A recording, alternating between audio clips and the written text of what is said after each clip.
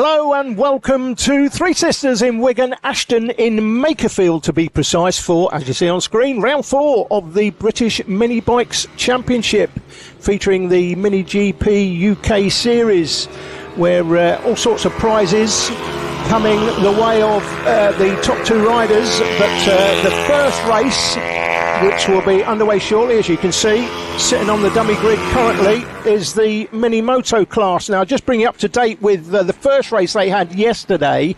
Now, in Q2, the fastest rider was Nellie Newth. Now, we saw her, she was on fire at Teesside earlier in the season at round 1.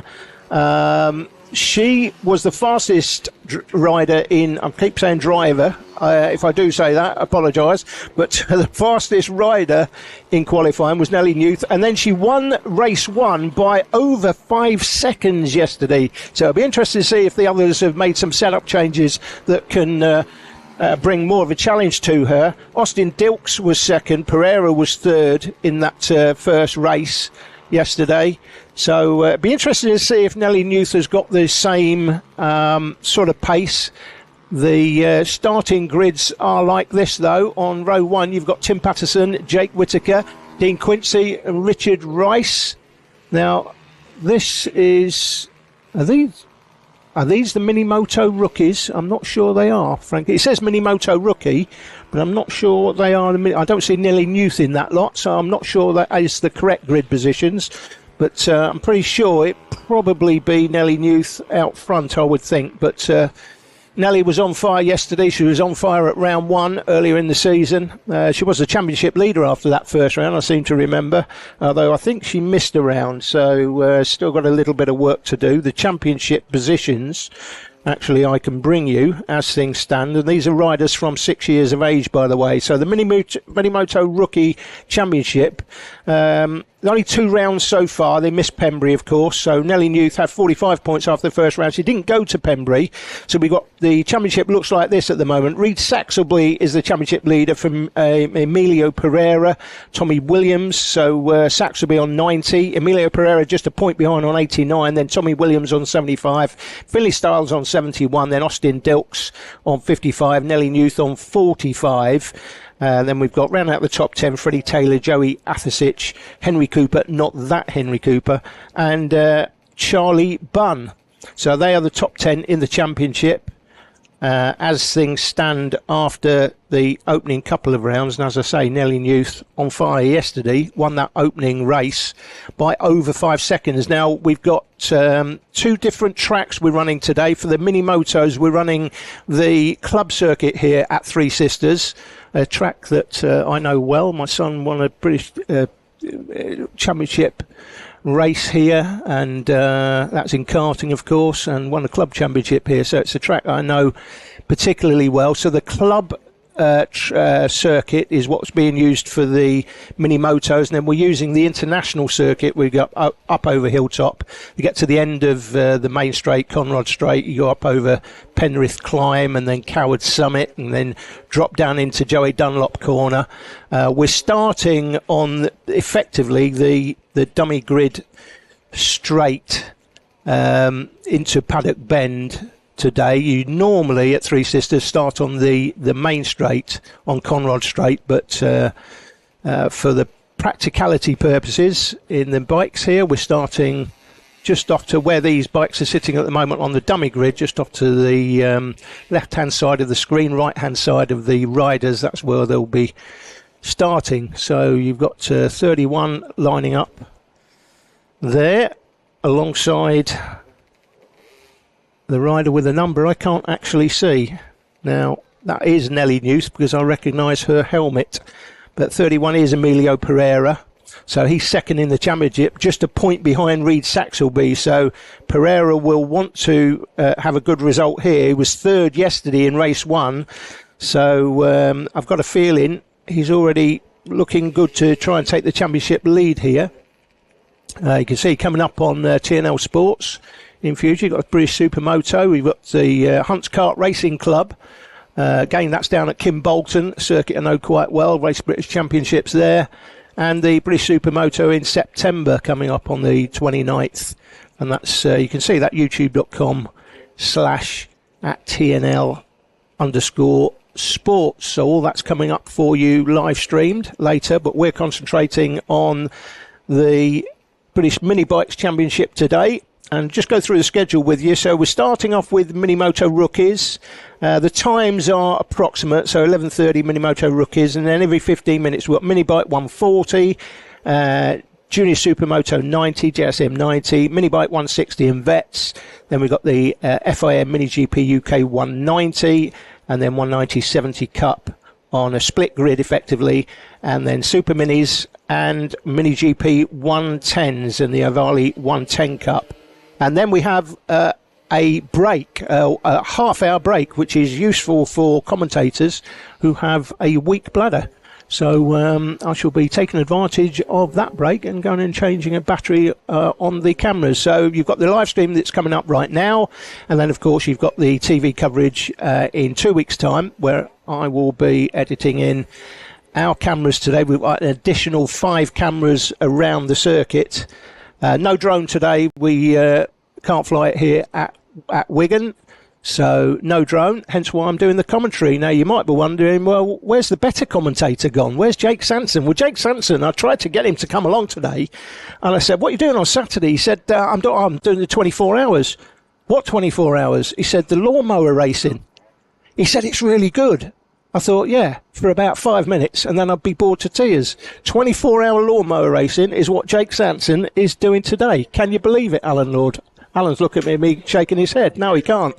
No, neither can I, frankly. But, yeah, 24-hour lawnmower racing. Boredom. That's all I'm thinking. We've got a problem here with the 83 bike on the dummy grid. Doesn't seem to be getting going. And that is 83. I don't have a grid position at the moment, and I don't see him in the championship table. So until the timing comes up, I won't know who that is. And in fact, he's not going to come up anyway, because his bike's being carried off by what looks like his dad. So, yeah, there you go. That's a wide shot of Wigan. We're looking at the area where the you can see there, sort of in the middle of the picture, the dummy grid, and that brings the come out of there onto the circuit, and the mini motos will go right-handed, then left-handed, then down onto Rogerson's, into Luna Bend, all the way around Luna Bend onto Conrod Straight, and then they'll come back on themselves up through turn 1 and down into Joey Dunlop hairpin, and then out onto the dummy grid straight, and that'll be a lap of the track for the mini motos. Obviously, for the other bikes, the bigger bikes, as we'll see, we'll catch up with that when it happens. Hello, indeed. Everybody waving. We'll catch up with the bigger bikes when they go out on track, but they are running the full international circuit here, and we'll cover that as they come out on track. But it's the longest circuit in karting, effectively, alongside Teesside, I believe. Teesside, one of the longest tracks in the country, but here at Wigan, also a very long track. Now the valley. Now it is raining apparently. Now I'm sitting in the commentary booth here, and yeah, it's been declared a wet race, hence why it's been delayed slightly. So yeah, interesting. I wasn't expecting any rain today, quite honestly. Just put bags on all the cameras, but I thought it was going to be warm all day. It has been warm, but the riders, I can tell you, are changing tyres as we speak. So there's a slight delay. It's been called a wet race. So just go through the information I gave you before. Mini Moto Rookies. That's the Three Sister Circuit flag you're looking at there. The Mini Moto Rookie race won yesterday then. So just to confirm, Nellie Newth was the fastest in Q2 yesterday, and she went off pole and won by over 5 seconds. Now it'll be interesting to see whether Austin Dilks, who finished just 17 hundredths ahead of Emilio Pereira, Austin Dilks second. That's a great performance by Austin Dilks, by the way, because we've not seen that sort of pace from Austin all season. So it's good. I like to see the kids improving. And, of course, the more racing they do. Don't forget, there's no club racing in mini bikes around the UK. I know they do something at Stretton, but there's no actual club championships around the UK. So if you come from the south of the country, all you can do is do national championships. It's as simple as that. So the kids really, especially these young kids in this mini moto rookie class, they're from 6 years of age, and they are...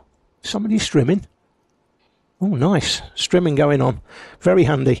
You can come and do my garden. The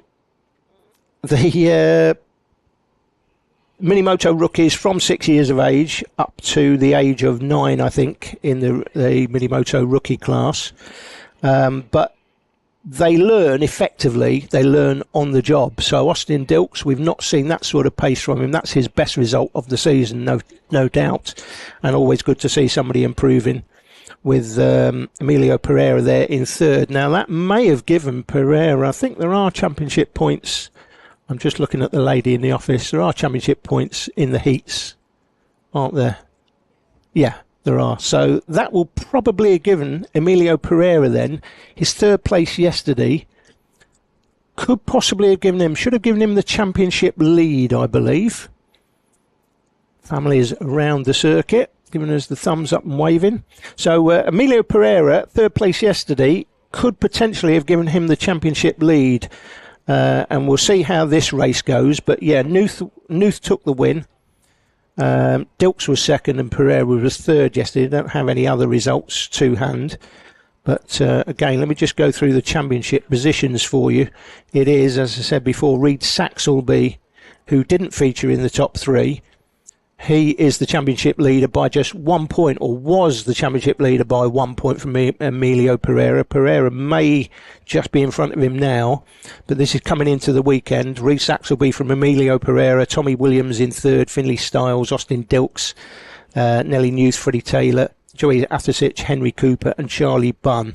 They're the top 10 in the championship as things stand. Just 1 point between first and second, another 14 points from second to third, 4 points back to Finley Stiles in fourth. He's on 71. Austin Dilks is on 55. Nelly Newth on 45. Freddie Taylor 39. Joey Athasich is on 35. Henry Cooper 32 and Charlie Bunn 30. They're the points as they stood coming into the weekend. But of course, we had one race yesterday. There are two races coming up today for the Mini Moto rookies. So I went through the schedule earlier up till the lunch break at 1:30. In the afternoon, if you want to just make a note of these times, if you're dipping in and out of the coverage, why would you do that? Why go and watch the Olympics when you can watch the British Mini Bikes Championship, for goodness sake? 2 o'clock, we'll have the Mini Bike 140 class, 2:15 Junior Super Moto 90, 2:30 the FIM Mini GP UK 160, at 2:50 Mini Bike 160 and Vets. At 3:05 we've got B&B Mini Bike 160/50. That's the B&B 160/50 Cup. And then 3:25 Super Minis. 3:45 is the Mini GP 110 and the Avali 110 Cup. 4:05 the Mini Moto Rookies. That'll be their second race and final race of the day. And then 4:20 is Mini Bike 140. 4:35 is Mini GP UK 190 and the 190/70 Cup. Junior Supermoto 90's second race is at 5 to 5. At 10 past 5, FAM Mini GP UK 160. And then 5:30 the Mini Bike 160 in Vets. And then at 5:45 is the B&B 160/50 Cup. So that's the full schedule as things stand. So make a note of those times, but bear in mind those times are approximate, so they're not exact. And of course, we get a red flag, then it will mean that the races will be cut down. As I understand it, we are looking at I think it's 8 laps for the mini bikes. Let's just have a look, see if I've written this down somewhere. So, sorry, mini moto is 10 laps. The mini bike 140, 160s and junior supermoto 10 laps, and the mini GP UK series classes are actually 12 laps. So 10 for mini motos, and of course they're on the short circuit, on the club circuit. All the other classes are on the international circuit, which means at the end of, if it was in karting and on the valley circuit, they'd be turning right at turn 1, then left up over the valley. Today we're using the full international track, so at the end of turn 1 they'll go up Penrith Climb, over Coward Summit, come back drop down into Joey Dunlop Corner, and then come along the pit straight. They'll go back on themselves, then turn left, sharp left, hairpin, up then over the valley, again the wrong way round effectively if you're a karter, and then drop down through the S's off the valley, down Rogerson Straight, through Luna, and then up onto the main straight one more time. So it looks like we've got the grid starting to form.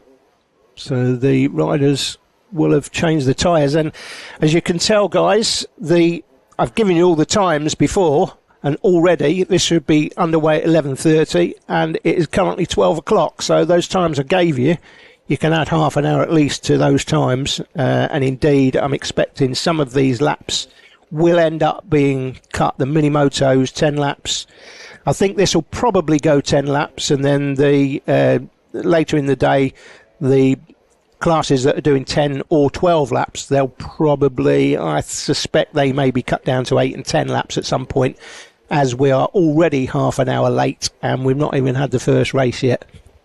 So, of course, subject to red flags, we'll see what happens. But, yeah, looking forward to this one. As I say, I usually do the commentary for the TV coverage with my colleague Jake Sanson, but Jake off doing the 24-hour of the lawnmower race. How boring is that, I ask. He thinks it's really exciting. No, it's really good, he said. It's great. I thought, yeah, for 5 or 10 minutes it'll be great, and then I'll be bored to tears. Whereas he could have come here, or he could be sitting at home watching this, which will be a lot more exciting than lawnmower racing, that's for sure.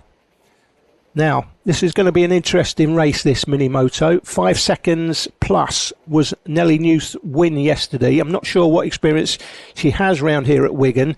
The bikes, frankly, really only come here on a practice day. They were here yesterday for the first sort of practice day, and they had a few of the races. There was also a mini GP 110 and 160/50 race. I'll give you the details of that coming up later.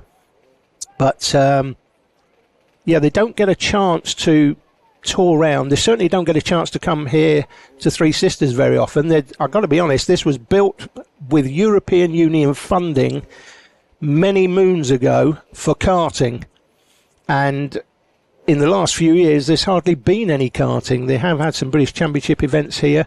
I can tell you, when they put a karting practice day on, they get in excess of 200 people turning up. And if you turn up on the day and say, can I just enter the practice sessions today, unless you've entered the week before, you will not get in. This circuit is so popular here at Wigan.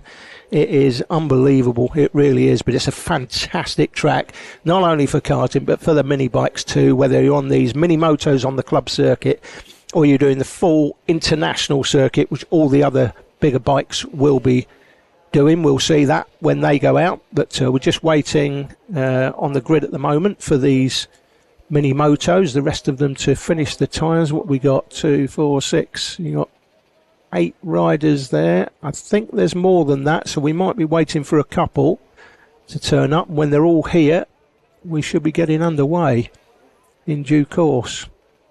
4, 5, 6, 7, yeah, 8. I can see 8 there, but I think there's more than that. I think there might be 9 or 10. So we're just waiting for the last stragglers to join. Again, that win yesterday by Nellie Newth was significant. Over 5 seconds, that's a long distance, especially around this track where you sort of expect. Last time we were here, last year, filming, I think it was might have been round 7 of the championship, just as a test event for us. And the Minimoto rookie class, or the Minimoto classes that day, I think there was 2 Minimoto rookies and then the normal Minimoto class. That was a tight race. There were 3 of them in it, and I remember one of them went down going through Luna. It left 2 to battle out for the win, but it was really tight. So let's hope that the guys, other than Nelly, I mean, she won't be hoping they're doing this as they leave the dummy grid now. She won't be hoping that they've made setup changes and have got the bike sorted for today. She wants to win by 5 seconds. If she could win by 10 seconds, she would, quite frankly. That's the left-hander bringing them out onto this short squirt here down Rogerson's. The left-hander here is the first part of Luna Bend, so left-handed, and then they go right-handed here, big right-handed turn. And you've got to keep your momentum up through this right-hander, because this straight here is one of the longest straights for any karting circuit in the country. It rivals sort of Glanny Gorse. 220 metres is Glanny Gorse. And then they go right-handed here, end of turn 1. This is Conrod Straight at the end of turn 1. Then they come back on themselves, turn left-handed here down to the hairpin, which is Joey Dunlop Bend. There it is. That is Dunlop.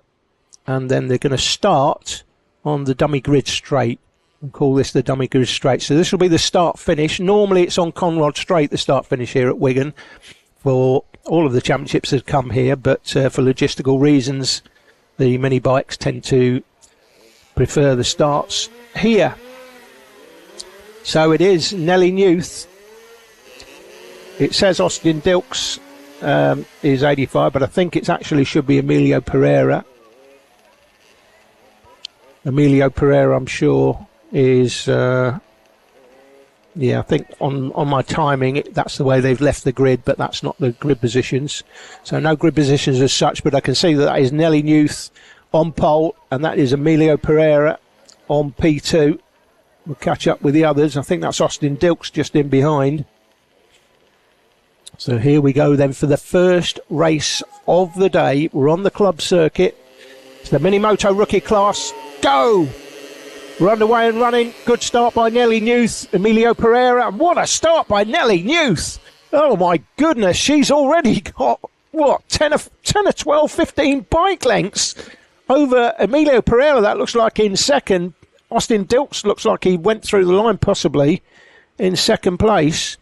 But, no, in fact, the timing will catch up. But Nelly Newth through Luna Bend for the first time out onto the straight. And she's won this race in the first 3 turns, quite frankly. Something seriously must go wrong with Nelly Newth. Now, we've had a little bit of rain, of course, so they've put wet tyres on. But the rest of them, well, look at that, they're battling for second, frankly. It's all over, bar the shouting. I'm saying that. I've said that before, and then it all goes pear-shaped. So I don't wish Nelly anything to go wrong for Nelly here, but look at this is ridiculous. Incredible lead. She won by 5 seconds yesterday. Let's see what the timing says when they come through. It'll be interesting to see whether or not she's got a 4 or 5 second lead. I can't see anything happening on the timing currently. Looks like the timing's running behind. This is the alpha timing, this is. But no, fascinating. It's a ridiculous lead. And that is Emilio Pereira there. Looks like Pereira in third place. Austin Dilks, I think that is in second. But Newth, Pereira, Dilks. In fact, yeah, it's just changed the timing now on screen for you. So Dilks on the 85 is second from Pereira. Styles went through in fourth place. The timing's running for me now. Fastest lap, obviously, by Nelly Newth. And she is 2 seconds on the first lap. Quicker than anybody else. Well, if this is a 10-lap race, she could win by 20 seconds. Won by 5 seconds yesterday, and that's Pereira up the inside of Dilks, and Pereira goes second. Dilks now, so Pereira through to second. Dilks drops back to third, not dropped back on the timing yet. It may be the case that the timing, I think the timing will update on Conrod Straight, because that is where the timing beacon is. So we'll just keep an eye on that as they come through. But Pereira going through there, this is crazy.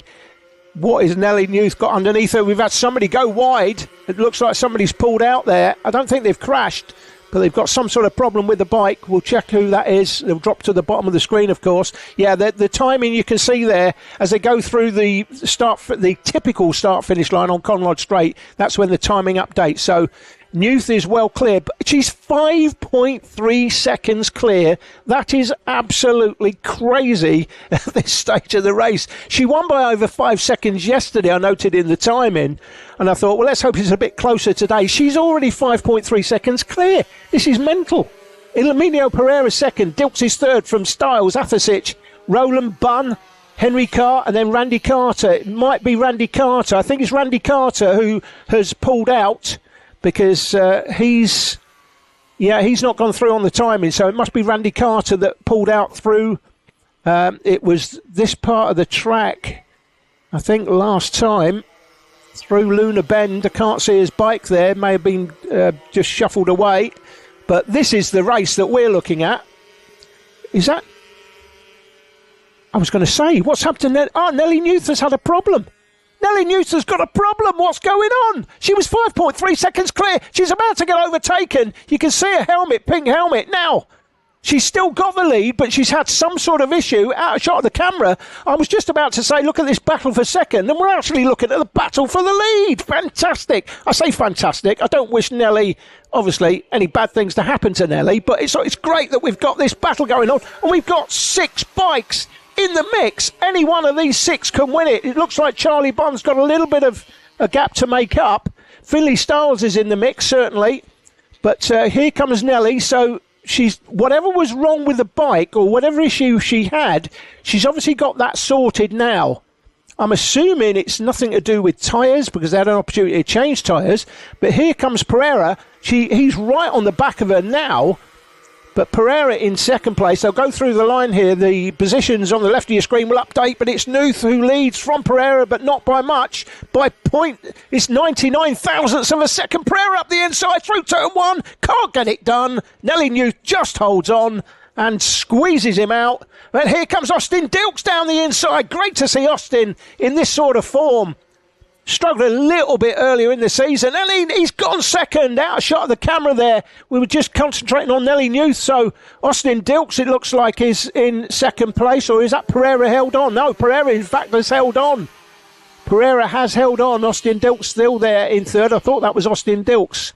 But Dilks is obviously fancying the job here, no doubt about it. And then in behind, you got Styles, Athasic and Roland. So this is at the moment, the battle on the track. You could argue, well, top 3 are in the shot at the same time. And, so Nelly Newth has got a problem. Nelly Newth has got it seems to be an intermittent problem with the bike. Could it be some sort of electrical issue? I don't know. But Pereira goes through. She was 99,000. She's got a couple of tenths lead there. Here comes up the inside Austin Dilks for second. And Dilks, just like that, takes second, but not for long. Here comes the 31 of Pereira back down the inside. But Dilks closes him off, cuts his nose off. And looking back up the inside is Pereira. Excuse me while I just clear my throat. Getting too excited here. My throat can't keep up. But Newth's starting to pull away again. What is going on with Nelly Newth's bike? And now she slows down again. It really does look like some sort of intermittent issue. I'm going to be interested to see if we can catch up, maybe with her dad, in the lunch break and find out what is going on, because the bike looks awful through Luna Bend here. Comes out onto the straight, being chased now by Dilks, so the timing will update as they go through the line. Pereira will go back to third. Dilks is up to second place, obviously. He's, 0.152 behind. It was 2 tenths back to Pereira. But Dilks looks like he's all over her here. Dilks fancies this, I can tell you now. He's going down the outside. He might look for the switch. He's gone straight past her, round the outside, into Dunlop Bend. And just like that, Austin Dilks is leading the race. And Nelly Newth's problems have got... Well, I don't know what the problem is, but she's clearly got some sort of issue with the bike. And I think it has to be intermittent. She's still there in second place. Can she hold on? At the moment, this is about holding on to what you've got for Nelly Newth. He can't allow the red mist to descend, although here she comes round the outside. She's not going to go back in the lead, is she, down the straight? This would be crazy. She looks like she's got it all back together now. Oh, nearly goes over the top of the curb. Here comes is that Pereira down the inside? Red suit. It's Styles. Nelly Newth is Styles down the inside. Finley Styles is now into second place. This is fantastic news for the championship because, to be honest, the likes of Dilks and Styles, less experience at the start of the season than others, but here they are now, first and second. That's great to see. Austin Dilks leads it from, Nelly Newth went through in second, but she's not second now. And here comes Finley Styles for the lead down the inside at the end of Paddock Bend. Paddock Bend is where Finley Styles takes it. And Nelly Newth has come round past Austin Dilks. What a race this is. Nelly Newth is now in second place. And she looks like she's got everything back together. I really don't know what her issue is. She led after 2 laps by 5.3 seconds. Let me just say that. Now, I never saw what happened. Did she have a moment? Did she nearly come off? I don't know. It looks to me like there's some sort of intermittent issue with the bike. Should be some sort of electrical issue. I'm not sure, but she seems to have it all back together, and she fancies it down the inside. Here she comes. Nelly Newth back into the lead, and Finley Styles drops back to second. And if that bike's running, well, listen, we don't want things to go wrong for the kids, do we? But it's always great when we get a fantastic battle, because we've got you've got 5 bikes there in the picture at the same time, and any one of these 5 a little bit further back in 6th place looks like Joey Athasich there in 6th. Pereira is down in... Well, he went through the line last time. Oscar Rowland went through in 4th place. Emilio Pereira in 5th. Now he's second in the championship. He won't like that. He won't like that at all, because I can tell you now, the championship leader, let me just check, it is indeed, championship leader is Reed Saxelby, and I can tell you, he's not here this weekend. So it's a chance for Emilio Pereira to fill his boots here, but he's currently there in 5th place. That's Nelly Newth we're looking at. That's Finley Styles in second, into Dunlop Bend one more time. That's definitely the blue and yellow suit is Austin Dilks, that's for sure. Then it looks like Pereira now back into 4th, I think. Can't quite see the numbers. Cataracts notwithstanding in both eyes. Just waiting for an operation, but yeah, that is 31. Yeah, that's definitely 31. So Pereira's back up to 4th place as things stand. Then they'll go through the line. How many laps? This is the last lap. This is the last lap we're on. So Nelly Newth has got the lead back on the last lap. This has been a crazy race, one of the craziest races of the season. It's Nelly Newth that still leads it. There's 3 or 4 of them in it, but they come through the end of turn, the effective turn 1 typically, but left-handed now, down to Dunlop Bend for the last time, and it looks like she's got enough of a... Oh, in fact, that's it. It says last lap on my timing. Now, I'm assuming then, beg your pardon, I missed all that while that was going on, but fastest lap set by Nelly Newth. That was in the early part of the race. Just to let you know, so 55.829 early in the race, 57.821 on the last lap there for Nelly Newth. That's 2 seconds slower than she was earlier in the race, and that is the reason, because that's the same sort of time everybody else is doing, and that's the reason. There you go, that's the bike. What number is that? That'll be Randy Carter's bike, I'm sure. Should be the 69 bike. I think he had a problem on the dummy grid earlier. But, 9 laps down. Henry Carr was out as well. What bike is that? 81? 83? Could be. Yeah, looks like Henry Carr, that, actually. Black suit, orange. Trying to see the number. Looks like 83. Apologise for my poor commentary and not noticing that it was, well, it said last lap on my screen, but then it suddenly, I just have to check where the flag is being thrown. Is it being thrown on Conrod Straight, or is it being thrown at the end of the dummy grid straight? I thought it was the end of the dummy grid straight here. But there's the official result then. So Nelly Newth, Finley Stars, great to see Finley on it this weekend. Same with Austin Dilks in third place. Emilio Pereira, second in the championship. He'll be leading the championship now, by the way. So championship leader Pereira there, just in fourth place from Oscar Rowland, Joey Athasich, Charlie Bunn, Henry Carr and Randy Carter. Carr and Carter went out. Randy Carter went out on what I think was into the second lap, going through Luna, and then Henry Carr went out a lap later. So those two obviously want to get the bike sorted. Next race coming up is the BMB 140 race. And seniors, obviously, these. And let me just bring you up to date with the championship positions in this. So BMB 140 are on the dummy grid at the moment. So Michael Med on the one bike, look out for him. He will be in the mix, I've no doubt. Let's just see. Don't see grid positions at the moment. But Michael Med is the championship leader. He's on 435. He's got a 104-point lead over Tommy Almond currently. And then comes Ben Lord, Dan Merrin, Daniel Cliff and Tom Wires. They're the top 6 in the championship as they leave the dummy grid now. Now these bikes will be going out onto the international circuit. As they leave for the formation lap, they'll come round and form the grid on the dummy grid straight. So this is the valley the wrong way round. They come through the S's here, off the valley onto Rogerson Straight. That's Rogerson Straight. Little squirt down into the left-hander here. This is Luna Bend. It goes left-handed, then right-handed. And you want to maintain good momentum going through the right-hander because it's a long way. And we've got a bike down. Can't see who that is. Oh, we've got another bike down. Another bike down. This is on the formation lap, by the way, guys. So we've got bikes going down, and this is probably going to be, because of the conditions now, I can see some spots of rain on the window here in the commentary booth. Now, have they changed? I'm assuming they're on wet tyres.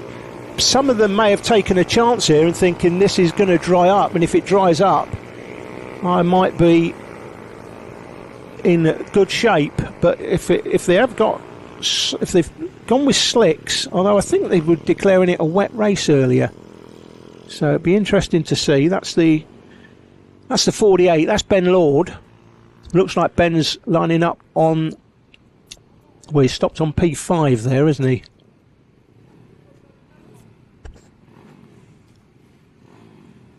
That's Ben Lord on the 48, lining up on P5.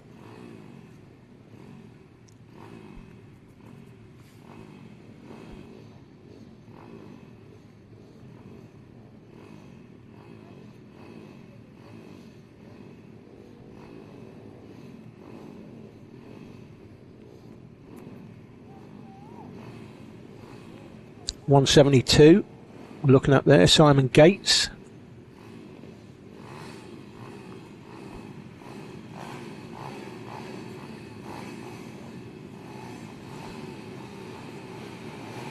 Here we go. Flag down. They're away and running.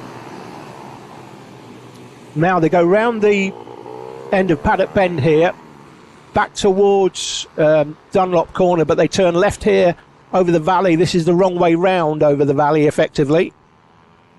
If you're a karter, they'd be coming the other way, using the valley circuit. They disappear behind the mound of dirt there, where the Super Moto riders, they use that part of the track. Come through these S's, onto Rogerson's, left-handed now through Luna Bend. And they're sort of tiptoeing round, aren't they? Now, I'm seeing a few spots, more spots of rain, so you can see they're taking their time coming through.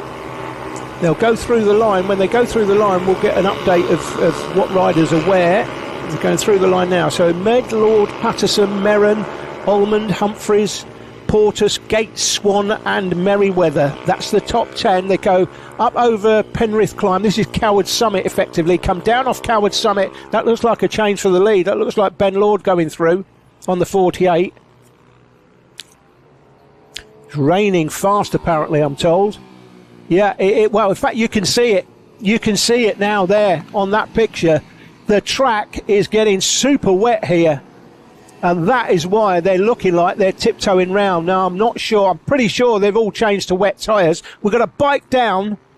Couldn't quite see who that was. Was that the 91? Couldn't quite see who it was, but you got a bike down there. Was that on... I thought it was on Rogerson's. It's not on Rogerson's, that bike, but it's down on the track, and you can see here Ben Lord is tiptoeing through Luna Bend, taking it really easy. But to be honest with you, he's got a reasonably decent lead here, good 10, 12, 15 bike lengths as he goes through. It's half a second it is over Michael Med. Michael Med, of course, the championship leader on the one bike. Ben Lord's in third place in the championship. Ben's on 3.27, Michael Med on 4.35, so there's a massive difference between them. But nevertheless, Ben Lord will want to take some points off the championship leader if he can. You come down the dummy grid straight now through the, I'm going to call that the start line. I need to check if that's the finish line, because I never noticed checkered flag being waved there last time, and the timer was telling me it was the last lap, but then they seemed to finish, so I'll catch up with that. Apologies for that, catching me out that time, but we'll sort that out at the end of this race for sure. 3 minutes 33, 3 minutes 34 gone. The gap between first and second, half a second, and then 1.9 second back from Michael Med to Patterson. You can see Patterson to Portas is 1.671. Showing you on screen there. Now, what I will say, now this track was resurfaced at a cost of around £250,000, I think. Was it 3 years ago? I seem to remember. Really nice surface here. So, in the days we were running here in karting, the track used to dry fairly quickly, but it used to be quite a rough surface. The new surface is really nice and smooth, and I'm not quite certain, because I've not been on this circuit in the rain, seen how it all comes together when it stops raining. But you can see a change there. Looks like Patterson through. Is that Patterson through to second place? The last lap, Portas 1:11, Humphreys 1:15, and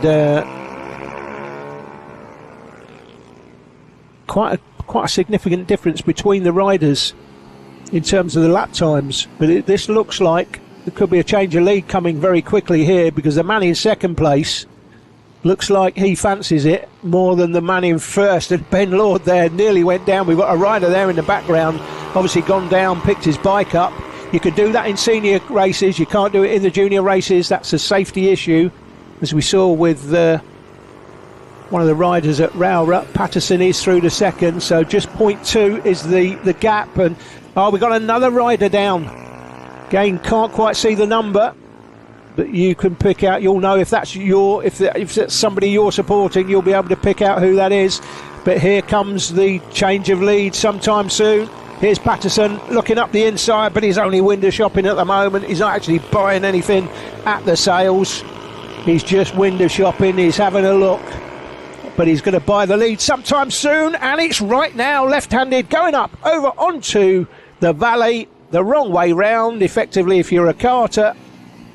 But this is the way the international track works, and we've got Michael Med in third place, getting much closer too. Is that Michael Med in third, or have we seen a change? It looks like we've got somebody else down, but that is Patterson for sure. Tim Patterson on the 13 bike, unlucky for some, not for him. So here's the battle now for second. It's all on for second, of course. Don't forget, Ben Lord, third place in the championship. Michael Med on the one bike just behind him there is the championship leader. So Ben Lord will want to stay where he is at the moment to take some points out of that lead that Michael Med has. Tommy Almond is second in the championship. Where's Almond on the track? Let's just have a look, see where he is.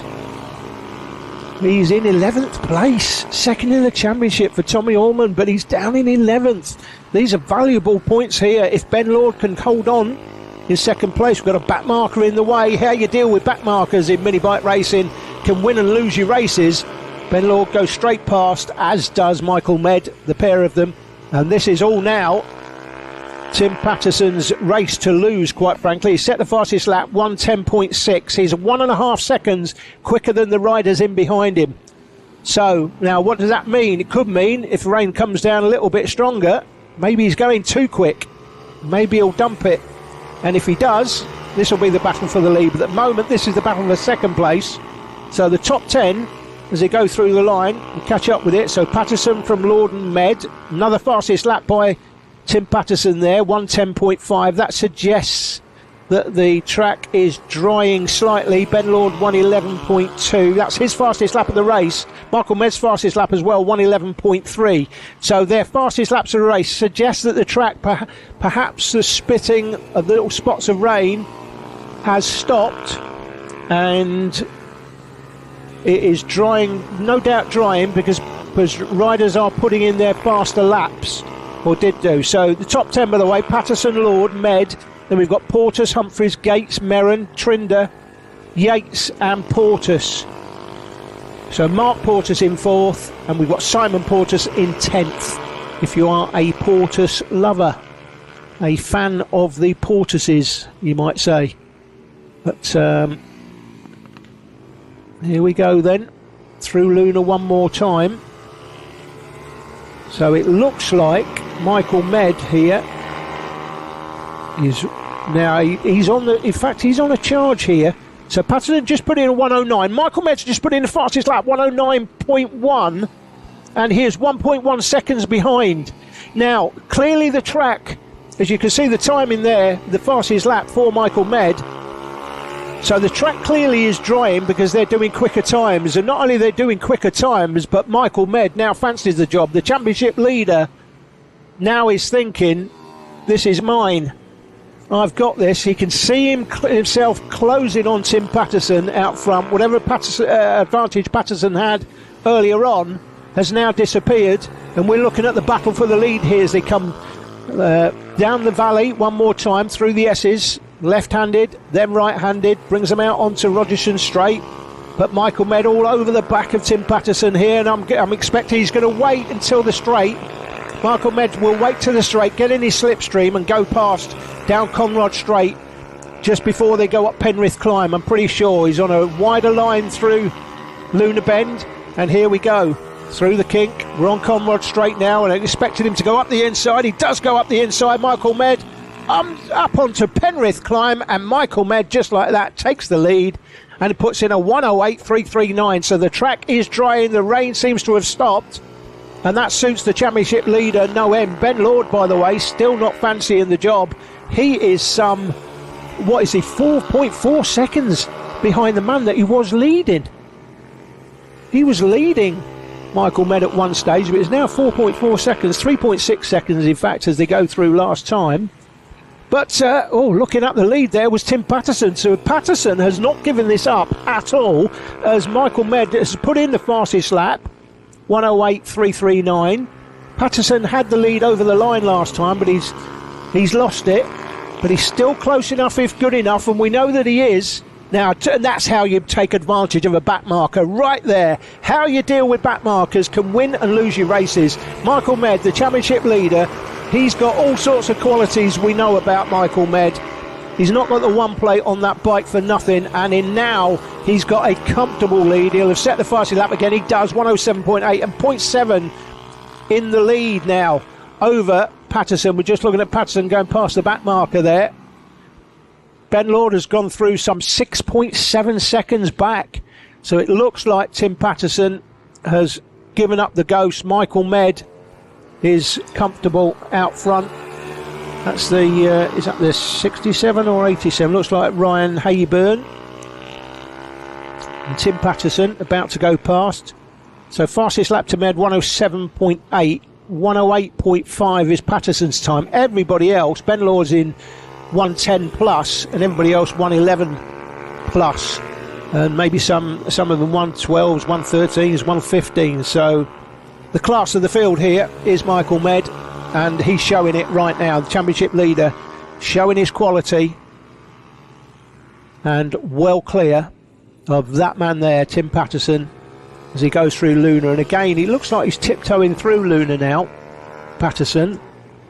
The rain certainly looks on my window like it's stopped, and you can see the drier line looks like it's appearing. Checkered flag, and in fact that just tells me that the checkered flag, in fact, obviously, is down Conrod Straight. It's not where I was expecting it to be in that first race. And so, again, apologies, but now I know where it is. We can look for that in future races. So Michael Med takes the win from Tim Patterson. 0.7 was the win in the end.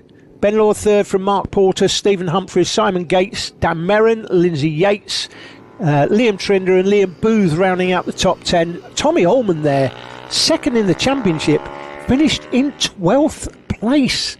That is not a good result for Tommy Ullman. I would have expected something better than that, quite frankly. So he's obviously had some problems. Maybe he just didn't like the conditions, set up on the bike maybe. Who knows? But anyway, we'll have to keep an eye on that moving forward. Let's have a look, see where we are in terms of who's up next. It is, of course, the Junior Super Moto 90 race. Up next, they're on the dummy grid at the moment. They won't be on the dummy grid for long. The organisers will be trying to get them off the dummy grid and onto track as soon as possible because, of course, don't forget, guys, we were a good 35 minutes late for that first race. So we're already over half hour behind. So 2 down, plenty of races to go. We've got another 5 races before the lunch break, by the way, guys. The lunch break's supposed to be 1:30. Now, will there even be a lunch break? I'm wondering now as I look at Alan Lord. He's ignoring me. You think there's going to be a lunch break now? But yeah, so the latest update from the championship organiser is there should be a lunch break, but it may be cut down from what is intended to be half an hour. Should be cut down maybe 15 minutes, 20 minutes. But that's coming up, should be coming up at 1:30. I expect that will be coming up nearer 2 o'clock because we were, as I say, a good half an hour behind for that first race of the day. This is going to be, this should be 10 laps, I believe. Is it still 10 laps, Alan, or have you changed it? No, it is. Alan's just nodding at me to tell me it is still 10 laps, Junior Super Moto 90. So 10 laps. And then the Mini GP UK classes should be 12 laps when they appear.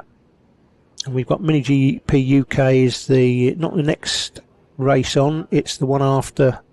Should be 12:30, but that's got more likely to be past 1 o'clock. It'll be Mini GP UK 190. That will be a 12 lap race. But this Junior Supermoto race here, 10 laps. And let me just bring you up to date with the championship positions, by the way. Cian Daly, I know I've been watching Cian Daly in the qualifying, and he's been pretty quick. He's the championship leader. He's got a massive championship lead. Cian Daly on 200 from JJ Manchester on 122. He was quick yesterday in the first race. I think did they have a race yet? No, they didn't have a race yesterday. It was qualifying. So JJ Manchester's got some pace here on this track from Daniel Tanton. He's just 2 points behind Manchester. Then Taylor Davis is on 116. Carter Spink's on 108. Cody Brennan rounds out top 6 on 100, but it's close behind Cody Brennan. Dylan Cook, for example, is on 97, so he's only 3 points behind Cody Brennan. But this is going to be an interesting battle.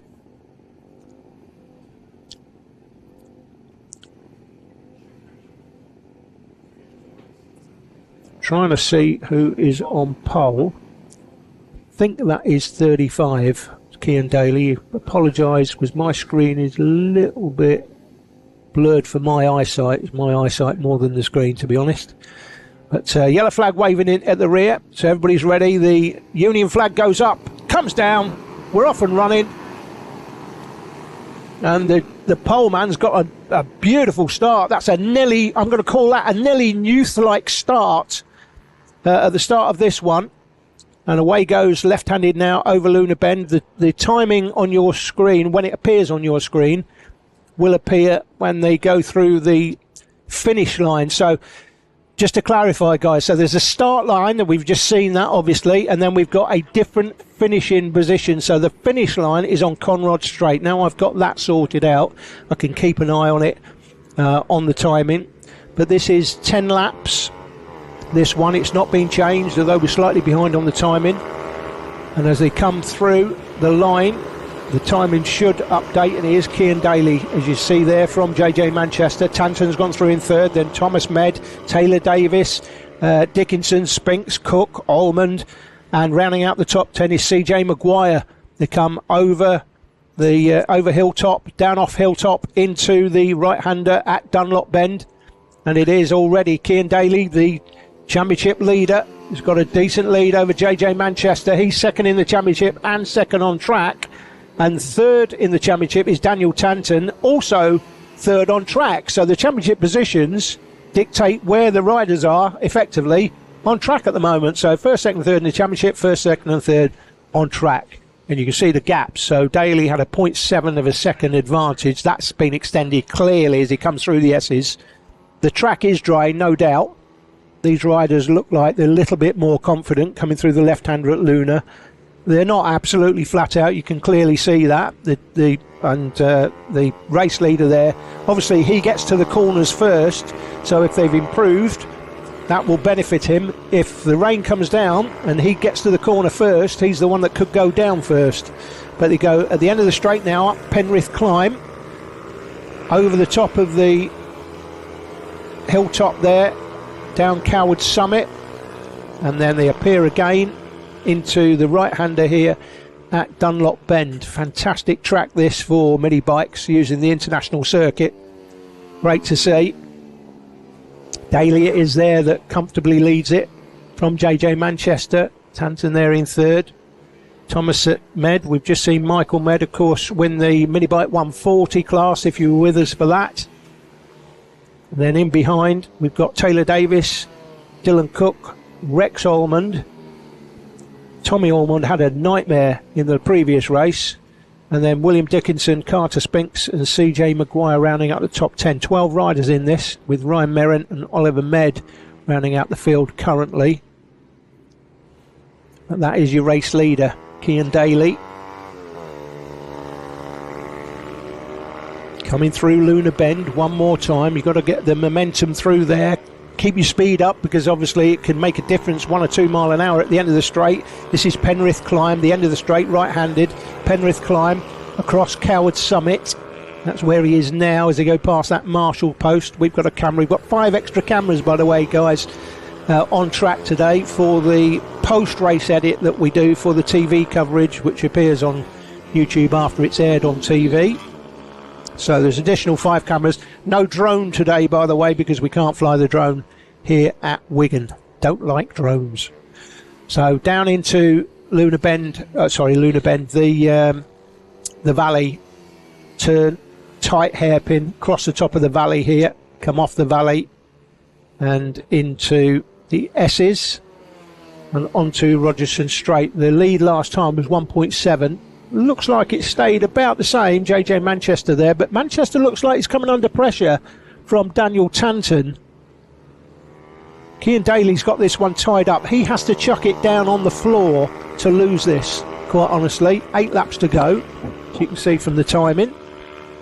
I'll have to keep an eye on that next time. 7 as they go across the line. So 7 to go, and the finish line is where the checkered flag is shown, not the start line. So we've got the start on the dummy grid straight and the finish line on Conrod Straight. So we'll keep an eye on that in future. Missed that in the first race, pretty much missed it in the second race too, but now we know where it's being thrown. We'll keep an eye on it. That's the man in second place. So JJ Manchester there, trying to close in on the race leader. He was 0.6 of a second slower than the race leader last time. Cian Daly, 109.815, is the fastest man on the track. Set that 2 laps ago. Again, on Rogerson's, this short squirt. Now, the left-hander here, you're trying to keep as much speed through this right-hander now. You want to get the throttle down as early as possible to get the speed, to give you the speed, going on to one of the longest straights in any kart circuit in the UK. This is 220 metres up to the end of the straight, right-handed then over Penrith. This is Penrith climb, up over Coward Summit, and the gap now 1.9 seconds.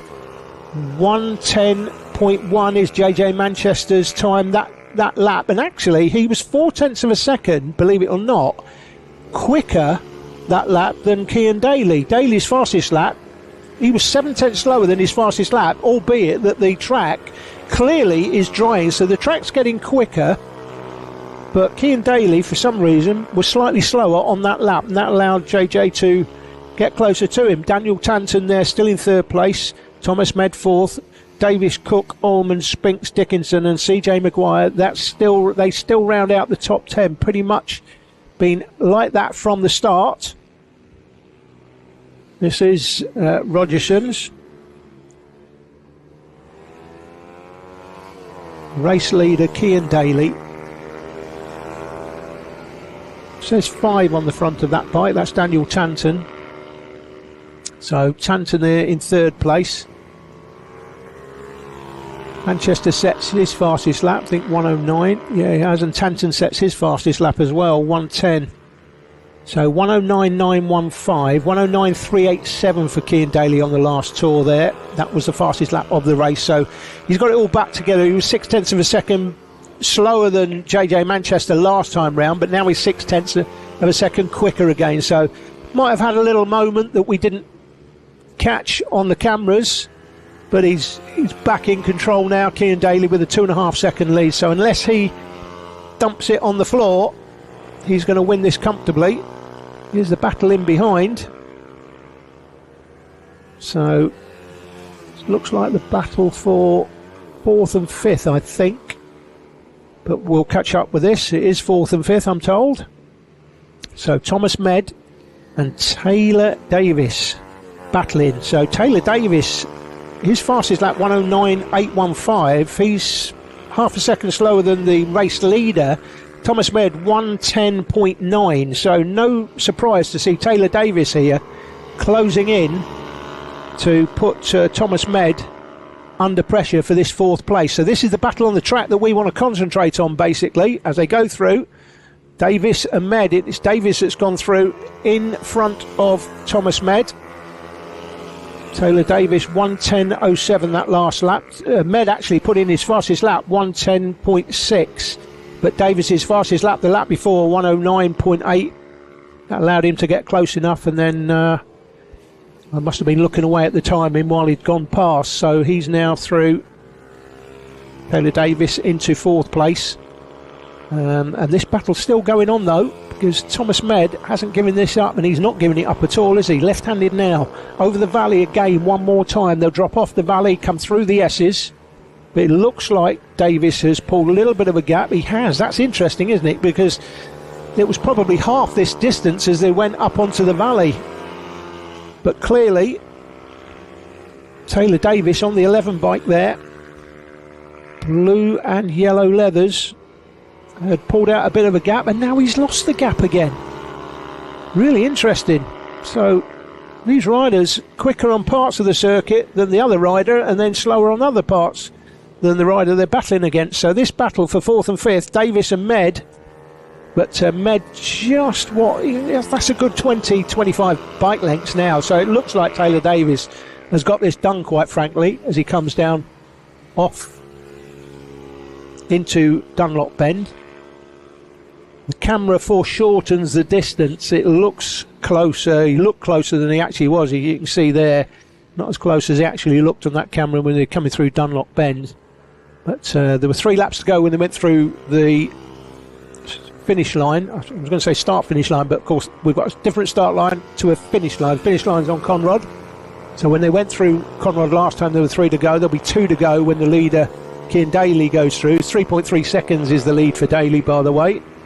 His fastest lap was set in the last lap as well. That was 109.3. He does a 109.8 as he goes through now with 2 laps to go. So 2 laps to go for Cian Daly. Oh, in fact, it says 2 laps to go. It's showing checkered flag by the name. Have they reduced the... So I don't see a checkered flag there, quite honestly. But the checkered flags are coming up. Yeah, the checkered flag. So it says 2 laps to go, but the race has been cut short, guys. So we must be down. Now, Alan Lord sold me a dummy there. He told me that it was going to be... It hadn't been cut down. It was going to be 10 laps. It looks like it's been cut down to 8. And that'll be because we're already running behind time. So have to keep on top of that. So that's the result, basically, that you see on screen. So Cian Daly from JJ Manchester and Daniel Tanton top 3. Taylor Davis did well to come back into 4th place as the race wound down. From Thomas Med, Dylan Cook, Rex Almond, Carter Spinks and William Dickinson with CJ Maguire rounding out the top 10. The championship leader doing his championship aspirations, no harm whatsoever there. So Cian Daly certainly will extend his championship lead after that race. Further race coming up later in the day.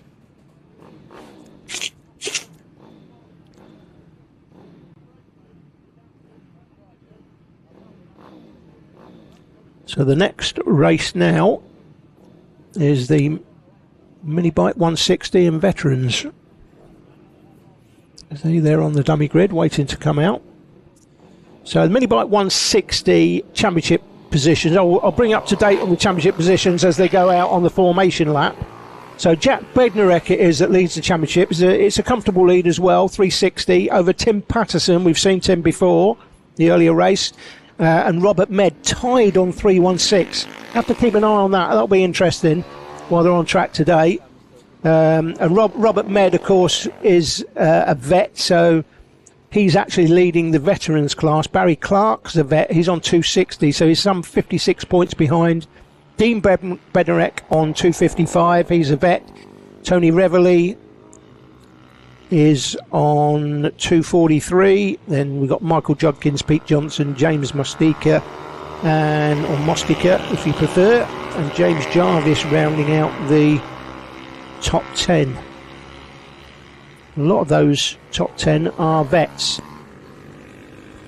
So Jack Bednarek, we'll just have to see how he gets on today. Looks like Quincy left the dummy grid.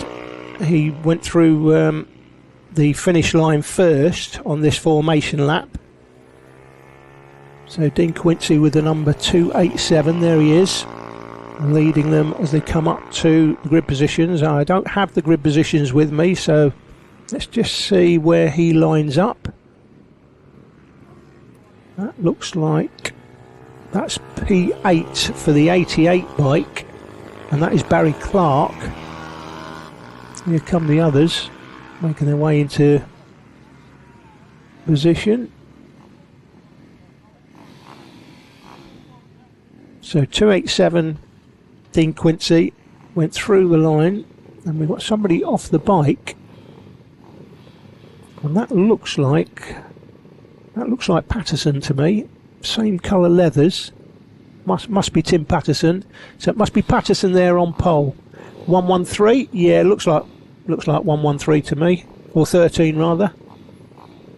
Yep, that's Tim Patterson for sure. That's the same leathers that he had on before. So Tim Patterson on the muck-off bike. He clearly is on pole.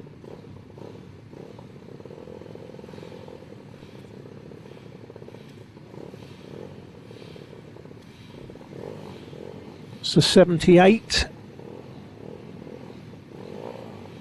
That's Dave Cook.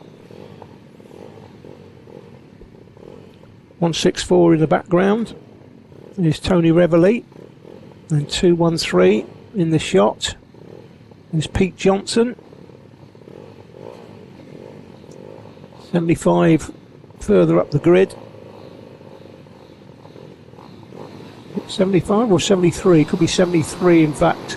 Could be Robert Med. But the poleman gets away. Does he hold on to the lead though?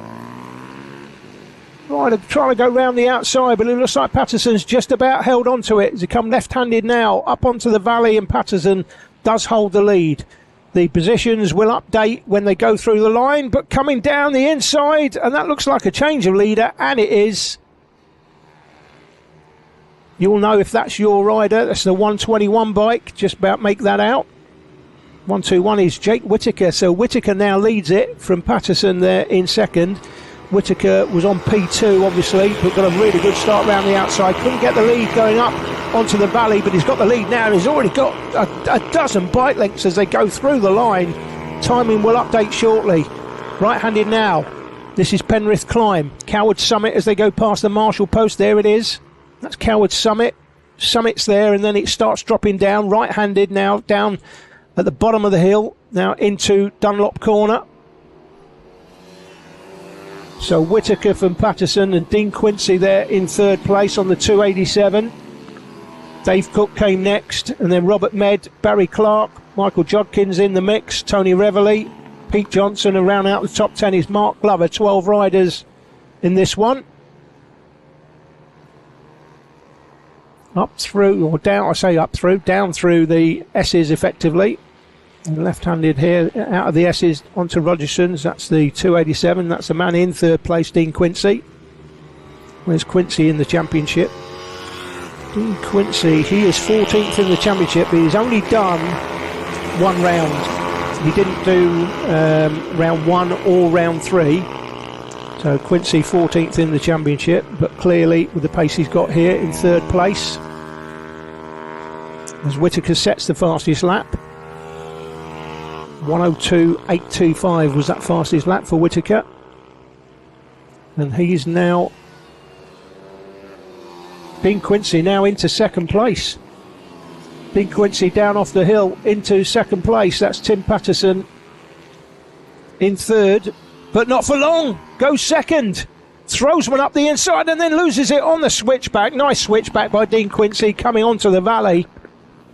Comes off the valley now, left-handed. They'll go right-handed through the S's here, left and right. And then on to Rogerson straight one more time. But this is a great battle already. And up the inside for Patterson. Patterson takes second place back. 102.825 for Jake Whittaker. Last time was the fastest lap of the race. Let's see what he does this time. I'm expecting the track now. It's certainly drying. The rain has stopped. So the track is drying and getting quicker. 102.7 now is the fastest lap, but not for long. 102.5 is Patterson's fastest lap now. He's faster than the race leader now. Cam Patterson, we saw him tiptoeing round in the earlier race in the other class, and we've got a rider off in the tyres coming out of that's in Luna, right in the middle of Luna Bend. It's going to get going again.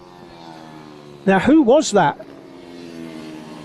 Can't be Quincy, can't be Patterson, not Whittaker, obviously. Richard Rice is at the back of the field. He's a lap down. Antonio Vaquero, Tony Reveley, all of those riders one lap down.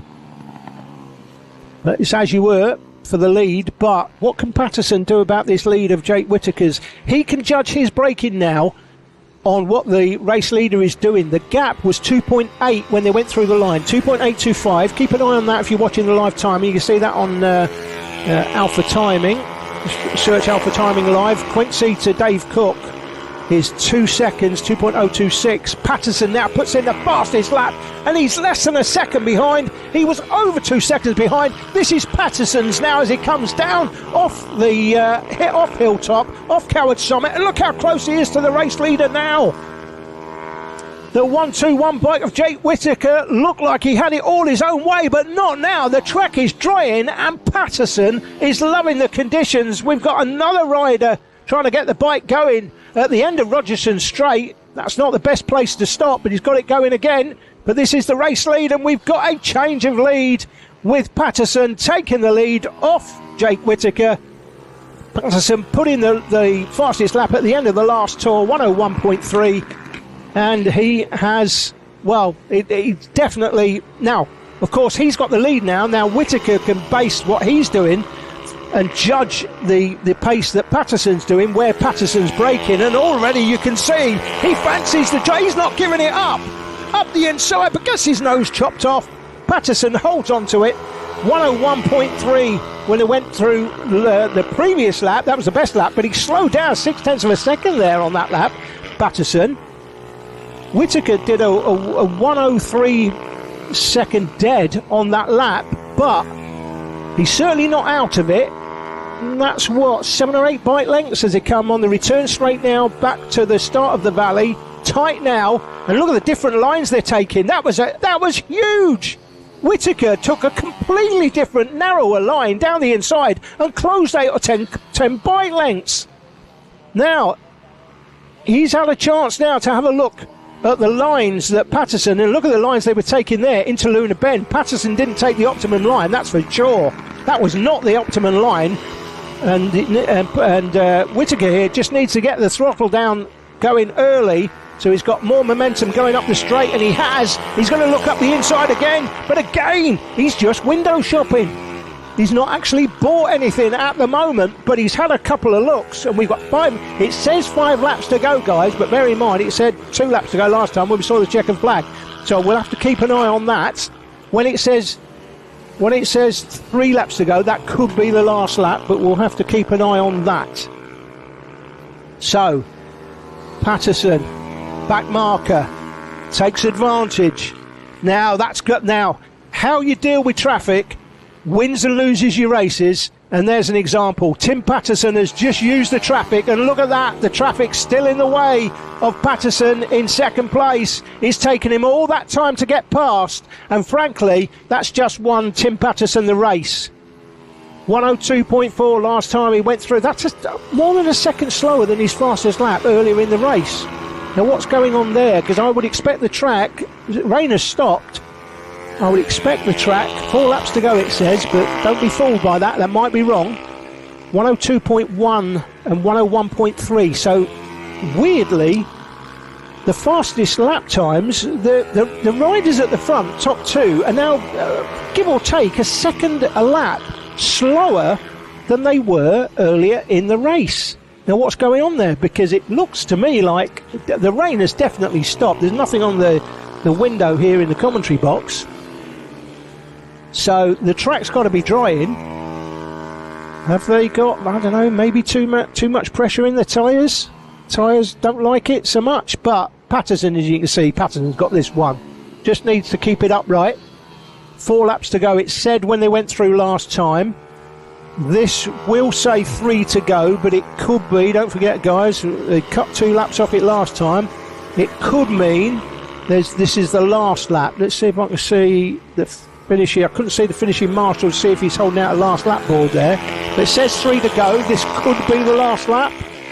I'm sort of second guessing everything because it said 2 to go last time when we saw the checkered flag. So it is Patterson's O to lose here. He's got to dump it on the floor.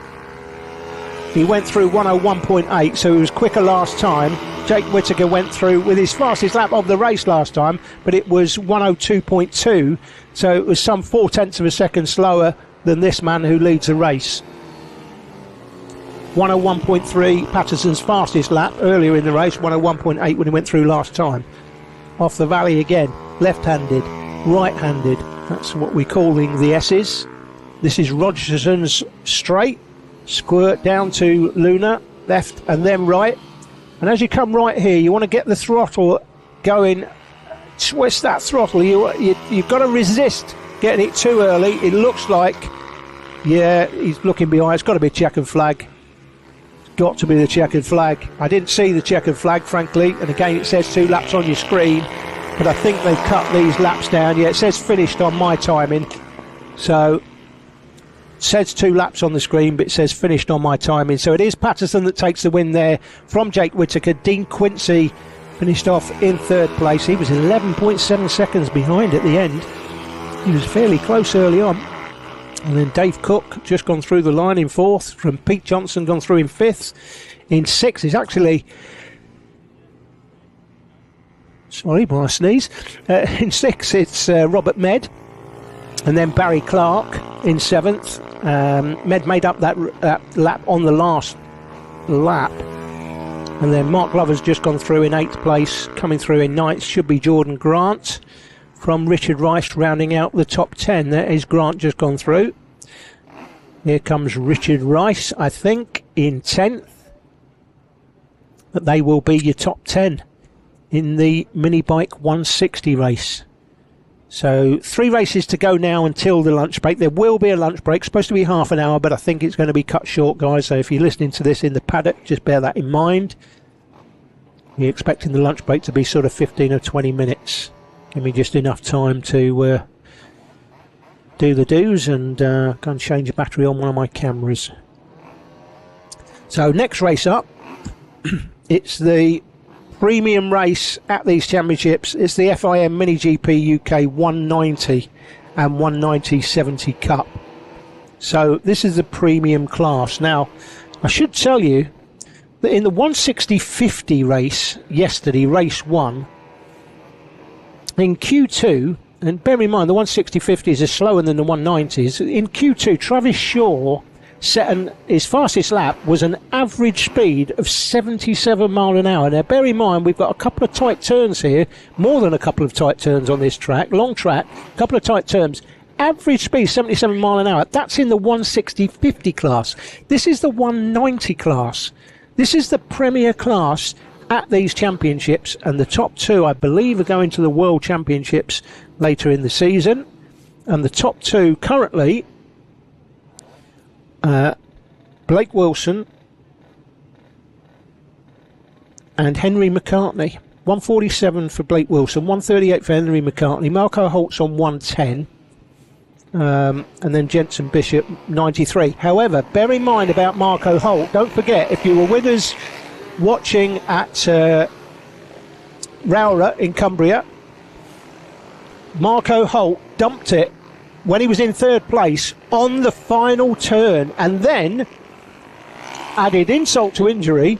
He picked the bike up, ran across the line with the bike. He was effectively running on track. Now, there's a safety measure in place here. If you're in one of the junior classes, mini moto classes, you cannot pick the bike up. If you crash, you're out. Now, I quite like that dynamic because it makes a massive change to the points, because you don't score any points if you throw the bike on the floor. So what they're teaching the kids is, when you're racing in MotoGP and British Superbikes and the Talent Cup, and a lot of these riders are going to be in the Talent Cup in years to come if you're watching this, what it's teaching them is, don't crash.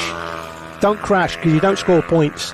But if you remember, 25 points were scored by Marco Holt that day, and that is why he's there in 3rd place. Had he finished that race in 3rd place, I don't think he would be leading the championship, and he certainly wouldn't be in 2nd. He'd still be 3rd, but he would have a lot more points than he's got currently.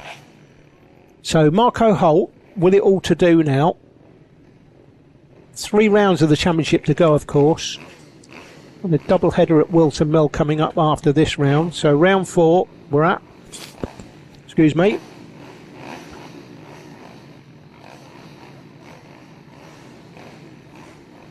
Round 4 here at Wigan. So Marco Holt needs 3 big results here, frankly. Marco Holt has got to win this race, in my view. Marco Holt, if he wants to go to the World Championships, and we know he's got the talent, he has got to win this race. He's on the 58 bike, by the way. Annabelle McCarthy on the 113 bike. Look out for her. But here we go then. We've got a split grid here, of course. We've got 2 races in one. We're going to concentrate on this race, I think, at the front of the field, because this is the official British Championship Mini GP UK Series, and they go through the left-hander.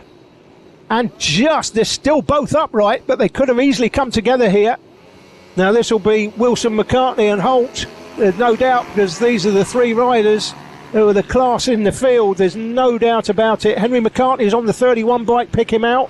Blake Wilson's on the 8. Marco Holt is on the 58. They go through the line. What's the timing? They go through. It is Holt that leads it, of course, from McCartney and Blake Wilson. So Blake Wilson, McCartney and Holt in the championship, but it's Holt, McCartney and Wilson on track, and this is what Marco Holt needs. Marco Holt is first, and Marco Holt is being hounded by two main championship protagonists, and he has got to hold on to this lead. Through Paddock Bend, down the return straight, into this tight left-hander up here over the valley. Not only are you're going tight, you've got to go up the hill as well.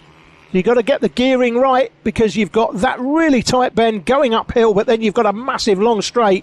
Conrod Straight goes up pretty much flat out, right-handed over Penrith Climb, and then Coward Summit all over the top, right-handed then down into Joey Dunlop. This is Luna Bend. You want to get the throttle, you should be flat on the throttle now through Luna Bend. So Holt, he's got a good, 5 or 6 bike length lead, 55.57. He's the fastest man on the track, led by 0.2 of a second over Cowards Summit now. Drop down off Cowards. Other riders, looking at other riders there in the split screen, going through Luna Bend. But the race on track is the race top left of your screen. That's the one we want to concentrate on. And here we go. So Marco Holt's going to come under pressure and loses the lead. Henry McCartney takes it off him. Yellow and black leathers for McCartney, easy to spot. So McCartney leads it on the 31 bike then from Marco Holt. Holt has to come back. Holt cannot finish second in this race.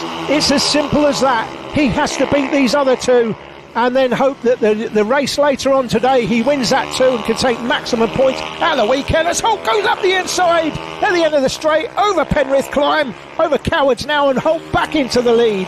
Fastest lap has gone to Marco Holt earlier in the race. Did a 55.77 that time.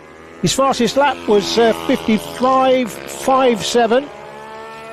So slightly slower, but of course he was overtaken. But gap from Blake Wilson in third to Jensen Bishop is 6.31 seconds. So it's all about these three, and it's all about these three in terms of who's going to the championship. I believe there's only 2 places on offer. 2 of these riders are going to the World Championships out in Spain, I believe it is. And who's it going to be, frankly? Who is it going to be? Blake Wilson's got a place in his pocket at the moment as the championship leader, but don't forget, guys, we're only halfway through the championship with that lead. 147 over 138. He's got 11-point lead over Henry McCartney, but it's the lead over Marco Holt, but it's the important one. It's 37 points. So Holt can't allow that lead to grow. He literally cannot afford to lose this race. He cannot afford to lose it. But Henry McCartney here, I mean, these guys in second and third, they are no mugs. They are super fast. All of these 3 lads expect to see all 3 of these riders. Sorry, I nearly said drivers then. All 3 of these riders expect to see all 3 of them in the British Talent Cup in a few years' time. All 3 of them have got the extreme qualities. We're starting to drop Blake Wilson now. He's a championship leader, interestingly. He's starting to drop off the back of these 2, but as I say that, he starts to close them again, coming through Luna. But like I say, you can expect to see 6 laps to go as they go through. Should be 6 laps, but I think that's going to be 4 laps. So it might say 6 on screen, but I think you're going to find that's 4 laps. So we'll have to keep an eye on that on my timing screen. On the Alpha timing should tell you. If you're following the Alpha timing, you can follow that maybe on an iPad and watch this on your computer. And of course, don't forget the TV edit, which will feature 5 additional camera angles. And Hudson Cooper last time, by the way, gave us some amazing footage from Pembrey that we were able to put into the programme, and I'm hoping that he will send us that. And if you're listening to this, any of you guys that have got GoPros running on your bikes, make sure you send me the footage, because it just does add to the programme. And the back marker's in the way, and how you deal with a back marker determines the race. And Henry McCartney slides through, and just like that, he goes, takes advantage, and he is into the lead of the race. It says 5 to go. I'm expecting that to be 3 to go. 4 minutes 47 gone. So McCartney back into the lead. I've said it numerous times. The way you deal with traffic wins and loses your races. And Henry McCartney there sniffed an opportunity. Marco Holt got held up, went one side. Here comes Holt though, down the inside at the end of Paddock. And Holt back through to the lead now. So Marco Holt right on it. He knows he can't lose this race, and McCartney back up the inside. What a race this is in the Premier class in the British Mini Bikes Championship. 2 of these riders out of these 3 are going to the World Championships, but which 2? Which 2? Henry McCartney leads it. He's second in the championship. Marco Holt there in second on track. I've said it how many times already? I've said he can't lose this race. He cannot lose this race. There's 4 laps to go on screen, but I think it's less than that. He goes up the inside, up over Penrith Climb, and again Marco Holt into the lead over Coward Summit, down off Hilltop and Coward Summit into Dunlop one more time. So Marco Holt back in front. The fastest lap by the way has been set by Holt, 55.25. 56.56 he did last time, so he's slower than he was earlier in the race, but that's because they're battling. And talk about battling, here comes Henry McCartney. Oh my goodness, what a race this is, an absolute humdinger, a classic. In fact, as he come off the valley, and we got another back marker in the way. Can Holt do to McCartney what McCartney did to Holt? No! McCartney straight up the inside. Holt gets held up, and here comes Blake Wilson, the championship leader, right on the back of the man in second place. Go through the line now. Now, what am I getting on my timing? I don't see last lap, so we've still got laps to go. I think we've got 3 laps to go, guys. I think it is 3 laps to go. So that's McCartney, black and yellow leathers.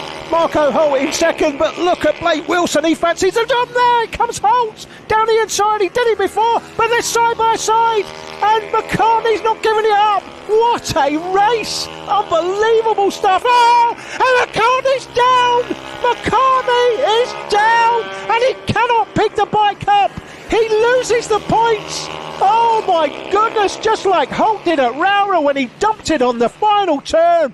It's Holt that leads, and again, he will have seen McCartney go down, I'm sure. He will know there are extra points there. That's for him. That's going to put him right back into contention in the championship. If you're watching this race, don't miss the afternoon race, because it's going to be an absolute classic. Are we still in the last lap? No. I think we've got 2 laps to go. I'm just keeping an eye on both lots of timing. But Holt, oh, what an unbelievable drama here at Three Sisters. Now, can Blake Wilson, the championship leader, now effectively you could say this now means that we've got a battle for the top 2 positions in the championship, go to the World Championships. Now, you would think Blake Wilson, it's going to be between McCartney and Holt, surely. Blake Wilson can probably afford here to sit in second place. He will know that Marco Holt, he's got a 37-point lead over Marco Holt. So he will know here, I don't need to do anything stupid. He'll be calculating it in his mind. And there you go. He's sort of dropped off the back of the race leader as he comes through the line one more time. Still running. So no checkered flag, no last lap. Well, it says last lap now. It says last lap now, so I'm expecting this is the last lap.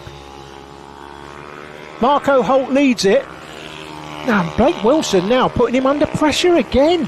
I thought Blake Wilson looked like he's settling for second because he knows he's got a 37-point lead. I mean, these guys are so professional. They know exactly what the championship positions are. He will know my nearest opponent in the championship, who was 11 points behind me, 9 points behind me, has just dumped it on the floor. He's getting no points from this race.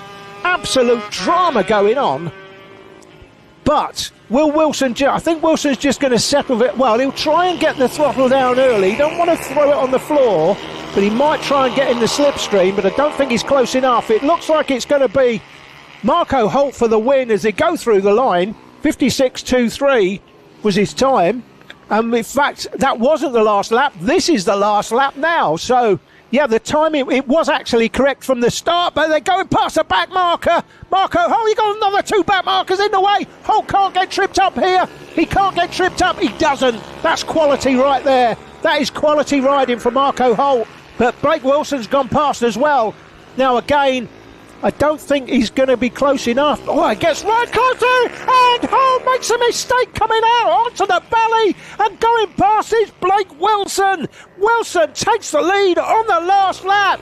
Unbelievable stuff, and Marco Hull did not want that to happen. Here comes Hull looking down the inside, but he's just looking. He's just window shopping. He's not actually buying anything at the sales yet. And, well, look at that. Here comes Hull. Bit of a mistake by Blake Wilson, and Hull's got it back. Well, he's holding out the last lap board now. What's going on with the last lap? And we're into the third last lap. We seem to, I don't know what's going on, guys. I don't know what's going on. But I just saw them holding out a last lap board there, quite frankly. So, did the starter or the finishing line marshal think that they were back markers? Because they look like, the riders look like they think they finished. So, goodness knows. It says last lap on screen, but Marco Holt went through 13 hundredths of a second in front of Blake Wilson. What a race. Now, they're tipping-toeing round, so I haven't seen a checkered flag. I saw, it says last lap on my timing. I hope the riders haven't been caught out here. Well, if they have, they're both going slow. Do they? Oh, we've got somebody down in Luna Bend.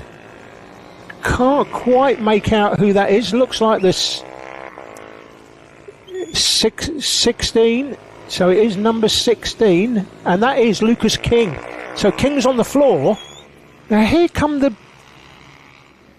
They've gone through the line now. Were they still racing? Because now it says they've finished. I'm not sure what's going on, and I don't think the riders know what's going on. Because I definitely saw... Yeah, I definitely saw some... Yeah, there's the checkered flag. Right, okay. So, what does that mean? That means when they were going slow, they thought they'd finished, surely. They were going slow on the last lap. They thought they'd finished. But that's the result. Marco Holt, big result for Marco Holt and Blake Wilson, not least because of the crash earlier on by Henry McCartney. In third place ended up being Jensen Bishop, then Travis Shaw, Wilson Dilks, Lucas King, Izzy Carter, Ollie O'Gorman, Annabelle McCarthy, Rupert White, John Pitcher, Oliver Pitcher, David Wilton, and then Henry McCartney, as you saw, crashed.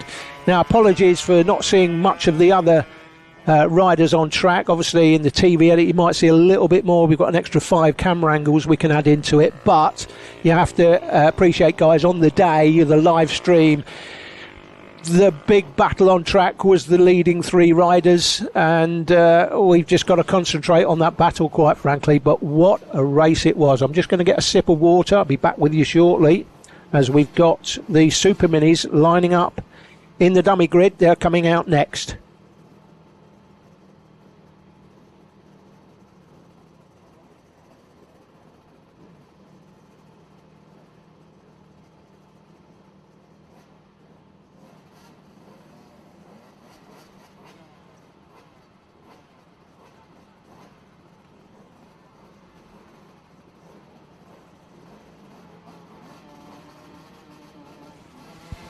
Okay, I'm back.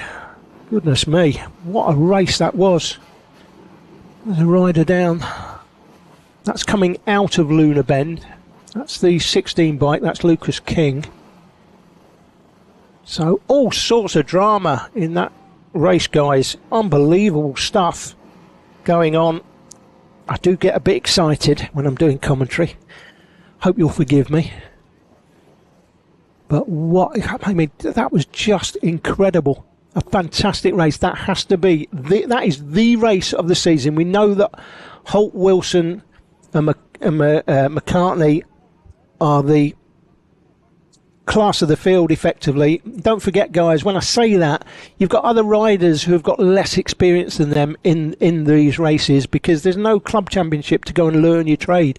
You pretty much have to learn on the job. So Arnie Carr, we know, is pretty quick himself, but it was further back. But of course, don't forget, some of these riders, it doesn't tell me necessarily who's in the 190/70 class on my screen and who's in the the 190 Mini GP UK series. But Holt, Wilson and McCartney, quality riders, as I said during the race. Don't forget, you will be seeing them in a couple of years' time. All three of them will be in the British Talent Cup. Make no mistake. And if the British Talent Cup organisers don't pick all three of them, there's something wrong. Let's be honest.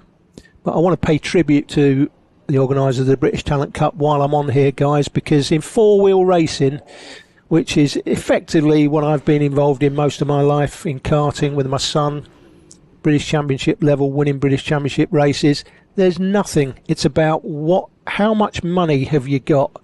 There's certain teams that get in touch with you to invite you to join the team. Yeah, and there's your bill. £250,000 to come and race F4 at the British level. In bikes, all right, we know a certain amount of it is about money. It'll always be about that. But the British Talent Cup and what the organisers are doing there is pretty amazing for the kids. When you've got the bike, I think they give this suit. I think it's suit, boots, helmets, bike. You got team supporting you. It's quite remarkable. So I want to pay tribute to the organisers of the British Talent Cup. That has been a major thing in the last several years. And like I say, you're going to see Holt, Wilson and McCartney and a whole load of others in this championship as well, in that championship. Not least the likes of Wilson Dilks there didn't feature. He finished in 5th place there, Wilson Dilks, but again, another high quality performer, high quality individual. We see from the camera there, drops of water on the lens. This is the Super Minis, and I can tell you that the championship positions in Super Minis look a little bit like this, with Lawrence Wardle. He rides the 414 bike on 259 points. On 240 points is Jack Bednarek, and then we've got James Sidebottom on 233. Lewis Smith in 4th place on 207. Then comes Jake Smith 179, 177 for Leo Caulfield. They round out the top 6 effectively in the championship. So we'll see when they line up again. We don't happen to have the grid positions handy, so we sort of have to wait. I'm waiting to see when they go through the line. Don't even have the list of riders currently, other than the championship positions. They're going round for another tour. Cameraman wiping the lens, as will happen. So this looks like we're doing 2 formation laps here. Might be because of the changing conditions, just to give them a chance. But this is Rogerson's. I'm pretty sure they're not. Well, they haven't started racing, have they? So they've not lined up on the grid yet. So Super Minis, the 56 bike there is Jake Smith, 5th in the championship. Onto the straight. Now, will they take the shorter? I thought they might take the shorter route to the grid. That might have saved some time, but no. Come over Coward Summit one more time, and they should come onto the dummy grid straight and start taking their grid positions. So as they slow down now towards the start. So there you go. So 2 formation laps it looked like there for the Super Minis. 56 in the shot. That is the championship leader with the 414. It's Lawrence Wardle.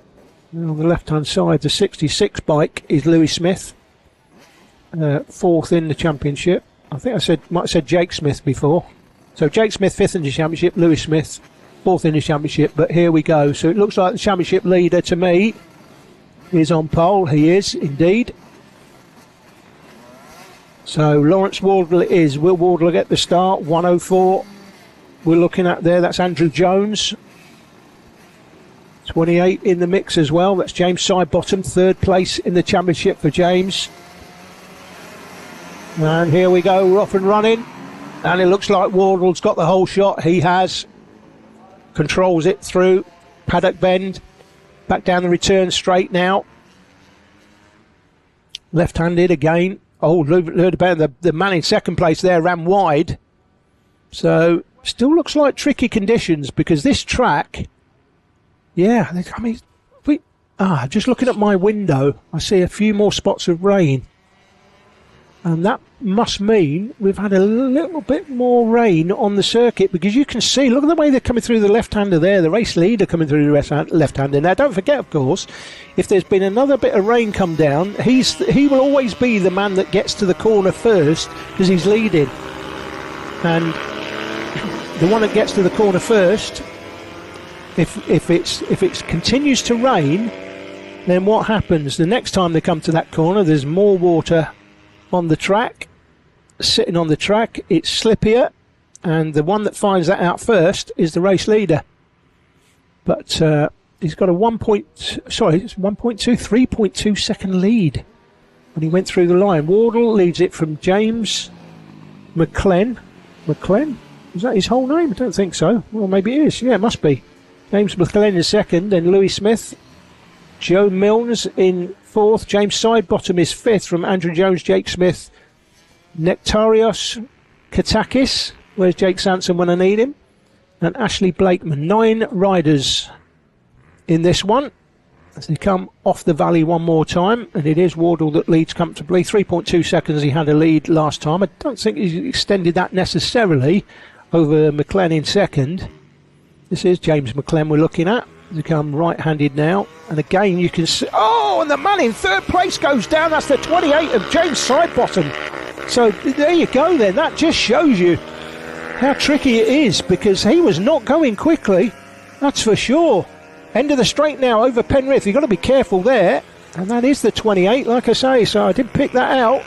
James Sidebottom on the 28 bike just chucks it in the right-handed part, the first part of Luna Bend, and look at this. McLean in second now, getting closer to Wardle, who's in the lead. Now, Wardle's the championship leader. McLean, I don't see McLean in the championship points, quite honestly.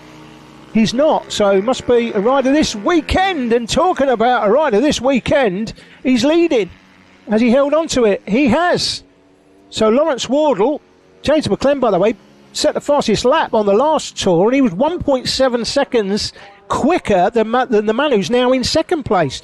Now, Wardle knows that from the championship point of view, he's got a 19-point lead over Jack Bednarek, and I don't see Jack Bednarek in the timing, so Bednarek's not here this weekend. James Sidebottom is. He's third in the championship, but he's chucked it on the floor. Now, you might wonder, well, why was he able to pick up his bike, and in the earlier Mini-GP 190 Mini-GP UK 190 class, why was Henry McCartney not allowed to pick his bike up? That, as I did mention, it's a safety thing. Juniors are not allowed to pick their bikes up. If they crash, they are out. It's a safety issue. We don't want them, as happened, of course, with Marco Holt at Rowra, crashed in the final turn and then picked the bike up in the final turn and then ran on the track with the bike on a live track and ran the bike across the line. Now, he ran his heart out, but it's against the rules. You can't pick the bike up, and you certainly, and even if you push the bike across the finishing line, I believe the rule is you have to be under power. You can't just, in a car race, you can't just push the car across the line. It's got to be under power or you DNF. So that happened to Marco Holt, so he was excluded. He finished third, ran it across the line in third place, just beat the man coming round the final turn for third, so held on to the position, ran his heart out, bless him, but was excluded after the race because you're not allowed to do that. McLean goes through on a 109.852, much quicker than everybody else. Now let's see what everybody else is doing. Wardle's just done a 114. Louis Smith's done a 110. Here comes Louis Smith then behind. So Louis Smith, they come over Coward Summit, they drop down just out of shot of the camera here, and then they come back into view. And Smith up the inside as it's like taking candy from a baby. And we know Lawrence Wardle isn't a baby, he's a championship leader. But he's just gone past it like he's standing still. And the pace he's got, Wardle literally 1:14, 4 seconds a lap slower than most other people on the track. And now we got Joe Milnes in the mix as well. Milnes is going to go past sometime soon. I'm going to say sometime very soon, because he's caught Lawrence Wardle from a mile back. McLenn's got a comfortable lead, so we're concentrating on the battle on the track. This is the main battle, that's second, so this battle here for third is the main battle we want to concentrate on. So the 15 bike, you can see there, Joe Milnes, 111.1 last time versus Lawrence Wardle's 114.3, and Milnes is coming round the outside. It's round the outside, Uncle Stan, for Joe Milnes rather. But he didn't quite make it work, but he's got to know he's got to come past very soon. But Lawrence Wardle's just thinking, you know what, I've got a decent championship lead. My main championship competitor, 19 points behind me, isn't here this weekend. James Bednarek, he wasn't actually here at round 3 either. So I'm not sure what's happened to, Jack Bednarek. And then James Sidebottom, who is, well, he was down in last place, Sidebottom, at one point. Dumped it, obviously. He's back into 7th now and just set his fastest lap. In fact, James Sidebottom, interesting. Well, look at that. James Sidebottom is the fastest man on the track by a mile. He's 2.7 seconds a lap quicker than anybody else on the track, including the race leader. What is going on there? But James Sidebottom, who crashed in Luna early on when he was in 3rd place, of course, has picked the bike up and he's getting on with stuff now. He's trying to rescue as many points here as he can. And now, how far behind is he? He's 1.1 behind Andrew Jones, who's 16 seconds behind Jake Smith. So I think Sidebottom will make up one more place. He'll probably make up that place when they go through the line here. We won't see him go through the line, but just keep an eye on the timing, see what happens. I'm expecting Sidebottom to go in to 6th place when they go through the line. We're looking at the 15 bike there of Joe Milnes, still in 3rd place, or is he now in 2nd? I've been looking at the timing, keeping an eye on what's going on behind, and yeah, indeed, James Sidebottom just at another fastest lap. He's 2.5 seconds quicker than the race leader. 2.5 seconds quicker than the race leader. That is the 15 bike of Joe Milnes. Was in 3rd when they went through the line last time. I've been looking at the timing, may have missed him go past Wardle. Yeah, he's 3rd. So Lewis Smith is 2nd. Interestingly. So McLenn's gone by. There's McLenn. Coward Summit, that is, over Hilltop. Coward Summit, the very peak of the top. And he comes right-handed through Dunlop on the 53. So McLenn leads it. Lewis Smith has gone through in 2nd place. Joe Milnes on the 15 bike is 3rd. So Sidebottom's just gone through again. Again, another fastest lap. Wow. I tell you what would James Sidebottom have done in this race had he not crashed? He would have, frankly, he would have won it by a mile. So you always have to take positives as much as you can out of races, and the positives he's got to look back on when he looks at this and looks at the times. The positive he's got to take out of this race is that, well, I'm miles quicker than anybody else. He would have won this race by an absolute streak had he not dumped it on the floor in the first part of Luna Bend. Or second part of Luna Bend, effectively. First part is the left-hander, then the right-hander. So dumped it in the right-hander. So the leader there, McLenn's just on a 107.2, by the way. Sidebottom's fastest lap, which he did last time. In fact, Lewis Smith now is the fastest man on the track. 103.7 he's just done. But Sidebottom 104. Let's see what Sidebottom does here when he goes through the line. I'm expecting the track is getting quicker, clearly. Lewis Smith on a 103. He's only 2.5 seconds behind. I tell you what, Lewis Smith is going to win this. Lewis Smith, I'm going to call it now. Lewis Smith, with 3 laps to go, is going to win it. There he is. That's Lewis Smith. Blue and yellow leathers.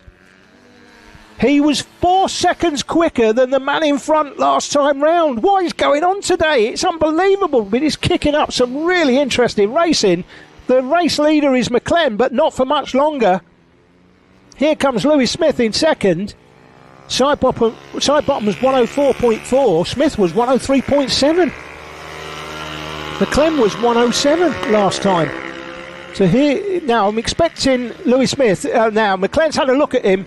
And then basically when you have a look, that's the invitation up the inside, and helps himself, Lewis Smith, to the lead. To go up Penrith, pass the back marker over Coward Summit just as they pass the Marshall post. Down into Dunlop, and it looks to me like McLean is settling for second place here. Lewis Smith has got this. What an interesting race. Wardle led it.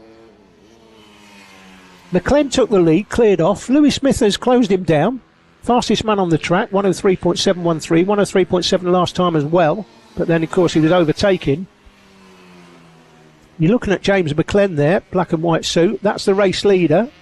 66, Lewis Smith, blue and yellow leathers. First part of Luna's the left-hander. The right-hander here is where James Sidebottom went down earlier in the race. He's still there in sixth place. And he is what? He's just 3.7 behind. However, it says 2 laps to go. Last lap, it says now on screen. Now, is it the last lap? We've been caught out like this before. It looks like they're still racing. Doesn't say last lap on my alpha timing, but it says last lap on screen. But it said last lap 3 times on screen last time. So anyway, let's see what's going on. So we're into the last lap. It's going to be Lewis Smith that comfortably leads it. It had a 1.5 second lead, so it wasn't insurmountable. You can see that McLean here has got a little bit more pace. It's not tiptoeing as much. I can tell you the rain on my window has completely stopped, so the track's getting quicker, clearly, as they're miles quicker than they were earlier on. Off out of the S's, that's McLean, second place for McLean. Led it for quite a while, but it's going to be Lewis Smith that takes the win. Lewis Smith is in first place. This is the man in second. They come out of Luna onto Conrod Street. There's the leader going across the line. Just make him out in the background. That's McLean going through in second place. And now it says, hold on a minute. We've got the same issue we had last time. It's saying last lap again. So we must have 3 last laps. We had 3 last laps earlier on. And looks like it says last lap again now. So don't count on this, guys, being the last lap of the race, by the way, because it doesn't say last lap on my alpha timing screen, but it says last lap on screen. But this is the second time it said last lap. I've got a feeling when they come through here, there might be another last lap. But the lead, by the way, was 4.3 seconds for Lewis Smith, comfortable out front, and 103.431 last time was the fastest lap of the race. Going pink. This is James McLean we're following round, who's second. The leader is in front of him. We can pick him up as he goes through the line, possibly. Will it say last lap again as he goes through the line? I'm sort of expecting it. Smith sets the fastest lap, 103.345. Last lap, it says on the alpha timing. So I'm assuming, guys, this is the last lap. Forget what you're looking at on screen there. I'm assuming this is the last lap. So Lewis Smith is going to take this one for James McLean, Joe Milnes and James Sidebottom. Now, you might be forgiven for thinking, 5.9 seconds, 13.3 seconds, another 8 seconds back, another 3 seconds. So not much action in this. But actually, if you look at what happened early on, when the rain was coming down, then it suddenly stopped raining. It's been an interesting race, this, really. Smith it is that's going to make the best of the conditions, no doubt. Sidebottom's up to 4th. He's gone through the line. He's out shot of the cameras. That's the race leader, by the way, guys. That's the 66 bike, Lewis Smith. He's going to take the win here when he goes through the line. Should see the checkered flag. We might not see it from this angle, but that is the race leader. There he is. Yeah, and that is the win for Lewis Smith. James McLean's in second. Milnes is going to go through in third. James Sidebottom has picked the bike up after crashing. And now, who's crashed there? Don't tell me that's not Sidebottom. That is not Sidebottom. Tell me that's not Sidebottom. 23. That is no, it's not Sidebottom. It's 23. It's Ashley Blakeman. And James Sidebottom has stolen third place on the line. We've not seen that. But James Sidebottom has stolen. Somebody called the FBI. Somebody called the CIA. The flying squad. Because James Sidebottom has just picked the pocket of Lawrence Wardle on the last lap.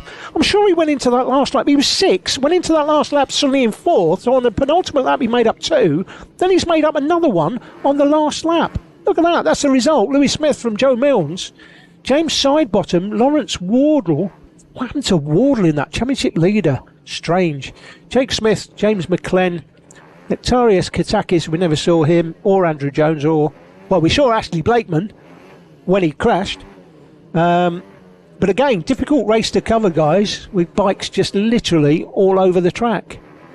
Who's up next? It's the Mini GP 110 and the Avali 110 Cup. I've got the championship points to go through with you.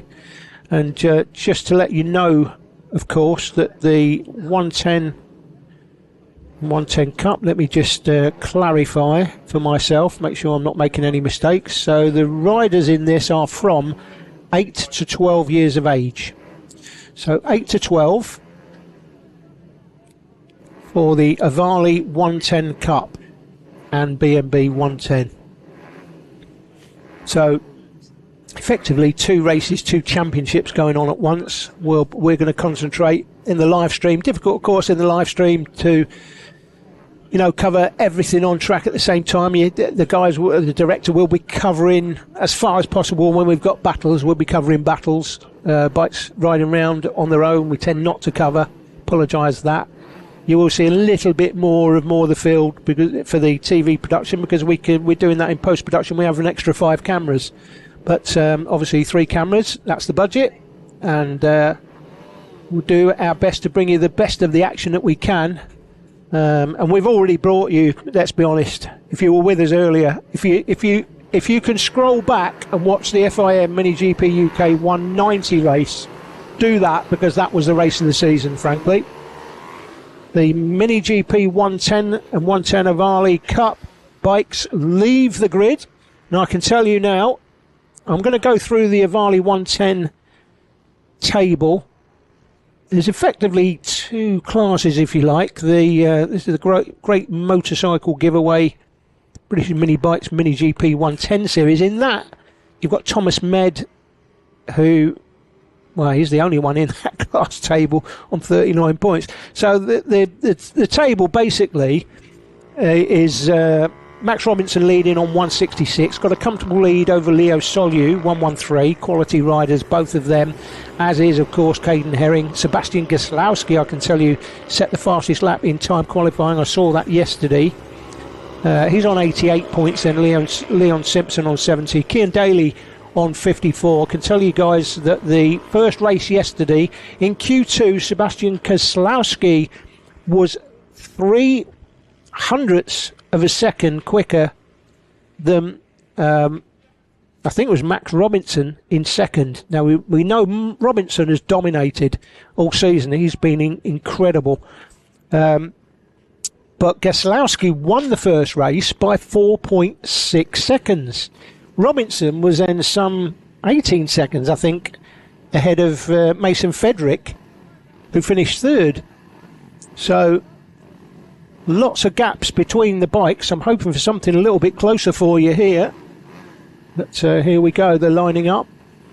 The dads walk off the track. Just make sure the young kids are okay.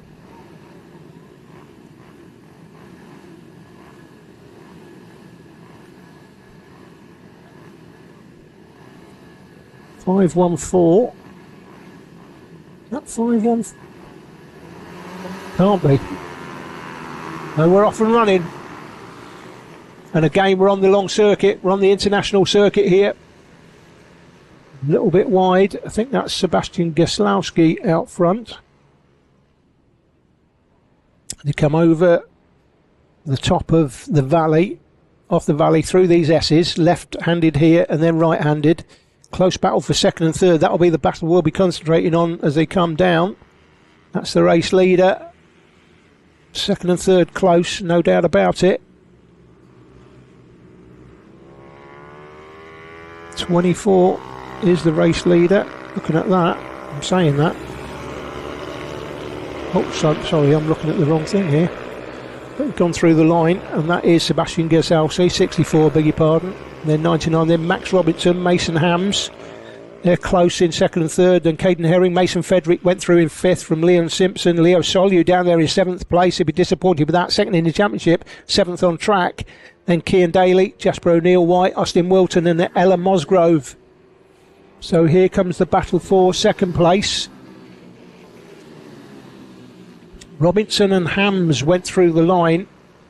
3.3 behind the leader, 3.3, 3.6. Oh, look at the move up the inside.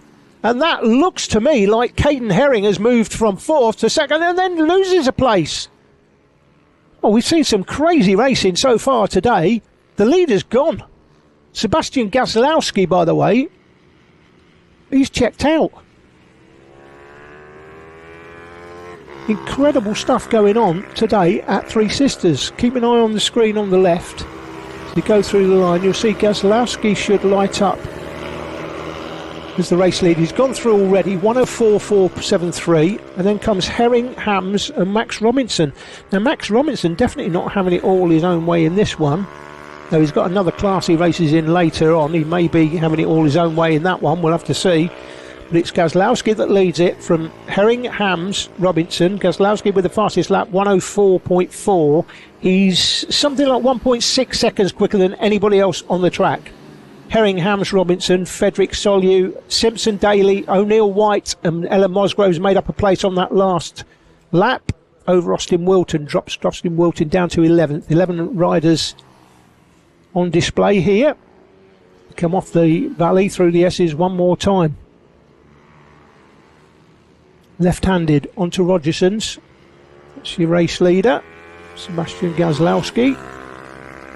Won comfortably yesterday, so looks like he's doing pretty much the same. Won by 4.6 seconds over Max Robinson yesterday. Mason Frederick finished third. Where's Frederick at the moment? Mason Frederick is in fifth place currently. Hams and Robinson have gone through the line side by side there. Third and fourth. Frederick's in fifth. Frederick finished third yesterday, so won't necessarily be happy with this one. Mason Hams to Max Robinson. He went through the line, 78 thousandths of a second. That is 99 Max Robinson. So it looks like he's got that place back as he comes down the return straight into the left-hander, tight hairpin effectively, and then uphill as well. So it's tight and it's uphill. So you're going to have the gearing right for that turn, but you've also got to have the gearing right for the straight, because it's one of the longest straights on any kart circuit in the country.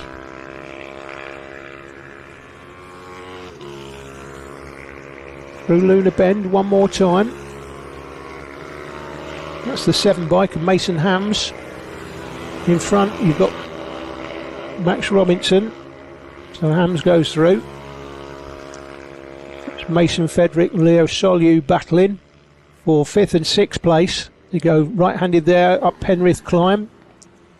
Coming over Coward Summit. Coward Summit is roughly where that Marshall post is. That's that peak part of the track there, and then you start dropping downhill. Fantastic circuit this is. It really is, especially this international circuit. If you're on bikes here, what a circuit this is for mini bike racing. It really is. So many elevation changes. Here's an elevation change. It's one of the best on the circuit because it's tight left and uphill. Come over the hip there, you crest the hill there, and then you're downhill again into the left-handed and right-hand S's. Rogerson, as that is Hams on the 7 bike. Fastest lap is with Gaslowski currently 102.350. Caden Herring 102.5. So, but he means he's nearly as quick as the leader, but he's 5 seconds behind, and he's 3.8 seconds ahead of Max Robinson in this one, who's some 4 seconds ahead of Mason Hams now. Was closer than that before. Mason Hams a couple of seconds ahead of Mason Frederick. So here we go. The 7 bike under pressure. Mason Hams from Mason Frederick. Orange and black leathers. I think that's Frederick anyway, got to be. They went through the line. There's a bit of a gap between them when they went through the line, but not anymore, because Frederick actually is quicker than the man in front. So he's going to do well to hold on to this here, Mason Hams. He's the man out front, but Frederick in behind him. He's faster than him. He was 1.5 seconds a lap faster than him on the last tour, by the way. Fastest lap's just been in by the man on now in second place, Caden Herring. He's just gone through the line. This is the battle for third we're looking at. This is the main battle on the track. They go through the line, Hams, Frederick and Solyu. We know Solyu's a quick peddler.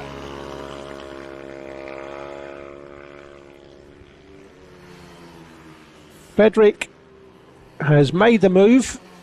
That is Frederick, and has got past. So Frederick there went through, one behind Hams, but then got up the inside at the end of turn one, I think, when I was looking away. So Frederick now, can he clear off? I think he can. He looks like Frederick's got the pace, significantly more pace, over a second quicker than Mason Hams per lap. But of course, now Hams has got him to chase, so that may help to hurry Hams along. Hurry Hams along. Right, okay. Yep. That is Frederick. Orange and black leathers, easy to spot. Now Hams is going to come under pressure.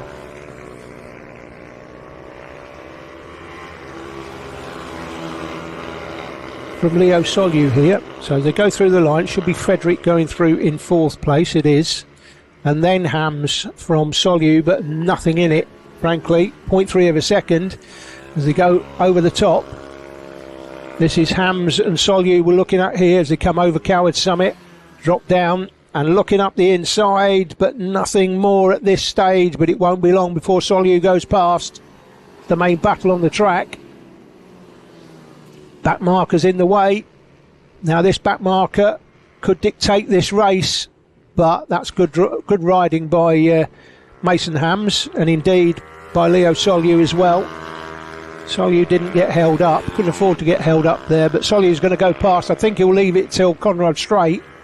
I don't think he'll look down the inside here into Luna Bend.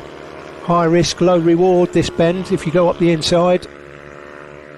You often see people tangling there in that left hand, especially in the four-wheel variety of racing round here in karting. But here comes Solyu now. Should go up the inside. Well, he wasn't in the draft, but he's got the pace, has he? Yes. Up Penrith climb now.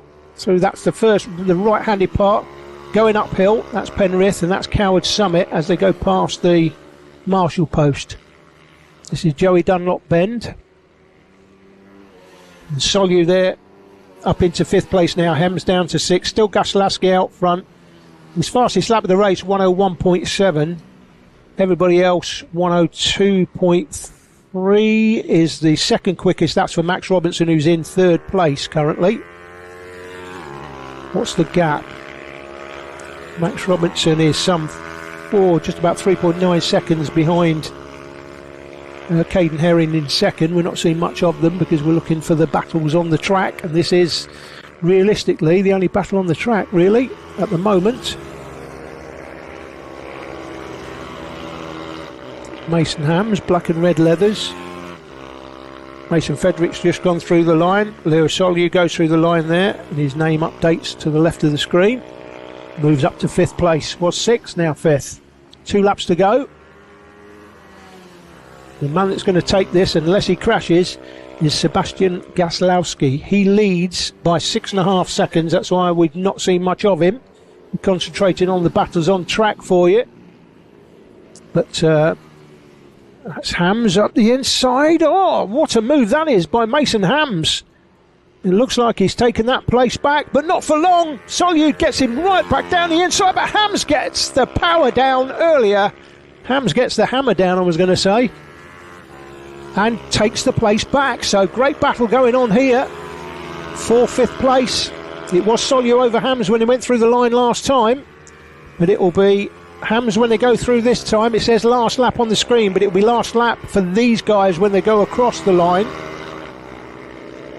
Although my screen doesn't say last lap on the alpha timing. But here comes up the inside Solyu again on Hams, and Solyu takes it at the end of the straight. Solyu at the end of the straight takes it.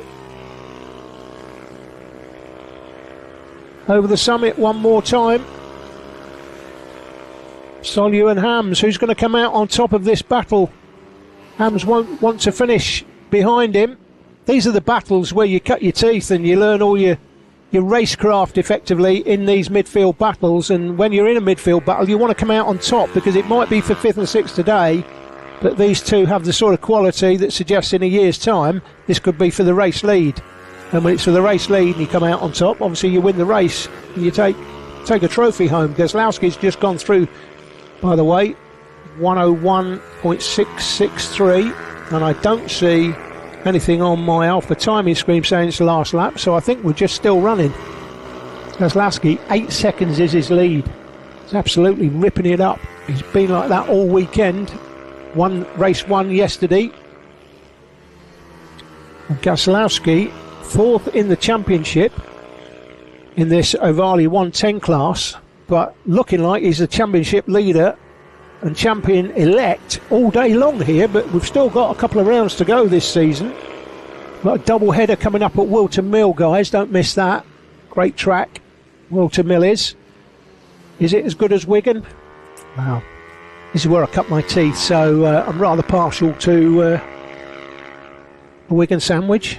Roast dinner, last lap, held out there. You just saw the start of holding the last lap board out as they went through the line.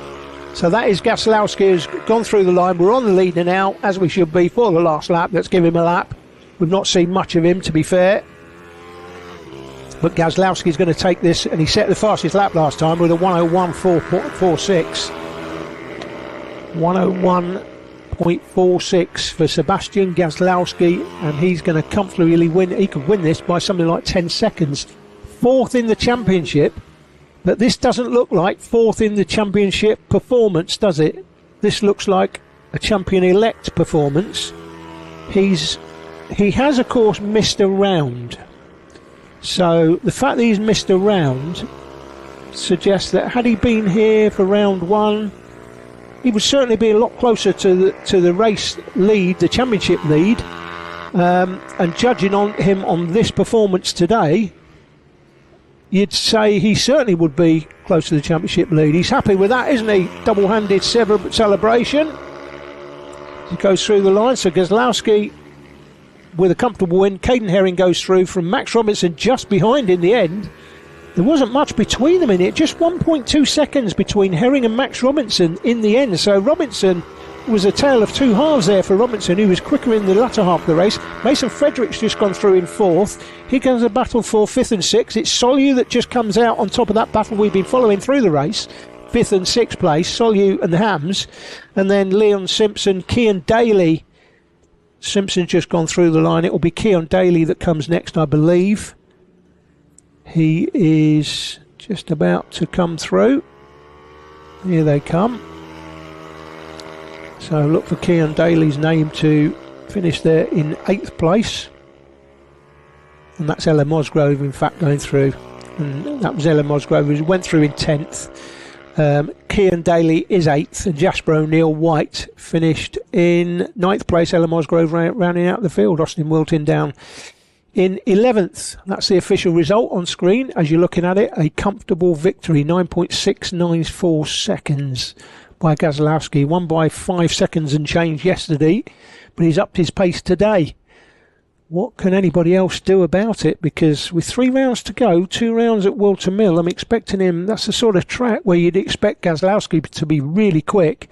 Although I would expect the championship leader there, Max Robinson, to be uber quick round Wilton Mill, to be honest. Solyu too. So Robinson, championship leader, finished in 3rd. Solyu, 2nd in the championship, finished in 5th. So Robinson will take that all day long, but he won't like the fact that Sebastian Gaslowski finished 1st. He's got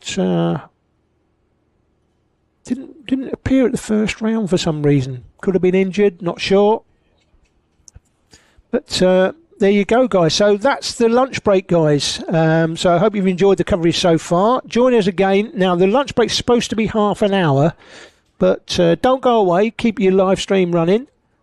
Because this could be a sort of 15-20 minute lunch break because of the time that we've lost so far.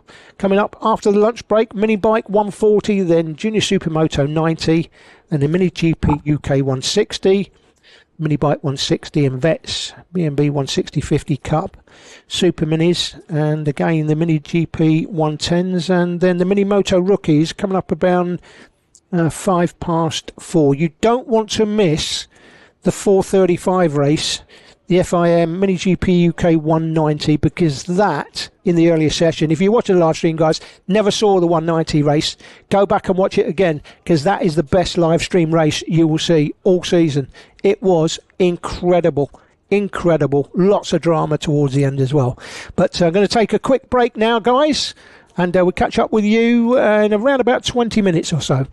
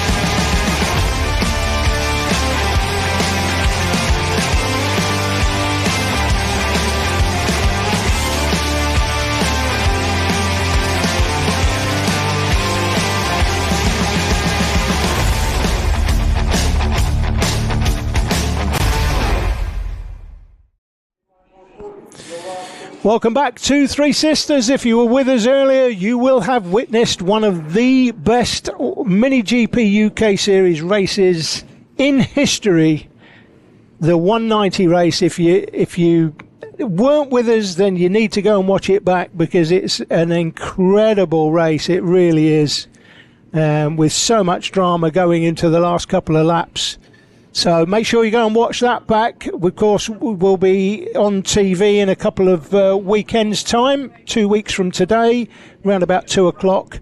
And of course, we'll have all the different camera angles with us there as well. No drone this weekend, hence why I'm doing commentary. Chris not available this weekend, so I've had to step in. And as I mentioned earlier, if you weren't with us, my commentary colleague Jake Sanson off doing the 24-hour of Le Lawn. He's doing the 24-hour lawnmower race, Jake Sanson, this weekend. He said it was it's really good. It's really good, really exciting. I thought, yeah, for about 5 minutes I might hold my attention. And then you got 23 hours and 55 minutes of boredom. But yeah, that's what Jake's doing this weekend. After he watches back the 190 race, he'll wish he was here, no doubt, because that was fantastic. On the dummy grid, as you'll see, we've got the mini bike 140s queuing up. And let me just bring you the championship positions, as we did earlier on. This is coming into this round this weekend. Michael Med is the championship leader. And I expect to see him out front once more. Tommy Allman second. Tommy Allman had an absolute nightmare in the first race. I think he finished down in 12th place. Ben Lord did much better, but would have been disappointed probably in the end by where he finished.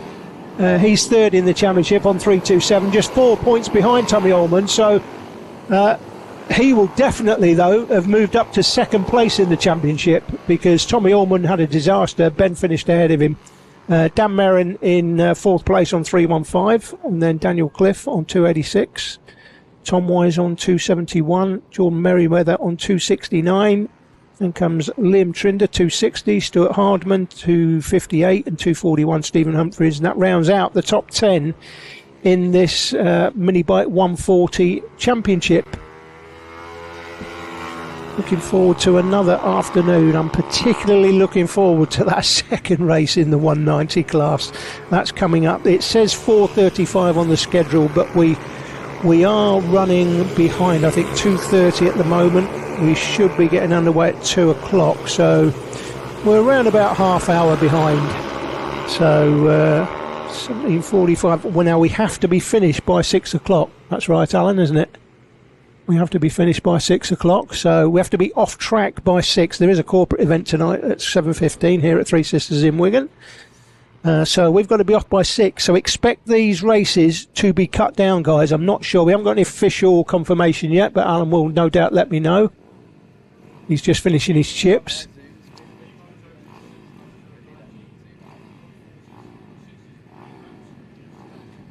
Right, so Mini Moto, Junior SM1, Junior SM90, and a couple of the others Alan mentioned there I didn't catch, but they are 8 laps, and all the other classes are 10 laps, guys. So I'm not sure whether that will make a difference to how the graphic appears, but yeah, 8 laps for some of the classes, junior classes, and the Mini Motos, of course. They'll be doing 8 laps. Everybody else will be doing 10. The Mini GP UK Series classes should have been doing 12, but we are behind and we need to finish. We have to be off track at 6 o'clock tonight. It's not like we can run over for an hour or anything like that. 48, Ben Lord. He of the black and yellow colours, easy to spot. Looks quite tidy, that bike, isn't it? Very nice indeed. Tim Patterson in those easy to spot colours right in front of us on the 13 bike. He's been prominent this weekend, no doubt. I expect to see a good performance from him here as well. Now, I can tell you guys, the rain has stopped. So if you were with us earlier, you know that it was spits and spots of rain, but that has now disappeared. I've just been out on track myself, just checking cameras and other bits and pieces, and I can tell you the track is bone dry. So unless it rains again, we should have everybody going flat out now, whereas before we saw a lot of tiptoeing around the circuit at certain times. We kicked off with the Mini Moto rookies class, of course, and that was an amazing race as well. Not sure what happened to Nelly Newth there, but they had to. We were half hour behind right from the start because they had to go and change tyres. Here we go, we're underway and running. Ben Lord tries to get the good start. He's into second place, not quite up to first. But Ben Lord in second, goes through the line. Michael Med's right up there as usual. So they'll come round and go through as they come off the valley through the S's down towards us. So if you weren't with us earlier, guys, we got caught out at the beginning. There's a start line, which is what you've seen them go through, and then there's the finish line, which you're about to see them go through now, and the names will update as they go through this finish line. And it is Michael Med from Ben Lord, Tim Patterson, Stephen Humphries, Tommy Allman doing better in this one, 5th place currently. Simon Gates, Dan Merrin, Mark Porter, Stuart Hardman and Liam Booth rounding out their top 10. If you want to keep on top of the timing is via the Alpha Live system, or you can watch this and see the timing on the left of your screen. Timing on the Alpha Live gives you a little bit more information. Gaps between the drivers, fastest laps on each of the riders, beg your pardon. I'm used to doing so much karting, I will mix up the word drivers and riders quite commonly, but I'll try and not do that again for the rest of the day. So Michael Med, here we go, the one bike, well clear of Ben Lord. And then comes Tim Patterson. So Patterson, Humphries, Allman doing much better in this one than he did earlier. Would have been disappointed with his lot then, because second place in the championship, finished down in, I think it was in 12th place, so it wasn't a good day. Here comes Patterson up the inside of Lord, and Patterson goes through, takes second place. So Ben Lord dropped to third. So Patterson on it as they come down over Coward Summit, and Lord now under pressure again from the rider behind. That's Tommy Allman. That's the 221 bike, I think it is. That's Tommy Allman. So Allman putting Ben Lord under pressure, but Ben Lord now putting Tim Patterson back under pressure as they come back left-handed, tight and uphill. So you've got to get the gearing right for that, but you've got to mitigate that with the fact that it's one of the longest straights on any karting circuit in the country. This and Glanigorse Park, I think, has the longest two straights in karting. We don't go to Glanigorse Park in this championship, but this is a wonderful track for the mini bikes, absolutely wonderful. Gap 71 thousandths of a second between Lord and Patterson, and here's Patterson just going through with Lord looking up the inside. Did they go up Penrith climb now? Uphill. Now they crest the hill. Coward Summit as they crest the hill. The marshal post there, we've got a camera there, so we'll be seeing them going over there. Nice tight camera shot for the TV edit, post-production edit that we'll be doing this week, and that'll be on TV in a couple of weeks' time and then on YouTube. So that is Patterson. Distinct colours for Patterson. Tim Patterson, the gap, or fastest laps last time on screen now. So Tommy Allman 101.348, 101.412, 101.885. So not much to choose between them, but Michael Med has an absolute gap. He's gapped everybody at the moment. Let's see, it was about 2.5 seconds last time, just put in the fastest lap again, and 3.1 seconds is his lead now. Ben Lord looking up the inside of Tim Patterson, but can't get the job done. Comes over hilltop one more time. Drop down now, right-handed drop down. I've just driven around the track actually, looking at various camera positions that we've got, just checking everything's running okay, and it is. And this surface is absolutely beautiful. They spent £250,000 resurfacing it. I think it was about 3 years ago now, something like that. Might be 4 years ago, but £250,000 spent on the track, and it's worth every penny because it hadn't been done for, well, I think a few decades, let's be fair. racing here at the turn of the century, and it hadn't been changed. Hadn't had anything done to it until then. So, yeah, fantastic that the circuit has been re-tarmac now. This is the battle. Second, third, fourth, fifth, sixth in shot there. That is Ben Lord you're looking at, black and yellow suit. In behind Ben Lord is Tommy Allmond. Oh, in fact, yeah, Ben Lord. Let me just check what's going on here. Was that that is Tommy Allmond. So, beg your pardon, I must have missed that. So Patterson now under pressure from Tommy Allmond, who's got past Ben Lord at some point, but I was obviously looking at the timing and didn't see that happen. So this is the battle then for second and third. So Patterson, distinctive colours. Tommy Allmond finished 12th in race 1 earlier. Wouldn't have been happy with that, but he'll be much happier now. Now don't forget, those conditions were just, there was rain coming down, it was spitting, then it stopped, and it started spitting again, so maybe the conditions caught him out. But, we're seeing the real Tommy Allmond. Will the real Tommy Allmond turn up today? Well, you're seeing it now. The real Tommy Allmond was not in race 1, but he's in race 2, and he's looking up the inside.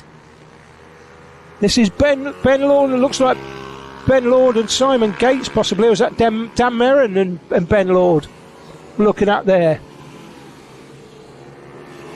Through the end of the dummy grid straight. Oh, the rider goes down. Now, who is that? We'll see them. The name will drop to the bottom. It might be. Is that Stephen Humphries? Is that Stephen Humphries? I'm not sure who that is. Can't see his number from there. But watch his name on the left of the screen. It will start dropping to the bottom of the screen when they go through the line. So here they come again. That's Patterson. Looks like Patterson's dropped back. That looks like Allmond. Allmond is through to what looks like second place there. Oh, down the outside of the back marker. So that was a back marker. And here comes Patterson taking advantage, but gets his nose chopped off. Chopped off big time by Tommy Allmond. Patterson tried to take advantage, but couldn't get the job done. Through Dunlop Bend one more time. So the 21 bike there, that is Tommy Allmond, 12th last time in the earlier race, but he's second on track now. Will be much happier with his lot. Tim Patterson scoring some decent points today. That's him in third place in the multicoloured suit. Looks like a bit of a jester, doesn't he?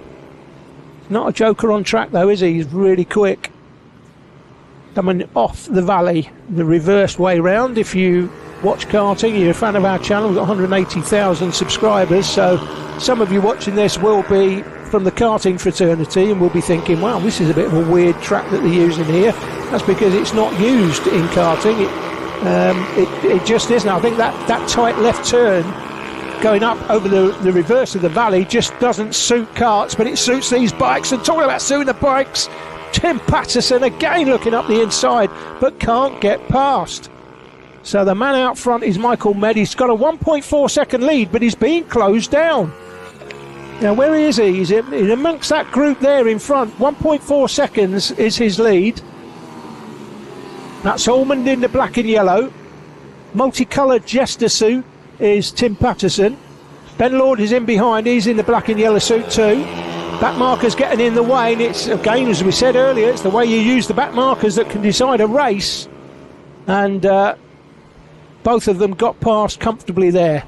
And now chasing the leader once more, Michael Med. As Med goes into Luna Bend. Fastest lap to Med currently, but he was 2 seconds outside his fastest lap on the last tour. Here's that battle for first, second and third. So Med will go through first. What's his lead now?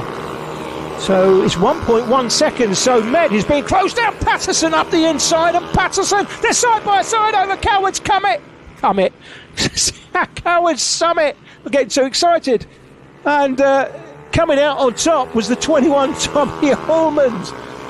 Oh my goodness! Side by side over Coward's Summit. There, you've got to keep your. I was going to say keep your foot in. You've got to keep your hand in on the throttle. Oh, they're going either side of the back marker. Patterson up the inside. That is a brilliant move. And one of the back markers is down. Is that a back marker? That looks like the suit of. That looks like Mason Hand's suit. earlier on, but it's not, obviously. Different rider.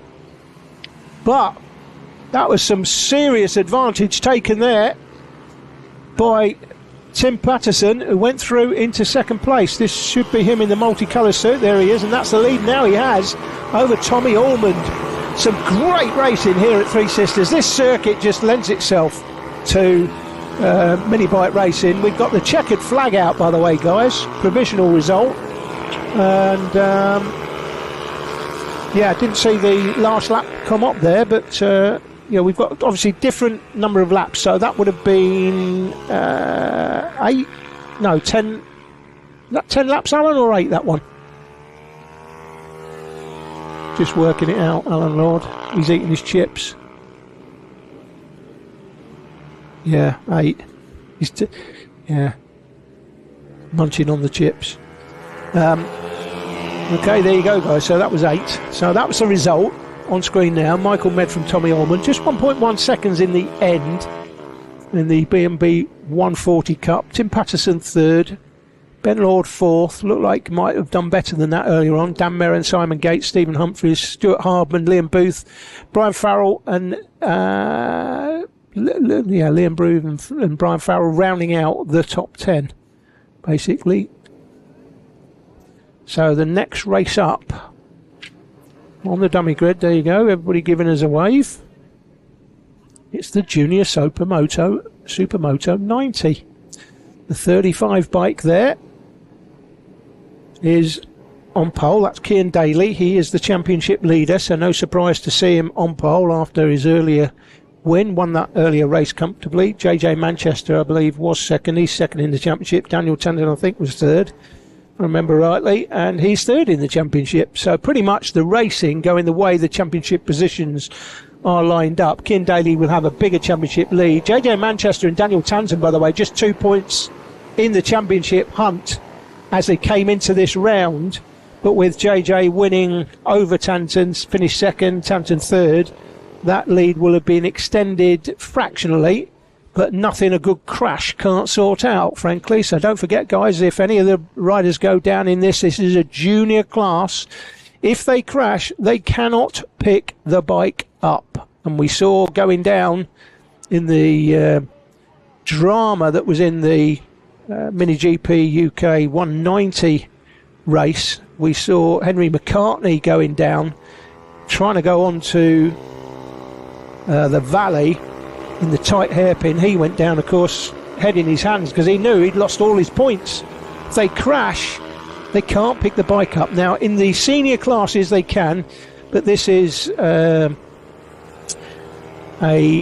condition in this championship that juniors and the mini moto riders, if they crash, they're out. Now, what does that teach them? Teaches them then they're moving up to British Superbikes and they're moving into MotoGP. Don't crash. And of course, those guys are absolutely on the edge every time, every corner. So sometimes they go down, sometimes they don't. Most of the time, in fact, they don't. But when they do, they go down hard. But what it's teaching the kids is you've got to be consistent. You can't afford to crash. So if the conditions are a little bit iffy, take the point. Sometimes if you're sitting in third and you're thinking, well, I could go for second, but if I go for second, it could all go pear-shaped. Better to take the point sometimes that you've got rather than go for a silly move and end up in the kitty litter or on your backside with the bike damaged. So there you go. Cian Daly, the man on pole. He's the man front left of your screen there. So I expect him, if he performs like he did earlier on, I expect him to get round this turn one and start gapping everybody very early, but we'll see what happens. The dad's leaving the track, and they've had a quick check of their young charges. 13 bike there, Dylan Cook. Here we go. Oh, and 256 there. That was it 296? I think it was Carter Spinks. Got an absolutely awful start by Carter Spinks. And then, well, Cian Daly, yeah, he's off already. Starting to gap those behind. Should be JJ Manchester in second and third. I'll catch up with who they are when They go through the line, of course. I've had to step in this weekend because Chris was not available and we couldn't get another commentator, so you're stuck with me, guys, unfortunately.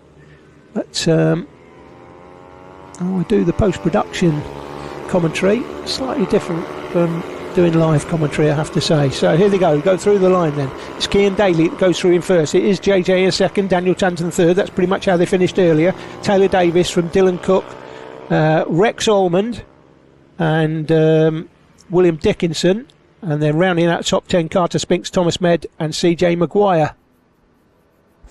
This is the battle for second place now, second, third and fourth. They come towards us. The through Paddock Bend, back towards the tight left-hander, up over the valley. JJ, Daniel Tanton and Taylor Davis, it was when they went through the line last time. That's the way they're still sitting at the moment, but they come through the S's here, right, left, onto Rogerson Straight, heading down to Luna Bend. This is the most important turn on this circuit, whether you're in karting or you're on a bike. Now you want to start applying the throttle if you can, if you've got enough confidence in your bike that it's going to stay upright. You want to get as much power coming into that little right hand kink there. JJ is second, Tanton third, Taylor Davis close there in fourth. You've got to try and apply the power coming through the middle of Luna to make sure you get the absolute maximum speed at the end of the straight going on to Penrith Climb, because that can literally make a difference of 1 or 2 miles an hour. It doesn't sound like it is a lot, but it is, believe me. Looking up the inside for a spot is Taylor Davis, but can't get the job done yet. Tanton still there in third place. This is pretty much the way it finished in the first race. Cian Daly getting away. He had a 3-second lead with the fastest lap at the end of the last tour, 107 compared to 109s for those behind him. So another comfortable victory coming here for Cian Daly, unless he puts it on the floor. If he does this time, it won't be a low side in the rain. It would be, with the way the track's dried out, more of a high side maybe, and you don't want to do that. This corner here, we saw a big high side last year. Somebody broke the collarbone, I think, going through that turn last year. Big high side, landed on the shoulder. But here they go through the line. The gap is 5.8 seconds over JJ Manchester. Daly leads Manchester by 5.8 seconds, and 6.1 back to Davis, 6.6 back to Tanton. This is the battle on the track, guys, what we're covering here in the live stream currently. Second, third and fourth we're looking at as they come down the dummy grid straight. The 11 bike there is Taylor Davis. Now that looks like he's got past JJ Manchester. He has. Now a shot of my eyesight, he has got past. So there you go. Taylor Davis to Daniel Tanton, third to fourth, 0.485. That was at the end of the last tour though. So looking at it now, that is definitely Taylor Davis on the black and yellow bike, the black and yellow suit on the 11 bike. So Daly's just gone through the line. It should be Davis appearing on your screen next. They go through now. It is Davis from JJ Manchester and Daniel Tanton. So there was a change there that I missed as I was looking away, trying to keep the time in. Not looking at the screen you're looking at, I'm looking at the actual time in itself, which gives me more information. 7.4 seconds was the lead when they went through. And look at the difference. Cian Daly 106.7, Taylor Davis 108.1, 108.8 for Tanton, 109s, 111s for those further down the field. So Cian Daly pretty much racing in a different postcode today compared to everybody else, on a different circuit in another county. The gap there, as it says on the left of the screen, 7.495. It's close for second and third though. Davis not, well, I suppose he is pulling slight gap on JJ in second place. Oh, sorry, third place for JJ. He was half a second behind last time. Closes him as he comes through the first part of Luna. In fact, closes him significantly now as they come through the middle part of Luna Bend. So it was half a second. What is it now? It is well, half a second, still half a second as they went through the line. Fastest lap so far, 106 to Cian Daly. He was in the 107s last time, about 4 tenths slower. But this battle for second, third and fourth still going on and getting closer. He's certainly closer there, JJ Manchester, to Taylor Davis. Davis just will be trying to hold on here. JJ looks like he's comfortable on that bike now. 4 laps to go. That's what it says on screen. I'm going to assume that's correct. Up over the valley one more time. What's that? 10 bike lengths? Something like that. Less than half a second, I think, this time when they go through the line. Now, he made up a slight gap last time through Luna Bend here. Certainly through the right-handed part of Luna Bend. Did JJ, and there you go. Looks like he is getting closer. He was half a second behind. He's not half a second behind now, surely. He's got to be about 3 tenths behind, I would think, there. Make that 4 tenths as they go through. 9.8 seconds is the lead for Cian Daly. We're not seeing Cian Daly. He won't bother about that too much. He just wants to win the race and take the championship, win the points. And to be honest, with 2 rounds to go, he is basically the champion-elect in this class this year, Cian Daly. Taylor Davis is currently 4th in the championship, so these are important points for him. It was JJ and Daniel Tanton 2nd and 3rd, I think, in the earlier race, so these would be important points for Taylor Davis to catch on those in front. They've got another race actually later on today. They've got 3 races over the weekend, so be interesting to see how they get on there. If Taylor Davis can maybe take another second, that doesn't look like on this form that anybody's going to touch Cian Daly. He's just put in a 108.5. In fact, he's slowed significantly. He's actually slower than the riders behind him now, but that's probably because he's got a 9.1 second lead and doesn't need to chuck it off. Here we go. 21 is Rex Ormond. Should be Dylan Cook, I think, in front. Here it is, Dylan Cook and Rex Ormond. That's what we're looking at, and this is the battle for 6th and 7th on track currently. Up Penrith Climb, over Coward Summit, Hilltop, and drop off the hill. Right-handed, and then a tight right-handed turn here in Joey Dunlop Bend. And it looks like Rex Ormond about to take that position. So this is the battle for 6th that we're looking at currently. The leader well clear. Right on his rear wheel there. Doesn't make the move. Backs out of it. Now, can he get the throttle down early? No, he can't. He loses 3, 4, 5, 6 bike lengths. They come up over. Now they come off the turn, off the bend. You see a difference in the speed for this battle for 6th and 7th compared to the riders in front.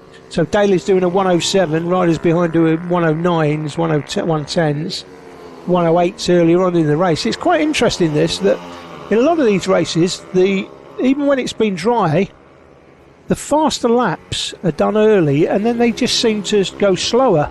Now whether that's the condition of the tyres going off as the race goes on, I'm going to get a faster lap. And Cian Daly's fastest lap, 106.7, 106.6, I beg your pardon, and 107.9 is what he did on the last lap. So he's much slower than he was earlier in the race. This is Cian Daly, I believe. There you go, 35, that's him. Cian Daly through the turn. This is the last lap, apparently it says that. And checker flag. Checker flag. And gives it the big one as he goes across the line. Cian Daly very happy with that. It's going to be Taylor Davis coming through in 2nd place from JJ Manchester and Daniel Tanton, I think. So Taylor Davis it is that goes 2nd. These results, of course, by the way, guys, subject to scrutineering. But JJ Manchester 3rd, Daniel Tanton's just gone through in 4th place, 17 seconds behind the leader. Ryan Merrin's finished in 11th. Thomas Med should come next through the line. Is Thomas Med just going through the line there. He's in 5th. And when Oliver Med, he's finished in 12th actually. That race between Dylan Cook and Rex Ormond but went the way of Cook. Cook finished in 6th, Rex Ormond in 7th, William Dickinson going through in 8th. Then Carter Spinks, and it should be CJ Maguire in 10th place. Still going CJ Maguire, so still on his last lap. That is the official result though. So Daly from Davis, JJ Manchester, Daniel Tanton in 4th. JJ Manchester 2nd in the championship. Daniel Tanton drops a few more points in that race, dropped a few earlier, finished 3rd to JJ Manchester's 2nd. Taylor Davis though, he's picked up got a few points back. He's in 4th place in the championship currently, and he's not a million miles away, to be honest. JJ Manchester came into this round on 122, Daniel Tanton on 120 and Taylor Davis on 116, so not much between them, to be fair. On the dummy grid now, lining up,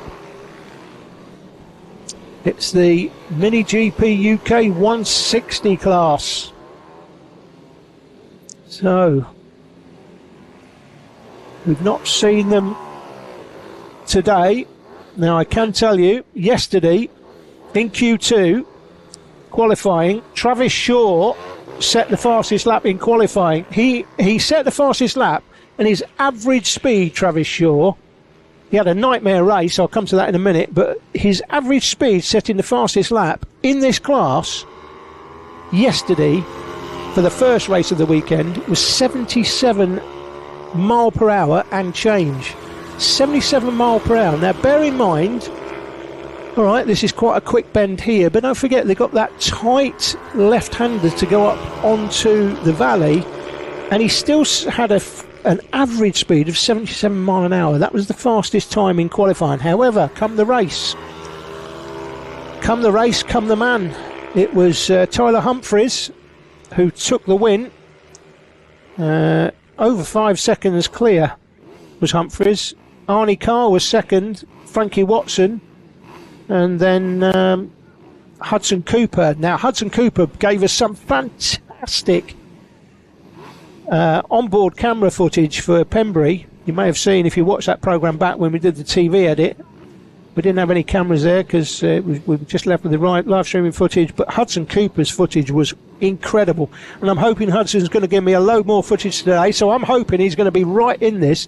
Now bear in mind, Shaw set the fastest lap in qualifying, but he went out on lap 1 yesterday. He was out of the race on lap 1, so I was following that online.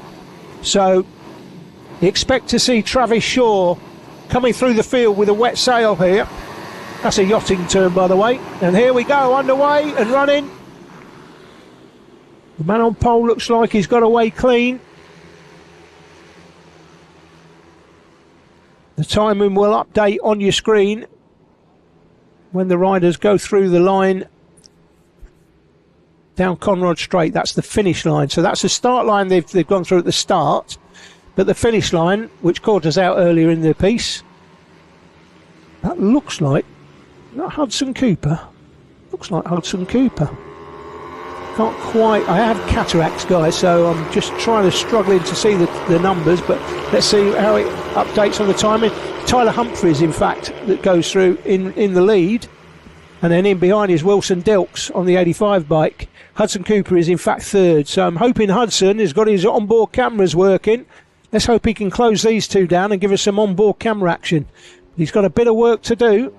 They're coming off Hilltop, but that is Wilson Dilks that leads it. It was Tyler Humphries that led it going through, and Tyler Humphries leads again up the inside, so Humphries takes the lead back, and Wilson Dilks drops back to 2nd. This could be another humdinger of a race. We saw a fantastic race in the 190 class, Mini GP UK 190 class earlier. Are we about to see another one? We could do with Hudson Cooper getting a bit closer to give us all this action from right behind them. But it is, as they come to the line, that is Wilson Dilks in 2nd for sure. Tyler Humphries leads it. Both of these riders with extreme qualities, and here comes Dilks up the inside, and Wilson Dilks drops. Humphries, he went through the line with the fastest lap, 58.261, but he's not leading the race now. It's Dilks that's got track position. Foot down off the peg, just controlling it. So Wilson Dilks with on the 85 bike. On the 85 bike. 19 bike is Tyler Humphries.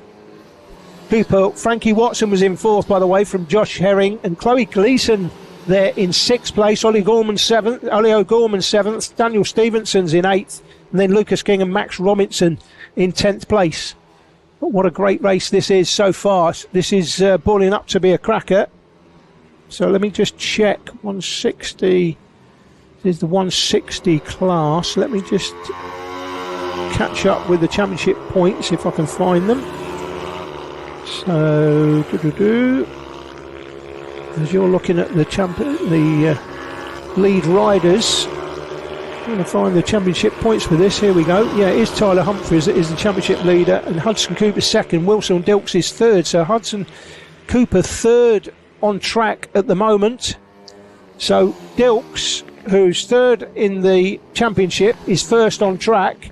Humphries leading the championship, now 2nd on track.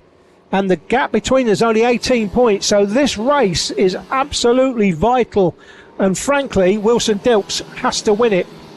Now, Wilson Dilks is on 118, so he's 22 points behind Tyler Humphries in the championship, but he's leading Humphries at the moment. But for how long? Humphries looks up the inside, can't get the job done. Has to drop back into seconds. He come through Luna Bend one more time. Applying more throttle. Need to go now right in the slipstream. Right in the slipstream is Humphries. Can't get the job done though. Up Penrith climb, over Coward Summit, where the Marshall post is.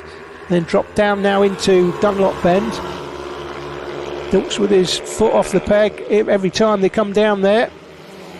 Having a look up the inside again is Humphries. Frankie Watson, by the way, is up to 3rd place. Now Hudson Cooper's dropped down to 4th. Fastest lap in this one is Wilson Dilks, who both did 58.1 last time. Last lap's on your screen now, in fact. Cooper Herring and Chloe Gleeson. Chloe Gleeson with a little bit of work to do there to tidy up the lap and just improve a lap time. But Wilson Dilks here can't afford to lose this race, frankly. He has to win this race to make sure that he closes the championship going into the final 2 rounds of the championship at Wilton Mill for this Mini GP 160 UK class. It's a double header at Wilton Mill, by the way. We'll be live streaming on the Saturday and the Sunday. We're here at Wigan this weekend. You might wonder why we're here on the Saturday, not the Sunday. Just because of the way the calendar's worked out for Wigan. Very, very busy circuit. One of the busiest corporate karting circuits in the country, frankly. Really popular circuit. All sorts of things going on here. So Saturday was the only day that British Mini Bikes could be fitted in, and that's why we're here today, racing today, live streaming today, and the TV edit will be on screen on your TV screens on AOZAT TV. If you're in America, it will be on Fox Sports, I think, with in a couple of weeks' time, 2 weeks in fact from today, it will be shown throughout Europe, and then in North America, Canada, sometime after that. Might be at the same time actually, but here's what I changed for the lead, or looking up the inside anyway, but couldn't quite get it done. So Humphries a little bit frustrated now. Looks a bit frustrating to me. Track now dry as a bone. The temperature has increased significantly over the last hour or so. Bright sunshine. They come off the valley one more time, down Rogerson Straight, left-handed now into Luna Bend, go left and then right. Got to get that first left turn absolutely spot on so you can apply the power as early as possible. Coming through the right-hander here, Humphries right on the back now of Dilks. Will he look up the inside again? Just not close enough, can't get close enough. 2 laps to go, it says on screen. I shall believe that when I see it. Fastest lap was just put in by Wilson Dilks on that last lap, 57 864, 57, 875. Nothing to choose between these two. Frankie Watson still in third, by the way. We've not seen much of that. He's sort of running on his own at the moment. He's 1.5 seconds in front of Hudson Cooper, who's 5 seconds or so in front of Josh Herring in 5th place. Chloe Gleeson 6th. Then comes Ollie O'Gorman, Daniel Stevenson, Lucas King and Max Robinson. So this really is effectively the only battle on the track. But what a battle it is for the win. Should get the last lap board, we think. We'll have a keep an eye out to the man on the start line, see if he's holding out a whiteboard saying last lap. Let's see. Can't see it from this angle. Didn't see it there, but it says last lap, so we should be into the last lap now. 7 minutes 35 on the clock. That's how long we've been running. And it looks like Wilson Dilks. Now Dilks, 3rd place in the championship, he's got to hold on to this win here. He can't allow Humphries to get him on the last tour. Having a look up the inside, been a bit of a frustrating effort this for Tyler Humphries. He's a serial winner, so he won't want to finish second here, but it looks like Dilks has done just about enough. I can't see Humphries getting by now. He's not going to have a shot up the inside going through the left-hander here at Luna. He wouldn't take that risk. He's the championship leader, of course, and he's better off settling for second. It's too short a run to the line. Not going to finish. And now it says last lap again. So what is going on with the last laps here, I don't know. But I've got a feeling, it might be a couple of laps to go. But anyway, it says last lap. Wilson Dilks again. We didn't see the man holding out a last lap board because we were on the wrong angle. Dilks it is that still leads it from Humphries. Dilks has set the fastest lap. 57.864, did a 57.883 last time, and in fact Tyler Humphries did a 57.883 last time as well. So nothing to choose between these two. Again, these are the two types of riders you're going to see in the British Talent Cup in several years' time. It is Wilson Dilks coming out of Luna one more time. I got a feeling this should be the last lap. Should see the checkered flag. Do we see the checkered flag? Last lap board, in fact, it was the last lap board. And if it was the last lap board, that's Tyler Humphries up the inside on the last lap going through the end of Conrod Straight. They're still racing. So this is definitely, we've had 3 last laps on screen, but this is definitely the last lap.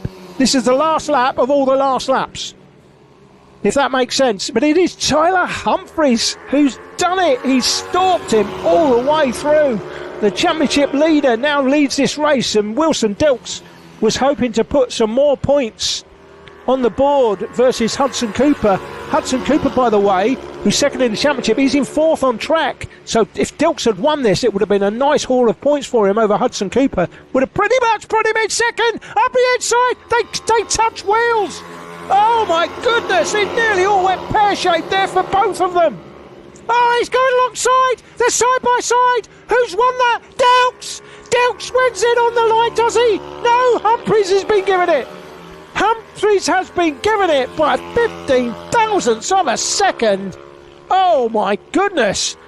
Bit of drama there in the last few corners. Here's the midfield battle, by the way, to come down to Luna Bend. Battles all the way through the field. This should be for 6th place, I think. This is Ollie O'Gorman, Chloe Gleeson and Daniel Stevenson, is it? Am I right in thinking that? I am, yes. O'Gorman, Gleeson and Daniel Stevenson, they're battling there for 6th, 7th and 8th. That's a little battle that Ollie O'Gorman will be happy to come out on top of. There's the checkered flag. We've got last laps coming up all over the place, guys, so apologise for that, but there's not a lot we can do about it. The timing and the race distances are being changed, so we just have to go with it. But what drama there on the last lap. I thought Wilson Dilks had that across the line. It initially seemed to come up as Dilks, and then it changed to Humphries, so Humphries, championship leader, wins by 15 thousandths of a second. Unbelievable. Over Wilson Dilks, and they nearly crashed to get another look at that. No doubt we'll look at that in the TV coverage, because where we can get a chance to review the action on track. But Dilks up the inside, tagged wheels with Humphries. That seemed to run Humphries a little bit wide, allowed Dilks back up the inside again. They went side by side across the line, 15 thousandths between them. I initially thought Dilks had won that, frankly, but it was Tyler Humphries that did, from Dilks, Watson and Hudson Cooper, finishing in 4th place. So Dilks picks up a few points on Hudson Cooper there in that one. And hopefully Hudson will be sending us his onboard footage, because we'll see a little bit more of that battle between Cooper and Watson. In the end, when Watson got past, he seemed to gap Hudson Cooper, but we'll get the action when he went past at least.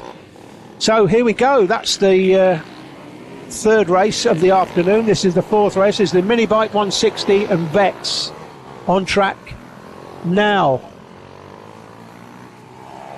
So Mini Bike 160, let me just bring you again up to date with the championship positions. So in this one we should have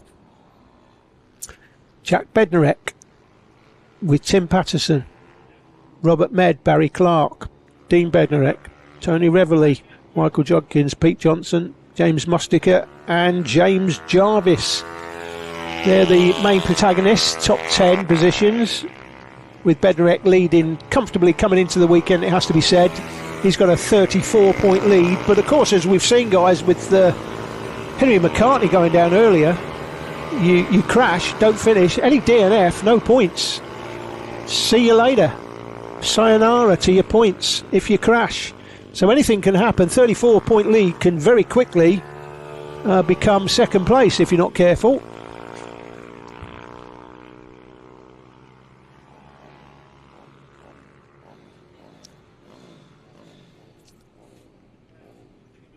'21 bike you're looking at there. Or is it 121? I think that's Jake Whittaker, isn't it? 121, I think they can wait to 121. Tim Patterson, you can see in the multicoloured suit. Robert Med's in this mix too. So Patterson,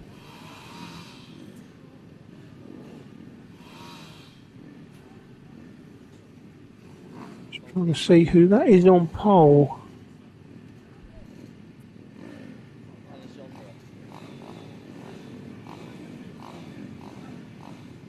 Yeah, 121's on the outside, so he's off P2.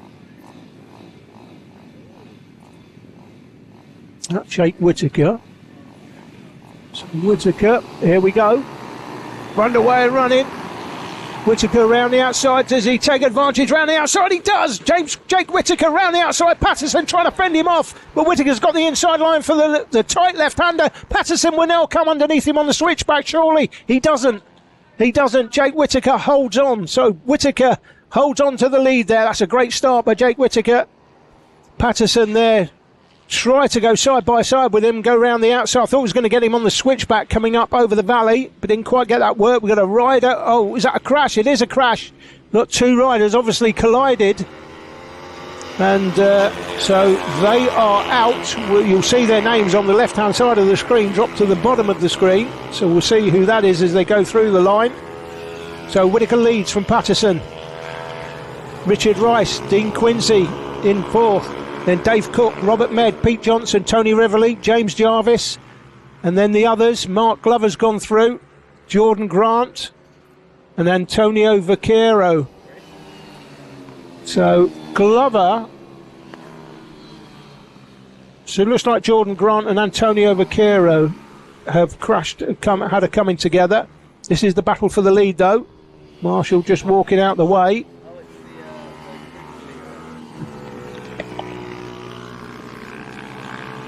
Off the valley one more time. It's now a three-way battle. Three-way battle. Looks like Richard Rice getting back in the mix. Dean Quincy in the black suit in behind in fourth place currently. But not much to choose between them. And Whittaker it is that leads it after that fantastic start earlier in the day. He says 8 laps to go, 7 laps to go, they go through surely. But don't believe everything it says top left of the screen, guys, because the actual laps for these races are being changed. And Patterson, is he looking down the inside? They just go out of shot of the camera there. They haven't got a camera for the TV coverage up over Coward Summit, so get a little bit of a closer, tighter look there. And down the inside is Patterson for the lead. Tim Patterson takes it back in the jester suit, but he's not joking. Jake Whittaker looks up the inside, but it looks like now Patterson looks like he's already gapping him.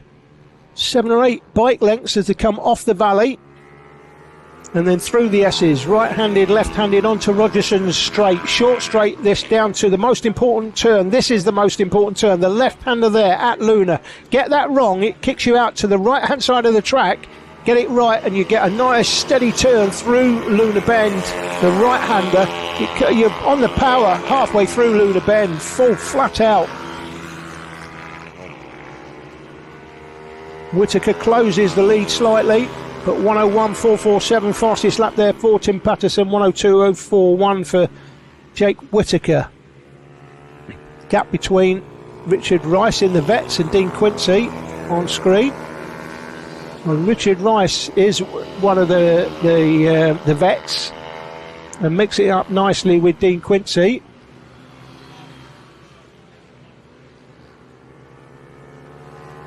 Left-handed again over the valley. Then karting, they take this turn the other way. Go through turn 1, turn right and then left up over the valley. With this track, this is the international circuit we're using for the bigger bikes today. You'll see the mini motos later using the club circuit, but this international circuit is the one we're using for the bigger bikes. And why wouldn't you? What a great circuit. This is the battle for, looks like 3rd and 4th, is it? Richard Rice and Dean Quincy. So the gaps 1.5 seconds back from Patterson to Whittaker. So that gap is now growing as Patterson puts in the fastest lap of the race at just a 1 minute 0.8. 101.9 for Whittaker. That's why the gap is now 1.5 seconds, because it was 1.1 second just on that lap alone. Tight left-hander and uphill as well as you come through the tight left-hander for Dean Quincy in the black suit. Quincy and in behind you've got Richard Rice. Patterson, will he set another fastest lap and he goes through the line? No, he doesn't, but it's similar. In fact, interesting, he's exactly the same lap time as he did the lap before, and that was the fastest lap of the race. So very interesting indeed.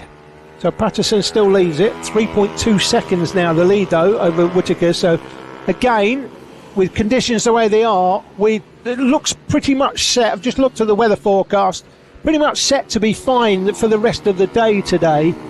So I'm not expecting any rain. I say unfortunately because it always brings some drama, but for the riders they want nice consistent conditions, and they've got that now. Hot and the track getting hotter, so the conditions now probably optimum for setting fastest lap times, possibly even lap records if you've got the right setup on the bike, the right tyres. We'll have to see. 287, Dean Quincy, easy to spot. We've got a rider there who's left the track.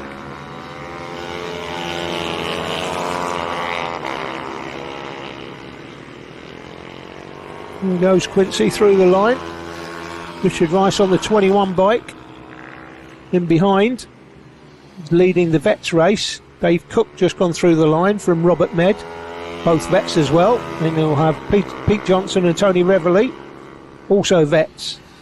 But the race out front is pretty much over as a spectacle for the lead at least. Tim Patterson now has established himself. Had to do some early work to get the lead, but once he's got the lead, he's now clearing off from Jake Whittaker in second place. 4.3 seconds was the lead when he went through last time.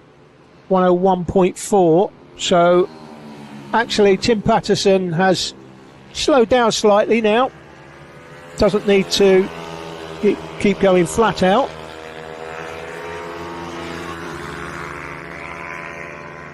Goes through again. Tim Patterson 101.5 compared to 1 minute 0.8. That's his fastest lap compared to his last lap. So he's just taken a little bit off now. Knows he doesn't need to do too much more. He's gapped the man in second place. Jake Whittaker got the job done once he got the lead. He's away and clear. Quincy in third is close with Richard Rice. This is that battle.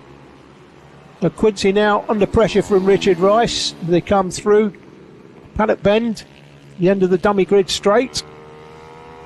And then on the return straight now, what can he do, Richard Rice? I thought he might have taken a slightly wider line there to try and get the switch back coming up over the valley, but didn't do that. He's right in behind him. He's just got to concentrate here and just make sure when he needs to get this first part of Luna Bend here, the left-handed, got to get the first part of this right. He was a little bit narrower than Quincy, and they got the back marker in the way, and as a consequence, Quincy now, well, Richard Rice is right on him, and goes past. He goes past early down the straight, doesn't wait for the opportunity at the end of the straight, and Richard Rice there in the third place. He go up Penrith Climb one more time. Over Hilltop, past Coward Summit, and then dropping off. Here comes Quincy back down in the lead. What a battle this is for third place. This is the main battle on the track, and Quincy's having none of fourth place. He fancies some sort of trophy, medal. I think they're a solid gold 19. Is it 19 carat gold trophies today? I think it is. It's Wigan. It should be. And if it isn't, then, well, I think you're being shortchanged, guys. It should be solid gold trophies today at Wigan. Last lap, and that is Patterson. Look at that. Comfortable as you like. As comfortable as you like. And he goes through the line. Patterson takes the win. He was just having a laugh there in his jester suit. Patterson takes it from Jake Whittaker. Third and fourth, Quincy from Rice. In the end, Quincy just holds on. We never saw that in the end. But Quincy from Rice, that's the way it finished, third and fourth. Nothing between them. 0.2 of a second. And then Dave Cook, Robert Med. You've got Pete Johnson through in seventh. You've got Reveley, Glover, Jordan Grant should round out the top 10. Should be the way it finishes. Here we go. Johnson and Reveley, nothing between them. Half a second. Then Glover and Jordan Grant. So top 10 on your screen now. That's the way it finished. And some decent racing there for third and fourth place. Close in the end. Just 0.2 of a second between Dean Quincy in third, Richard Rice in fourth. But Tim Patterson, well, once Patterson got the lead, frankly, he just cleared off. Had enough of battling with Jake Whittaker. Whittaker got a great start round the outside, took the lead. But once Patterson got past, it was one-way traffic, really.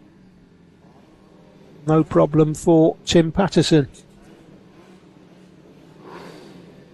Now, Jack Bednarek, interestingly, not here this weekend, the championship leader.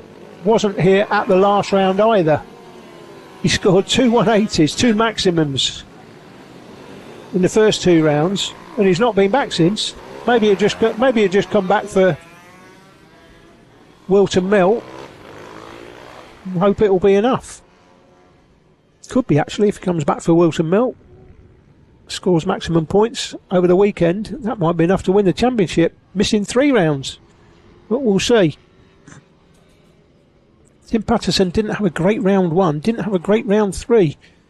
81 points and 85 points respectively, and 150 points at round 2. So we've seen Tim Patterson there in the sort of form that we would expect him to be in, but round 1 and 3 were a bit of a nightmare for Tim.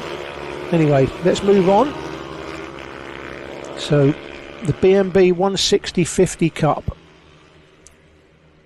160-50 Cup. Let's just have a quick look at the championship points. There we go. So Tyler Humphries on the 19 bike. Tyler Humphries leads the championship on 151. Arnie Carr's in second on 125. Frankie Watson in third on 104. Daniel Stevenson's on 101. Hudson Cooper on 74. And Bradley Curtis on 56 points. So let's hope Hudson Cooper on the 217 is starting.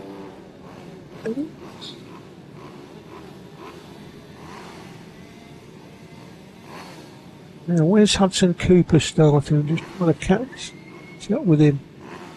Josh Herring 912. That's Josh Herring. Hudson Cooper will have an onboard camera on. So when they go through the line, down the finish straight, we'll see where Hudson Cooper's is. Flags up, flags down. Here we go. Poleman gets away clean. Travis Shaw in this one as well. Don't forget Travis Shaw, supremely quick in the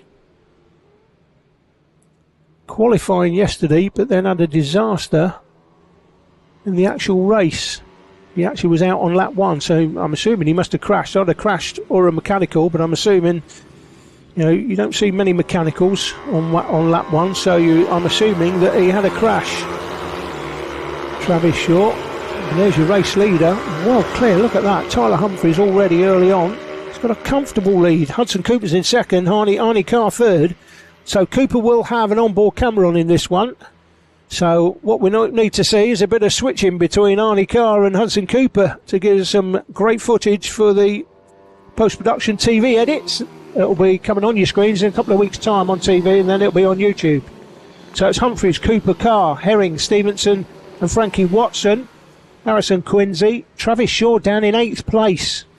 That's not good. Bear in mind he was the fastest man in qualifying in Q2 yesterday, and then had some sort of incident in the race. But coming back through the field now, 8th place at the moment. What can he do from there? I'm expecting, with the pace he had on Friday in qualifying, I'm expecting to see him make up a lot of places here. Big gaps, aren't there, between the riders? First and second go through the line, so Humphries sets the fastest lap, 58.002. Arnie Carr, 58.996. Then Cooper, Herring, Watson, Stevenson, Travis Shaw now up to 7th, 58.5. What's that like? It's half a second slower than the race leader, but he's quicker. He's quicker than everybody else.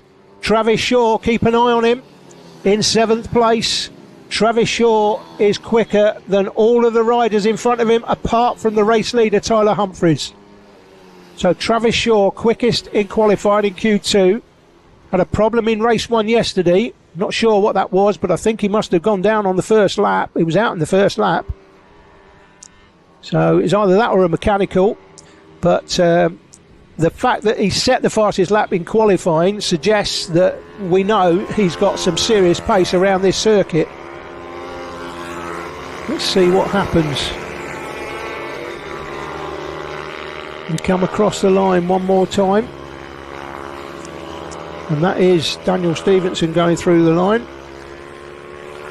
And Harrison Quincy, Rafferty. Shaw's up to 5th. Shaw went 5th on that last lap. Try and see what's going on there. Hudson Cooper over Frankie Watson. Not much between them. 12 thousandths of a second.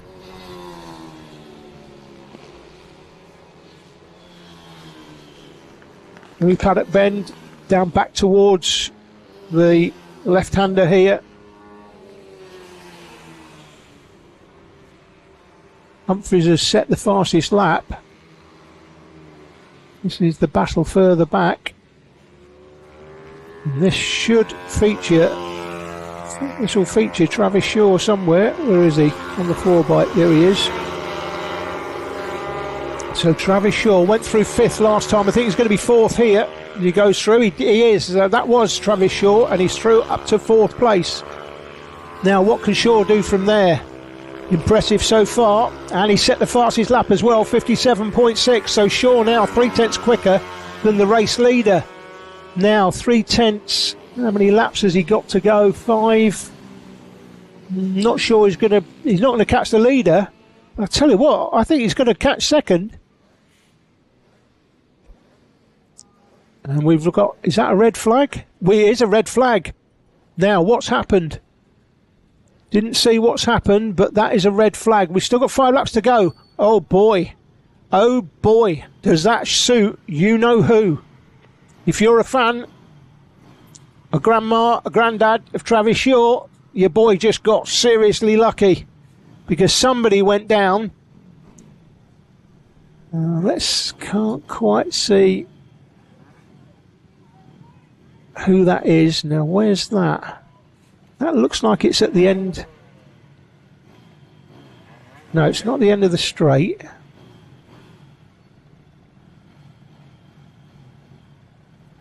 Interesting. End of the straight going on to the hit. Yeah, of course, it's Penrith. Just trying to work out where that is. It's just past the Marshall post. Oh, it's just on the Marshall post, in fact. So that's at the start. There it is. That's a better look at it. Penrith climb. That's just as you go on to Penrith climb. I tell you what, we haven't seen that crash, but that at that part of the circuit, that is the fastest part of the circuit. And we know these bikes in time qualifying yesterday were doing 77 mile an hour average. Average. At the end of the straight, what's that? 85, 90 at the end of this straight in that position. What on earth has happened there? I'm not sure, because it's very unusual unless he had a tangle with another bike, but I don't see another bike down. This seems to be the one bike. Not sure if we've got any information on who that is. The bike gets pushed away. Rider's in the ambulance. Bike gets pushed away. But wow, that is a quick part of the circuit. Well, a quick part of the circuit. It is the quickest part of the circuit at the end of the straight. Now, we don't want to see lads crashing, young lads crashing, obviously, but Travis Shaw, well, he'll take that all day long, because he's come from the back of the field on the grid, and we've seen him flying through the field, and we've seen he set the fastest lap. He is going to get to start this restart in 4th place. So, betting man would be going into the bookies, putting his money on Travis Shaw here. I certainly would be. Already shown that he's got the pace. We know that from yesterday, with his average speed around the track at 77 mile an hour, average, bearing in mind the tight corners. So that suggests that that crash there must have been 85, 90 mile an hour. So quite what caused it, we haven't seen. Hopefully the rider, looks like he was sitting up anyway, so looks like he's okay. We'll try and bring you information if we get it, but I'm not sure we will. But if it is your grandson or somebody, a friend of yours, then looks like he was sitting up, so not like he's been taken away on a stretcher or anything, but they will take him away in the ambulance, and the medics will check him over. Great medical facilities that they have actually here at Three Sisters. They've got a little medical room, and they've got the ambulance, obviously. Qualified paramedics to make sure the kids have the best attention.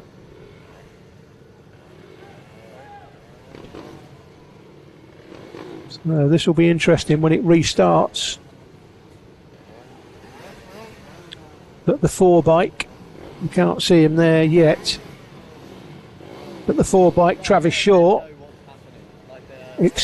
expect him to be lining up here in 4th place.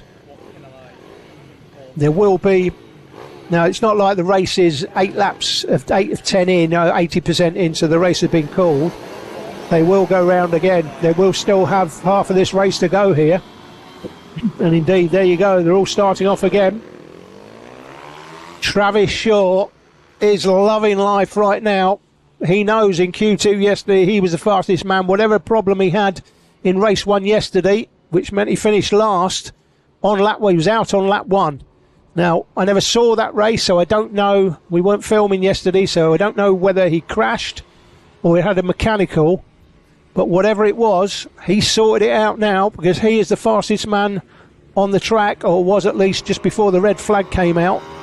So Travis Shaw is looking at this and thinking, you know what, I'm having this, no doubt about it. My money's going down on Travis Shaw to win this on the 4-bike. Should be going through the line he's gone through the line there in 3rd place. Now, was he 3rd? It should go back I think it should go, should it go back? Normally goes back a lap for the positions, but we'll see. Where does he line up? He's gone through in 3rd place, but he may just line up in 4th.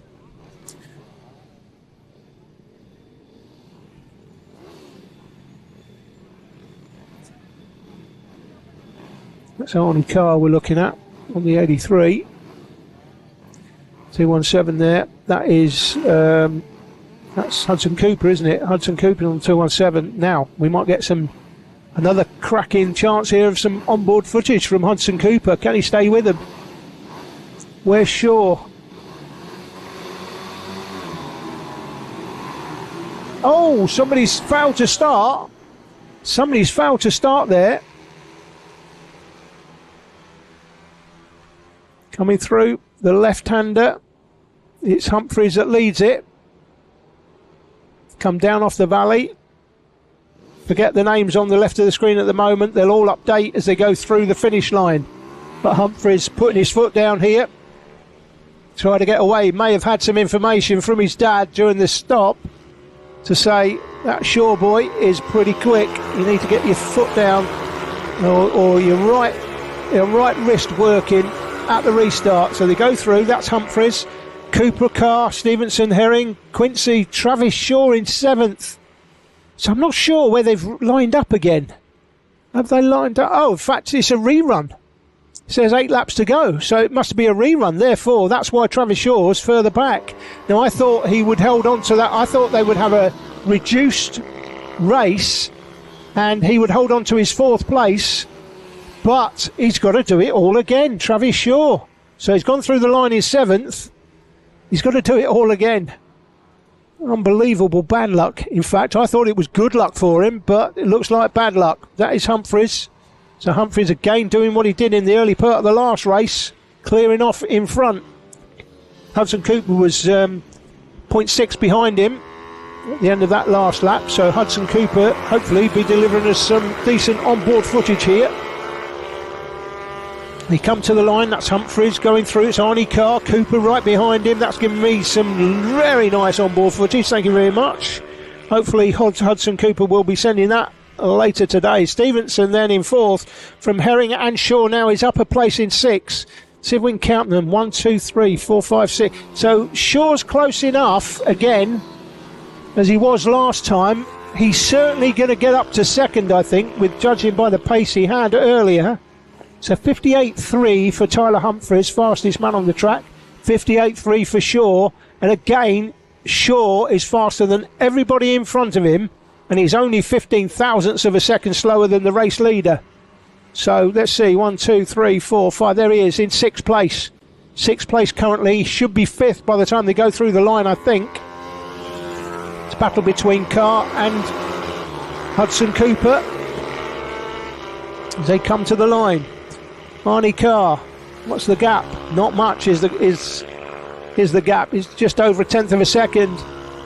Carr and Cooper over Hilltop, past Coward Summit, and then come down into Joey Dunlop corner, the right-hander here.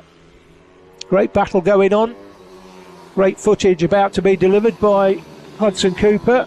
Shaw was up to 5th, by the way, at the end of that last tour, so he made up, a couple of places. Is he faster than those in front? He's about the same actually last time. He's the same sort of time as Carr and Cooper. So he needs to be he'll have a little bit cleaner track. He's got cleaner air to work with here, Travis Shaw. So let's see what he does with it. We'll keep an eye on the times as they go through. Fastest lap's been set by the race leader, 57.9. Humphreys, 1.8 seconds is his lead over this battle in 2nd and 3rd. Carr and Cooper go through the line, and then Stevenson and Shaw go through. Nothing to choose between them. I expect Shaw to go past him over Hilltop here. coming down off Hilltop. I'm expecting to see in Dunlop Corner in the background. I'm expecting to see Shaw up the inside. Is that Shaw up the inside? I suspect it is. Carr and Cooper, not much to choose between them, and of course they're battling, so it's allowing Tyler Humphries to get that much further forward, that much further clear of the battle in behind. More than happy to see this lot battling. Looks like Shaw in fourth place there. Here we go. There he is. Here's the 4 bike. That is Travis Shaw, who is the fastest man on the track, 57.7. 58.1 for the race leader, and Shaw is about to put in another fastest lap, surely. No, he isn't, in fact. He didn't put in the fastest lap. 58.1 compared to the race leader's 58.1. So Travis Shaw, red and white leathers, but he's closing on this battle in front. This is a battle to keep an eye on. Here comes Shaw looking up the inside of Hudson Cooper. And Travis Shaw is about to give us some decent onboard footage from Hudson's camera as well. Looks up the inside, goes narrow up the inside and takes third place. Travis Shaw through to third. Fastest man, set the fastest lap in this race so far. Now he took a very narrow line there, so that will compromise his race speed, his lap time I should say, on this lap. But he'll go past here Arnie Carr. He's going to go past Arnie Carr by the end of the straight. He's going to line him up in there. I was going to say he's been a slipstream. He doesn't need the slipstream, or does he? May have to dip in behind again, get an extra dose. Yeah, I think he might have made a mistake there. Could have done with getting a dose of slipstream and then going up the inside at the end of that straight. 3 laps to go, by the way. So, not close enough to the race leader, but here comes Shaw for second place. Has he got it? He has, up the inside. Arnie Carr has to settle for second. Hudson Cooper has got this action on his onboard camera. He's looking at it. And he will hope, obviously, that these two maybe have a bit of a tangle and he picks up the pieces. But Humphries had a 3.2 second lead. So, Shaw, who's in clear air now, watch him set the fastest lap, possibly this time. If it's not this time, it'll be next time. But he's too far behind. Too far behind to do anything about the leader. 3.2 seconds Humphries had when he went through last time. Just gone through 58.2. That's not that quick. Travis Shaw's just done 58.1. But again, interesting, like in most of the classes, these lap times are slower later in the race. So for whatever reason, the tarmac's obviously pretty warm, to say the least. Maybe that's taken life out of the tyres later in the race. You set your fastest lap early in the race. So the fastest lap is Shaw's at 57.7, but he's 4 tenths outside that now. However, he does have a clear track to work with, but he's got 3.1 seconds to make up with 1.5 laps to go. Don't think he's going to do that, but he should get closer. We'll see how he gets on. Left-handed there at Luna Bend, most important turn on the track. That left-hander there, it sets you up nicely for this right-hander. Should be full throttle now. Runs a little bit wide. Runs well wide, in fact, of the kink. Last lap, 2.6 seconds, so he's closed the lead by half a second, but it's not close enough. He's obviously had to start too far back to make a difference, really. But good performance by Travis Shaw here. You've got to take the positives out of the weekend. He was the fastest man in Q2. It all went wrong in race 1 yesterday, but he's recovered some ground in this one. And Travis Shaw, who is 7th in the championship, will be hoping to correct things slightly. But of course that DNF yesterday won't help him at all. That will have hurt him. That's Tyler Humphries, the race leader. A comfortable win in the end. It's a shame, but it's a shame they didn't start in the positions they finished, because it might have been a little bit more interesting. But Tyler Humphries it is that takes the win, or does he? No, again, the last lap wasn't the last lap. So, that's interesting. What's his lead then? 2.1. Again, I think it's... he's got traffic. Got traffic. Has he been held up? No. got past the traffic quite keenly, so it's not going to be any problem here for Tyler Humphries. Now, we've had last lap before now, so who knows, is this the last lap or will there be another one? At the moment, we're not sure. Doesn't say last lap on the Alpha timing, so I'm expecting, should be 10 laps, these finals. Doesn't say on Alpha timing how many laps have actually gone, unfortunately. Here comes Humphries out of Luna. Is this for the last time, or will it? Last lap board is out. Yeah, so looks like we're getting 3 last lap signs. So the lead, well, it's still 2 seconds. So it was 2.1, still 2. If Travis Shaw got it down to 1 second, that might have made this last lap a little bit exciting. But looks like Humphries, well, it doesn't look like Humphries. He'd have to crash to lose now. There's no way Tyler Shaw is going to close him from there.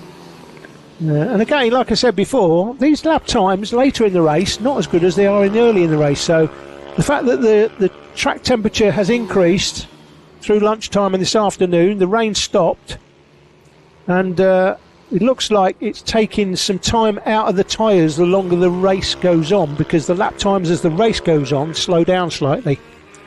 So 57.724, fastest lap of this race by Travis Shaw. Humphries 57.987, but he's got track position, he's got the win, and there he goes. So Tyler Humphries, championship leader, takes yet another win in this class, and this is his championship to lose now.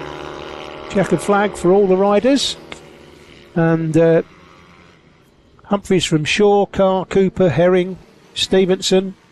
He rounded out the top 6. Should be Quincy, Isabel Wingate we didn't see at all, and Archie Hooper, Lily Rhodes we didn't see, Harry Rafferty. And the other riders, we might see a little bit more of them, although there's pretty much decent gap between most of the riders in that one, to be fair. Josh Herring and Daniel Stevenson, that was a close battle, 5th and 6th.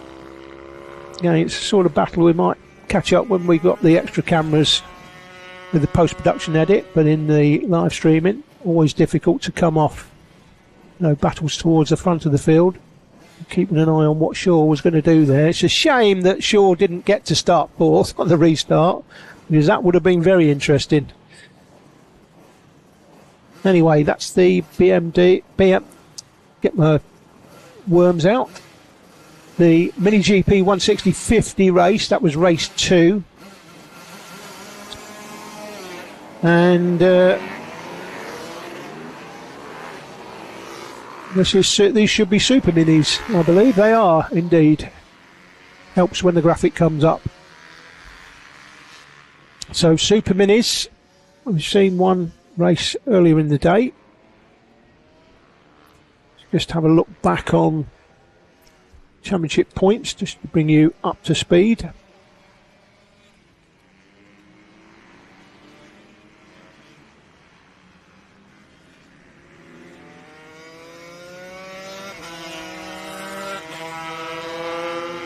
Super Minis, here we go. Yeah, Lawrence Wardle. Now, yeah, this was an interesting race earlier on, wasn't it? Because Lawrence Wardle got a good start, got the lead, but this was when it was raining, if you remember. If you were with us earlier, there was some drizzle around on the window here in the comms box.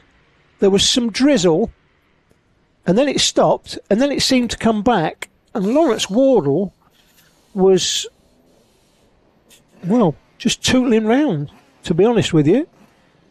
Jack Bednarek not here this weekend, so he's got a 19-point championship lead over Bednarek coming into the round. But then James Sidebottom on 2:33, he crashed, don't forget, through Luna in that earlier race, and then picked the bike up and had an incredible finish. I think he finished 3rd in the end, but he certainly recovered a load of places. Here we go, flag up, flag down. The 66 it is that gets away. Taking the lead, 66 or 56, beg your pardon, 56 I think it is, Jake Smith. Oh, beg your pardon, no, Louis Smith. Yeah, and that is Louis Smith. Yellow and blue leathers. Same leathers he had on earlier. So that's Louis Smith on the 66. In this mix should be Jake Smith. Lawrence Wardle will be there. James Sidebottom. Now, it's going to be interesting to see what Sidebottom does here, assuming he doesn't chuck it off in this bend this time.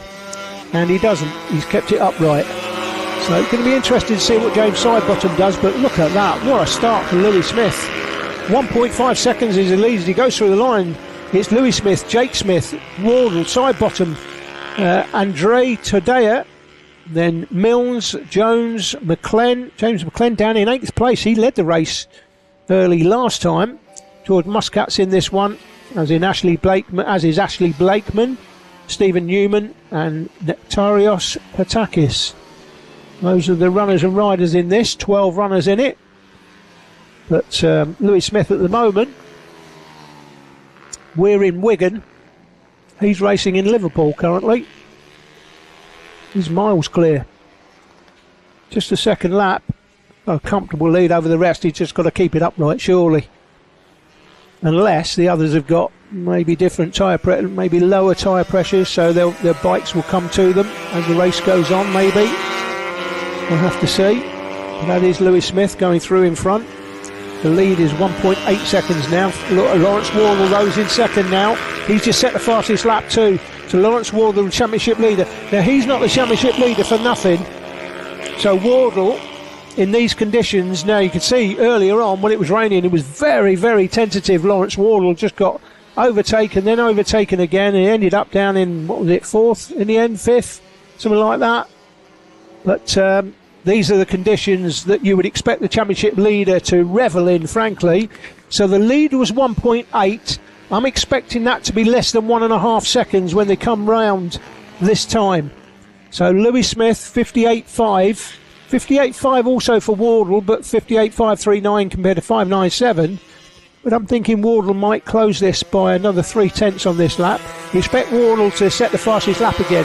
Keep an eye on the timing when it appears on screen.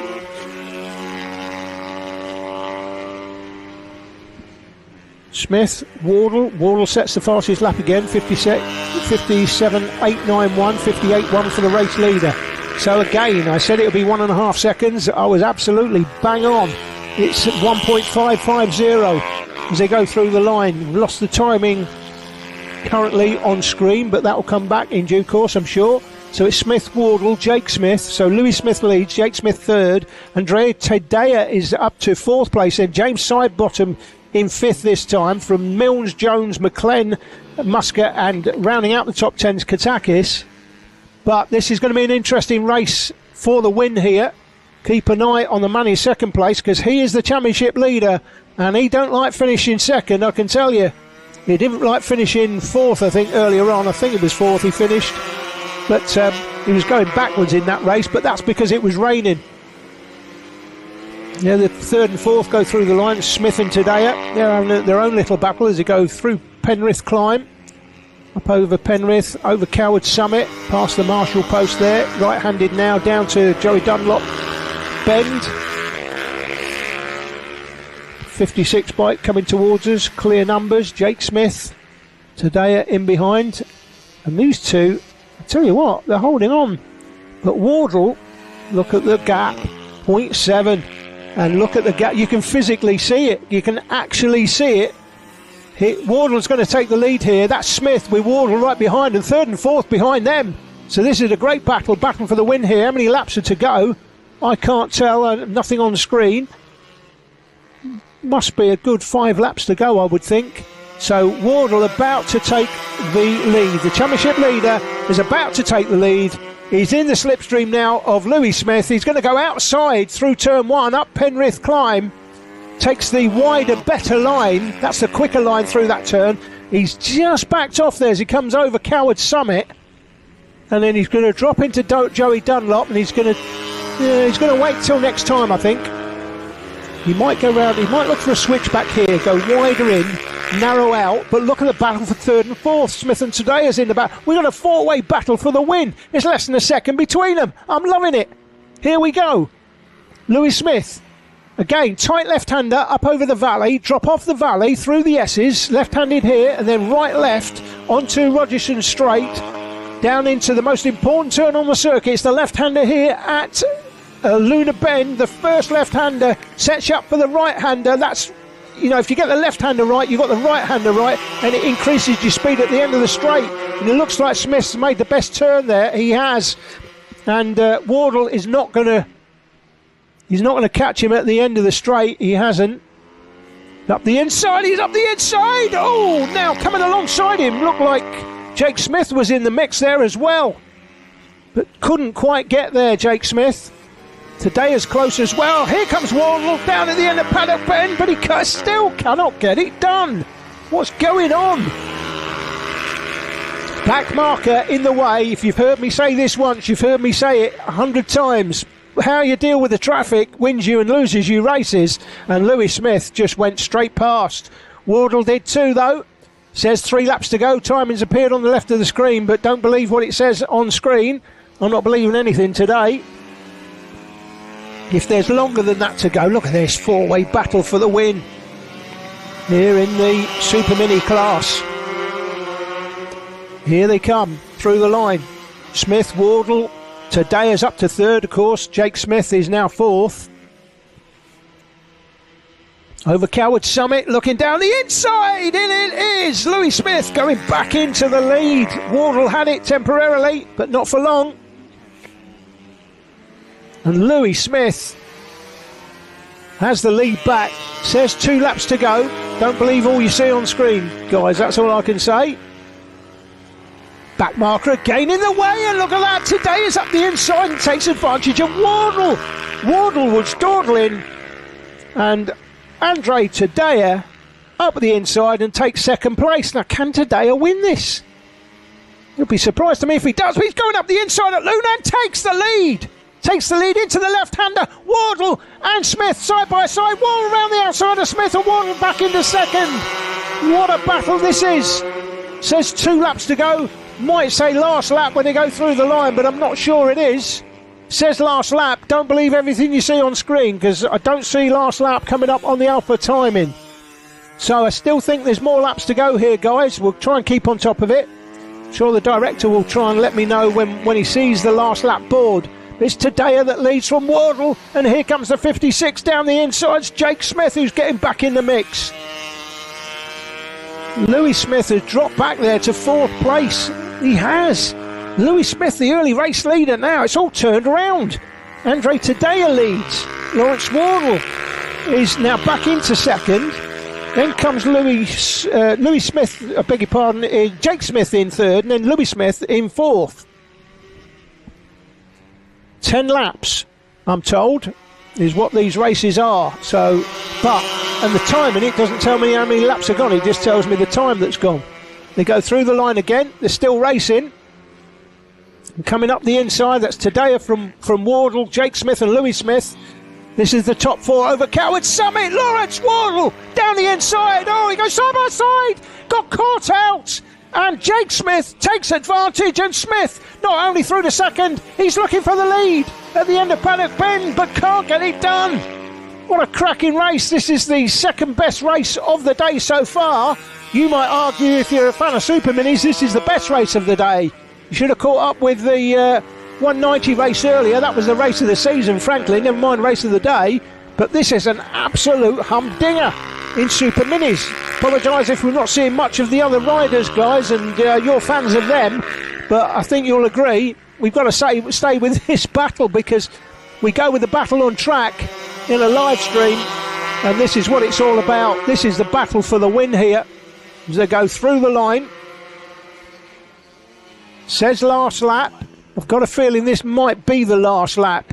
Now, up the inside, looking up the inside, couldn't get it done. Jake Smith and Lawrence Wardle tries to take advantage. Smith holds on. They nearly come together. Here comes Wardle now down the inside. No, beg your pardon, Jake Smith down the inside. Jake Smith down the inside takes the lead. And Andre Tadea, has to sit the bike up. He's back to second place. Here comes Louis Smith. He's back through to third, and Wardle, all of a sudden, he's going for the lead. He's down to 4th. What a race. I'm going to need some cough mixture after this. Unbelievable stuff going on here at Three Sisters in the British Mini Bikes Championship. Andre Tadea, Jake Smith, Lawrence Walders down in 4th place. Louis Smith is in 3rd. Here they come out of the bend. Now, what do we see? Do we see a last lap board? They're still racing. They're still racing, and we've had a change. Oh no, checkered flag, beg your pardon. That was the last lap. But yeah, Tadea from Jake Smith in the end from Louis Smith, and Lawrence Wardle ends up fastest man on the track during the race, although not by the end. He was down in 4th place for the championship leader. Andre Tadea, I have to say, that's a great result for him. He's 19th in the championship, but that's mainly because he's not scored any points at the first 2 rounds. But what a great day for Andre Tadea. He's going to take some silverware home. Say silverware, might be gold, who knows. I think Alan's been putting his hand in his pocket and getting some solid gold, 9-carat trophies. Andre Tadea may take advantage of that. So Tadea wins from Smith in 2nd, Smith, Wardle. James Sidebottom, a little bit surprised to see James so far behind. When I say so far behind, 38.4 seconds behind. I thought he was going to be a lot quicker than that, because he was certainly quick once he picked the bike up after he crashed in race 1. But not the best of days today for James Sidebottom. He finished 5th. Andrew Jones was 6th from Joe Mills. George Muscat, James McLean, who was leading the earlier race, obviously loved those conditions, didn't love it when the sun was out, obviously, as much. And then Ashley Blakeman rounded out the top 10, setting his fastest lap on the last lap. BMB 110, the Avali 110 Cup, is up next. These riders are from 8 years of age, 8 to 12s in this, the Avali 110 Championship. So Max Robinson, Leo Solu, Caden Herring, Sebastian Geslowski. That's the top 4 in the championship. Now Robinson has a comfortable lead, 166. Geslowski's only done 2 rounds though. Is there a drop score in this, Alan? Just while you're on? No drop scores. So no drop scores in this. So yeah, Geslowski can't win the championship basically. Although, looking at his performance, it's not that far behind Leo Solu, who's done all 3 rounds, or Caden Herring, who's done all 3 rounds.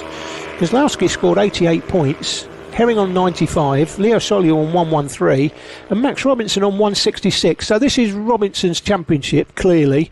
Nobody's going to take it off him. I don't think so. He'd have to crash every race from now till the end of the season. Don't see that happening. It's too good. The boy is too good, Max Robinson, to crash all the time. There he is. Quality performer is Max.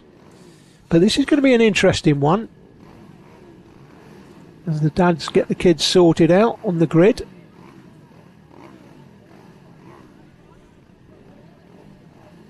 Caden Herring on the 914.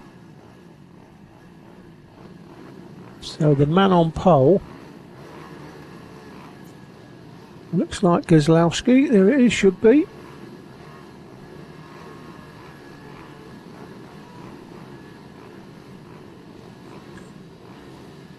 So Geslowski could still do well in this championship. We're off and running. Flags down. Geslowski away. Now cleared off last time. Don't forget, he won race 1 by, what was it? It was 300ths of a second quickest in qualifying, but won race 1 by 4.6 seconds. Won race 2 earlier. That race 1 took place yesterday. Won the second race earlier on today. And he's got company, by the way. This is interesting. See what Max Robinson does from here. Looks like Robinson fancies the job now. He was a little bit further behind, a lot further behind earlier on, but this is a comfortable victory for Geslowski earlier on. But Robinson now immediately putting him under pressure, looking up the inside over Coward Summit. Not going to get it done there. They go out of sight, come back into sight through the right-hander, and then come through Joey Dunlop Bend. And it is Gazlowski from Robinson. Herring was in third from Solyu Frederick. Mason Hams was in sixth place going through the line. Then Simpson. Kean Daly down in eighth. Bit of a surprise to see Daly down that far. But Jasper O'Neill White, Austin Wilton and Ella Mosgrove rounding out the field. That's the way they went through the line at the end of the first, I say the first lap. It's sort of 3/4 of a lap, isn't it, really? These are the two race leaders. Gazlowski out front with Max Robinson, quality performer, in second place. And Max is a lot happier with the conditions now. It's sunny. The grip's there on the track. Looking up the inside, but he doesn't get anything bought at the sales there. He was just window shopping. Just seeing what Gazlowski's made of there at the end of the straight. He'll be working out where he's going to get past. Now, it may be Gazlowski and make a mistake, and he'll just pounce on it straight away because he's that sort of rider. He will take advantage, given a mere fraction of a chance. Certainly close enough, if good enough, and we know that he is good enough. He is the fastest man on the track currently, 1 minute 0.9. So it's just it's a tenth of a second quicker than the man out front, and he's right on it back now. Now he's going to set him up here for the straight. So through the left-hander, just needs to keep nice and calm now. Apply the throttle, gradually apply the throttle. You're now full throttle. You're getting right into his slipstream, although he's lost a couple of bike lengths. In the slipstream now, will Robinson look up the inside at the end of the straight? I don't think he's close enough. He's going wide, so he's not going to do it there, and he's not going to come underneath him. He might get the run going up over Coward Summit, but no, he's just looking at his back wheel. Caden Herring from Mason Frederick, half a second in it between them, by the way. Herring in third, Frederick in fourth. Then comes Solyu, Hams, Simpson and Daly. And then just going through the line, there's a good battle going on between Austin Wilton and Jasper O'Neill White. Nothing to choose between them. We're not looking at them at the moment. We will probably see a little bit more of that when we look at the post-production edit, as that gives us an extra 5 camera angles to look at. But live streaming, we're trying to keep a track of what's going on, obviously at the front, because anything can happen here. The lead can change at any time. The director doesn't want to miss that. Gazlowski set the fastest lap now, set that on the last tour, 1 minute 0.7. This looks like this will go back to Robinson here. Might go back to Robinson. Don't forget they set the faster lap times earlier in the race. It has gone back to Robinson, half a second. Again, he's looking down the outside. He's trying to get a run. He's got the run alongside, or not quite. Over Coward Summit, we lose track of them as they go over Coward Summit, out of sight of the camera, but they come back in. And here is that lead battle. So we're staying with it at the moment. The only other real close battle further back. And Ella Mosgrove, by the way, something's happened between Austin Wilton and Jasper O'Neill White, because Ella Mosgrove has made up a place. She was 11th, she's now in 10th, and Jasper O'Neill White has dropped to the back of the field. So that battle between Wilton and O'Neill White that was raging between them at the end of the last tour, maybe they've had a little bit of a coming together, and that's allowed Ella Mosgrove to get past. But we're keeping an eye on this battle for the win. Battle for the lead, battle for the win. Gazlowski, fourth in the championship, I think, if I remember rightly. Yeah, fourth in the championship. And again, Gazlowski just holding on to it. Max Robinson just can't get past. 6 laps remaining. Through Dunlop Bend one more time. Nothing to choose between these two, is there? Fastest laps, 1 minute 0.4 at the end of the last tour. And that was for Robinson, 4.22. And 4.44 was Gazlowski. So there's literally, just 22 thousandths of a second between them when they went through the line last time. Nothing to choose. This is going to come down to opportunity taken. So an opportunity will present itself for Max Robinson here, and we know he's got the qualities to pounce on any opportunity Gazlowski gives him. If Gazlowski makes a little mistake here, Max Robinson will pounce on him, and here he comes, Robinson. Again, is he going to look down the inside this time? No, he just can't. He just doesn't seem to have it at the end of the straight when he really wants it. And he has to duck in behind again. So 1 minute 0.4 to both of them. Still Caden Herring and Mason Frederick, by the way, third and fourth. Not seen much of them. See more in the television edit that you'll see in a couple of weeks' time. The extra cameras. Don't forget, 5 extra camera angles on track that we will make use of in the TV edit, but not available to us for the live stream today. So we're concentrating on this battle because, frankly, if we come off this battle and cover the battle for 9th and 10th, and then there's an overtake for the lead, wouldn't look very good. So we're staying with this because this is an absolute humdinger.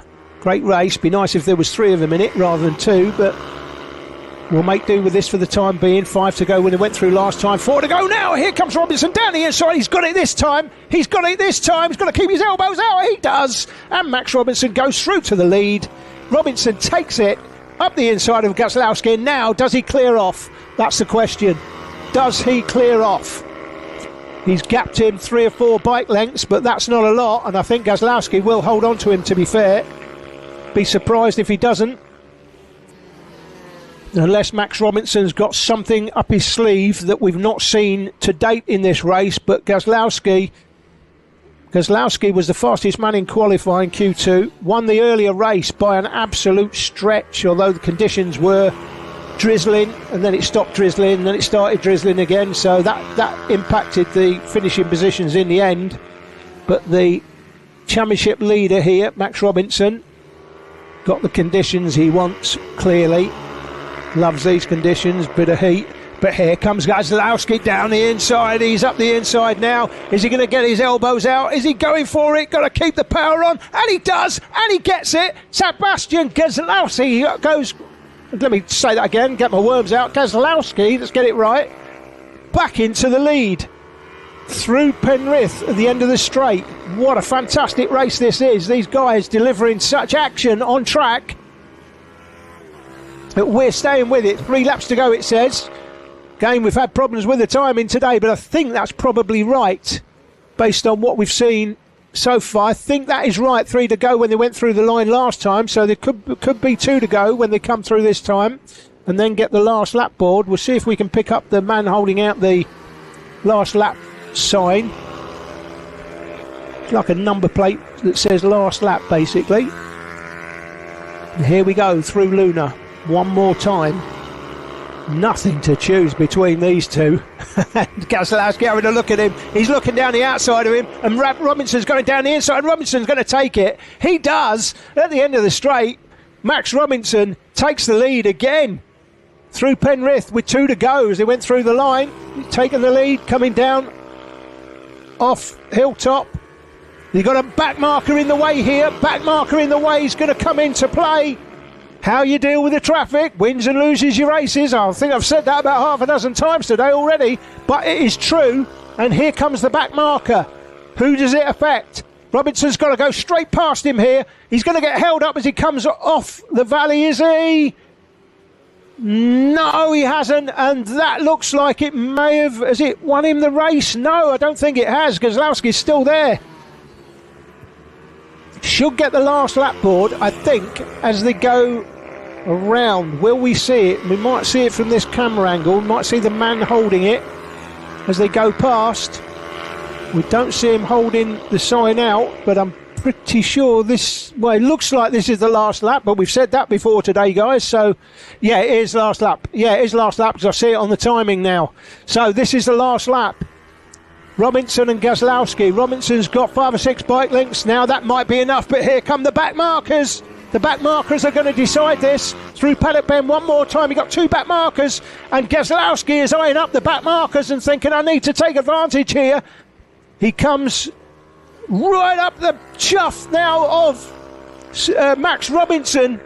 Gazlowski right behind Robinson. Here the back markers. They're going to come into play here right in front as they go into Luna Bend. This could win Robinson the race. It does win Robinson the race. He goes straight past. Robinson wins it. Gazlowski gets through, but it's held him up slightly. And Max Robinson is going to take the win here. Comfortable in the air. I say comfortable. Well, in the end, it is comfortable. It's about, 0.15 of a second, which, based on what we've seen today, that is a reasonably comfortable victory for Max Robinson in the end, but what a fantastic race it was all the way through. We've got a red flag. Now that's towards the middle of Conrod Straight. But, oh, we've got a rider down. We've got a rider down. Now, who is that? Who's dropped to the back of the field? Oh, look, is that... No, it's not Mason Hams. That's the wrong suit for Mason Hams.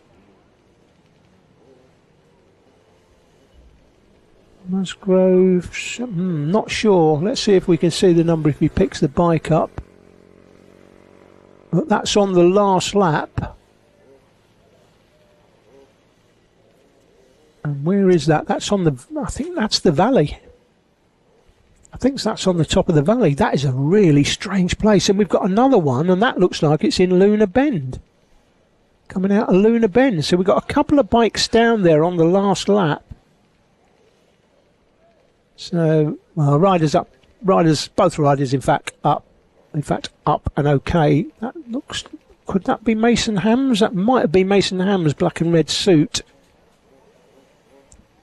But, yeah, the way it's finished, this is the official result there. Max Robinson wins it from Gazlowski, 0.150 in the end. What a great race, though, between them. Caden Herring was third from Mason Fedrick.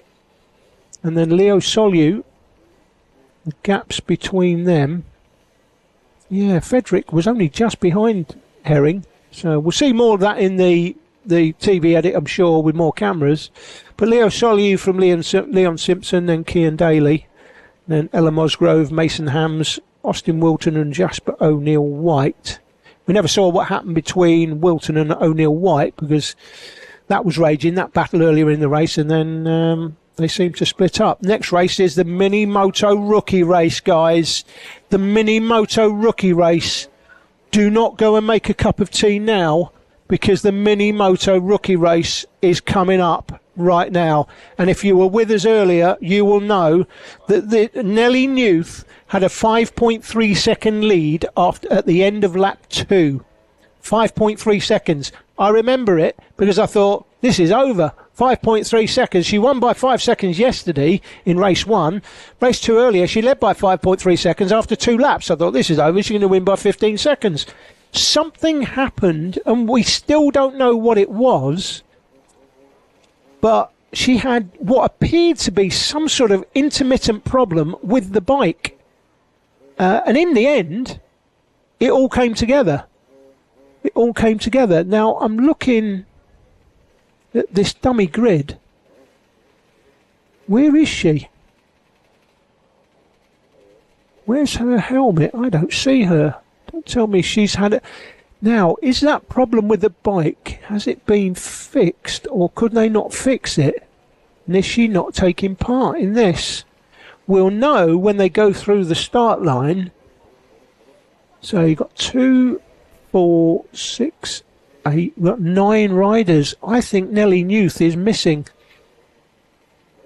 I don't see Nelly Newth there. She's got a pink and white helmet.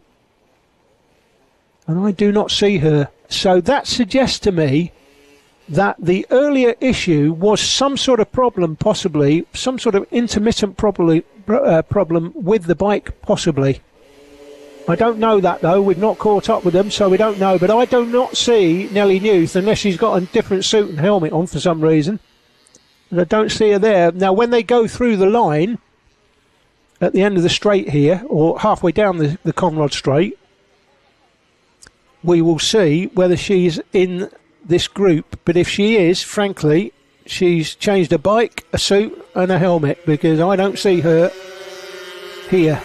They'll go through. I'm pretty sure this is going to be the 31 bike of Emilio Pereira. It is 31 bike of Emilio Pereira, Dilks, Styles. Oh, Nelly, she's gone through in 4th. Weird. Where is she then? I need to have a look at her helmet because she's definitely in the race then. So there's 9 in the race. She's just gone through the line in 4th place. Let me just see. So she's coming round. That's Pereira.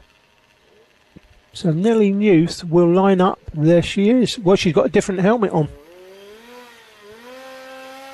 So that's why I didn't notice. So she's changed her pink and white helmet. Maybe she's got off the bike and says, Dad, this pink and white helmet, this is rubbish. That pink and white helmet just wasn't doing it for me in that race. I need to change my pink and white helmet for a black helmet. Maybe that's what it is. Who knows? So, anyway, yeah, fascinating. Here we go. We're off and one in. It's a good start of the man on the outside. Good start by Newth again. Look at that. That's crazy.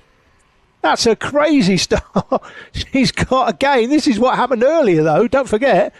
She had a 5.3 second lead. Now, conditions, with it being wet, something happened to her bike during that. Maybe the rain got involved with electrics. I don't know. I say electrics, like I know what I'm talking about on these bikes, but they'll have, you know, you're starting them, there has to be some sort of starting mechanism. It's not an electric start, but she leads, well, that's not as big a lead as she had earlier on today.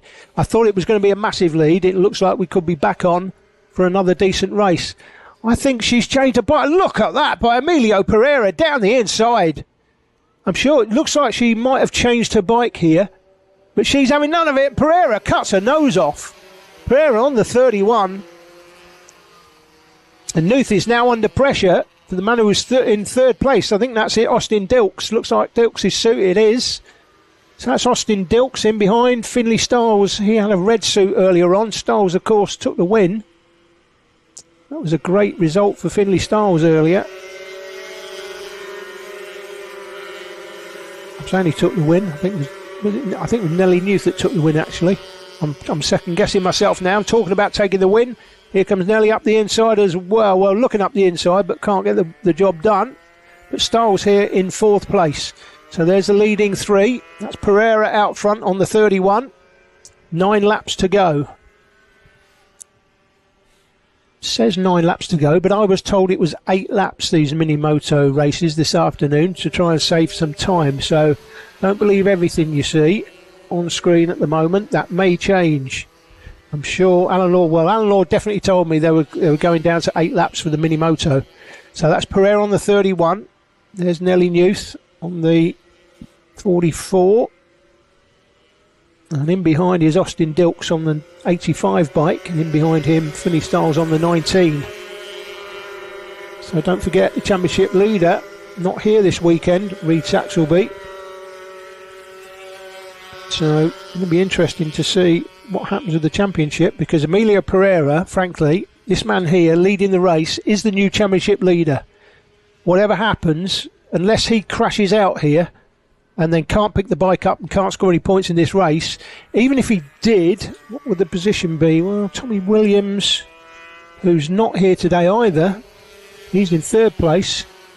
Finley Stiles could potentially fill his boots if the man out front crashed. But if he carries on the way he is, any sort of first or second place finish will give Emilio Pereira the championship lead from Reed Saxelby, because Saxelby is not here this weekend. Not sure where he is.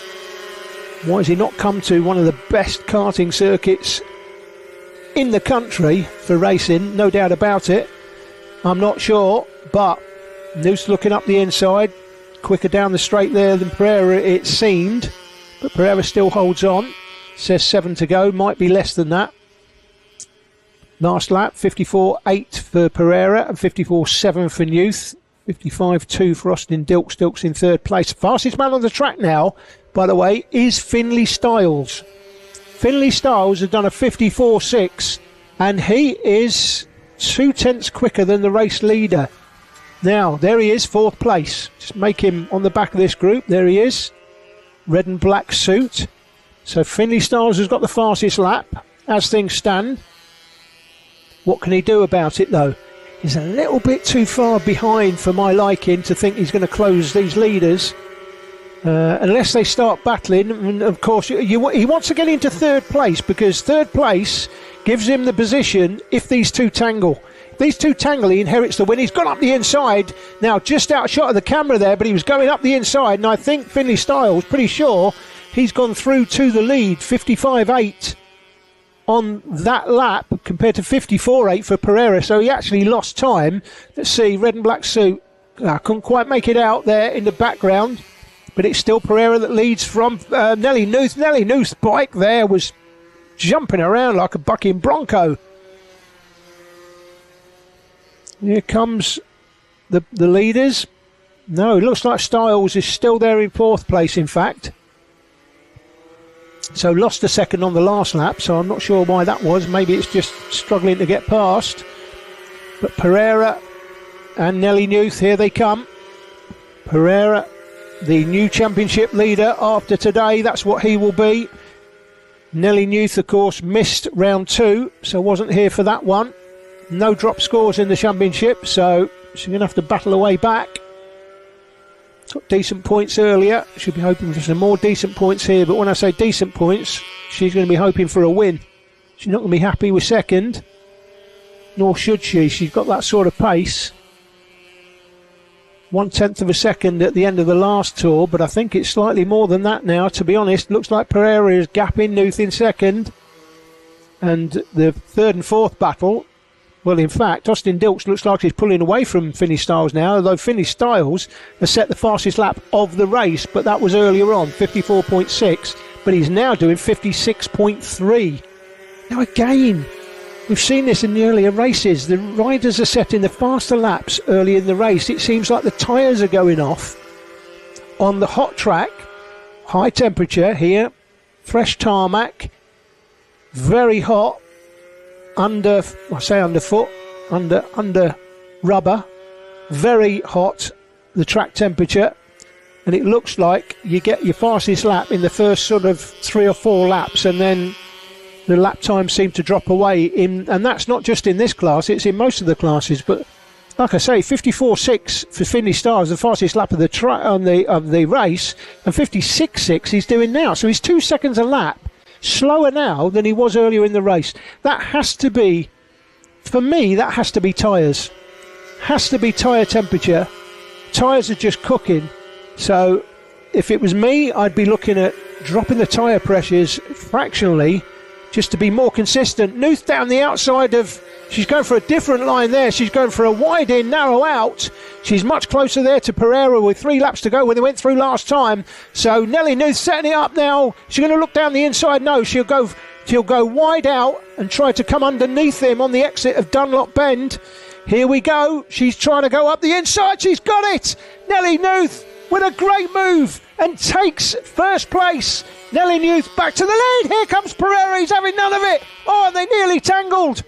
Pereira's having none of that. And here comes Nuth again down the inside. She's got it back. 3 lead changes in 3 corners. How do you like your racing? Hot and spicy, because it's hot today, and this is spicy on track. Nelly Nuth, which is it says the last lap here, could be the last lap. And if it is, she's just taken an amazing win.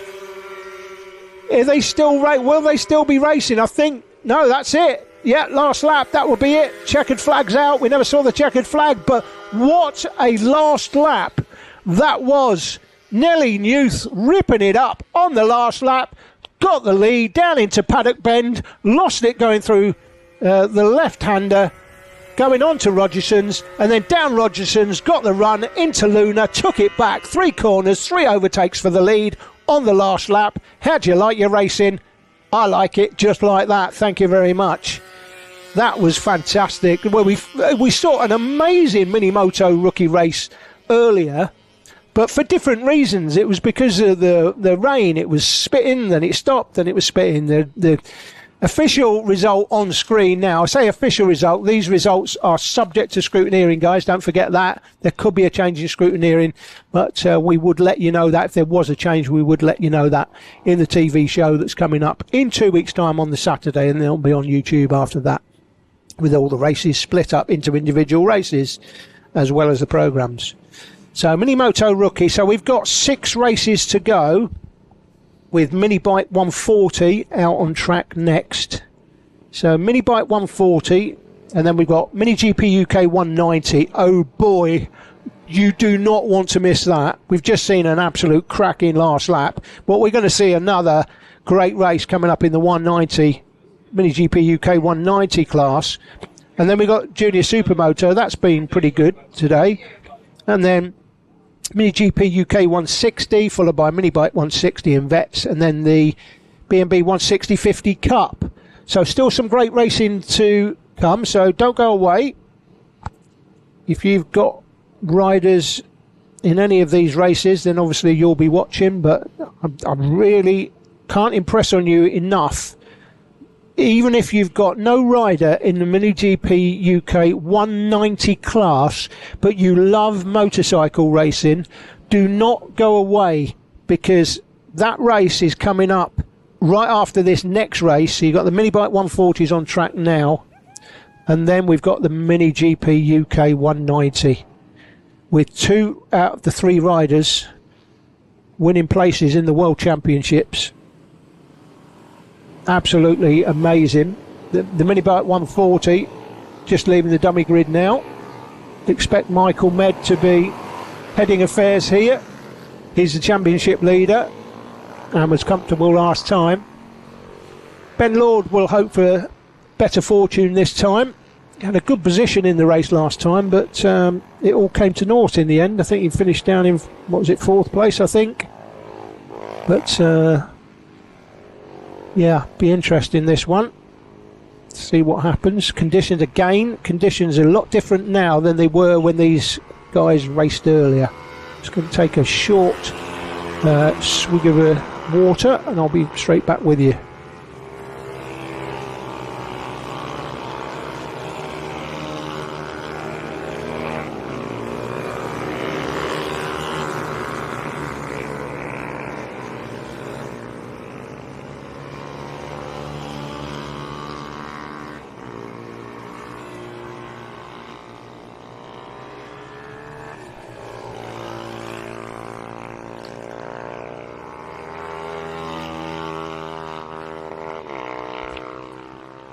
Okay, we're back. I say we're back, the royal we, me. Riders at the front having a quick chat. Lots of camaraderie in this paddock, by the way. Tim Patterson was in the Jester's colours. So that'll be interesting to see what happens in this one. One of the biggest grids. I think this might be the biggest grid of the day. There was 22 bikes in this earlier on. We might be down to, I think we're down to 20.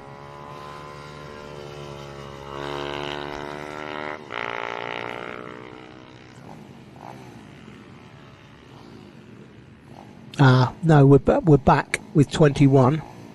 It's Jordan Merriweather was on the 118. He's just joined the back of the grid.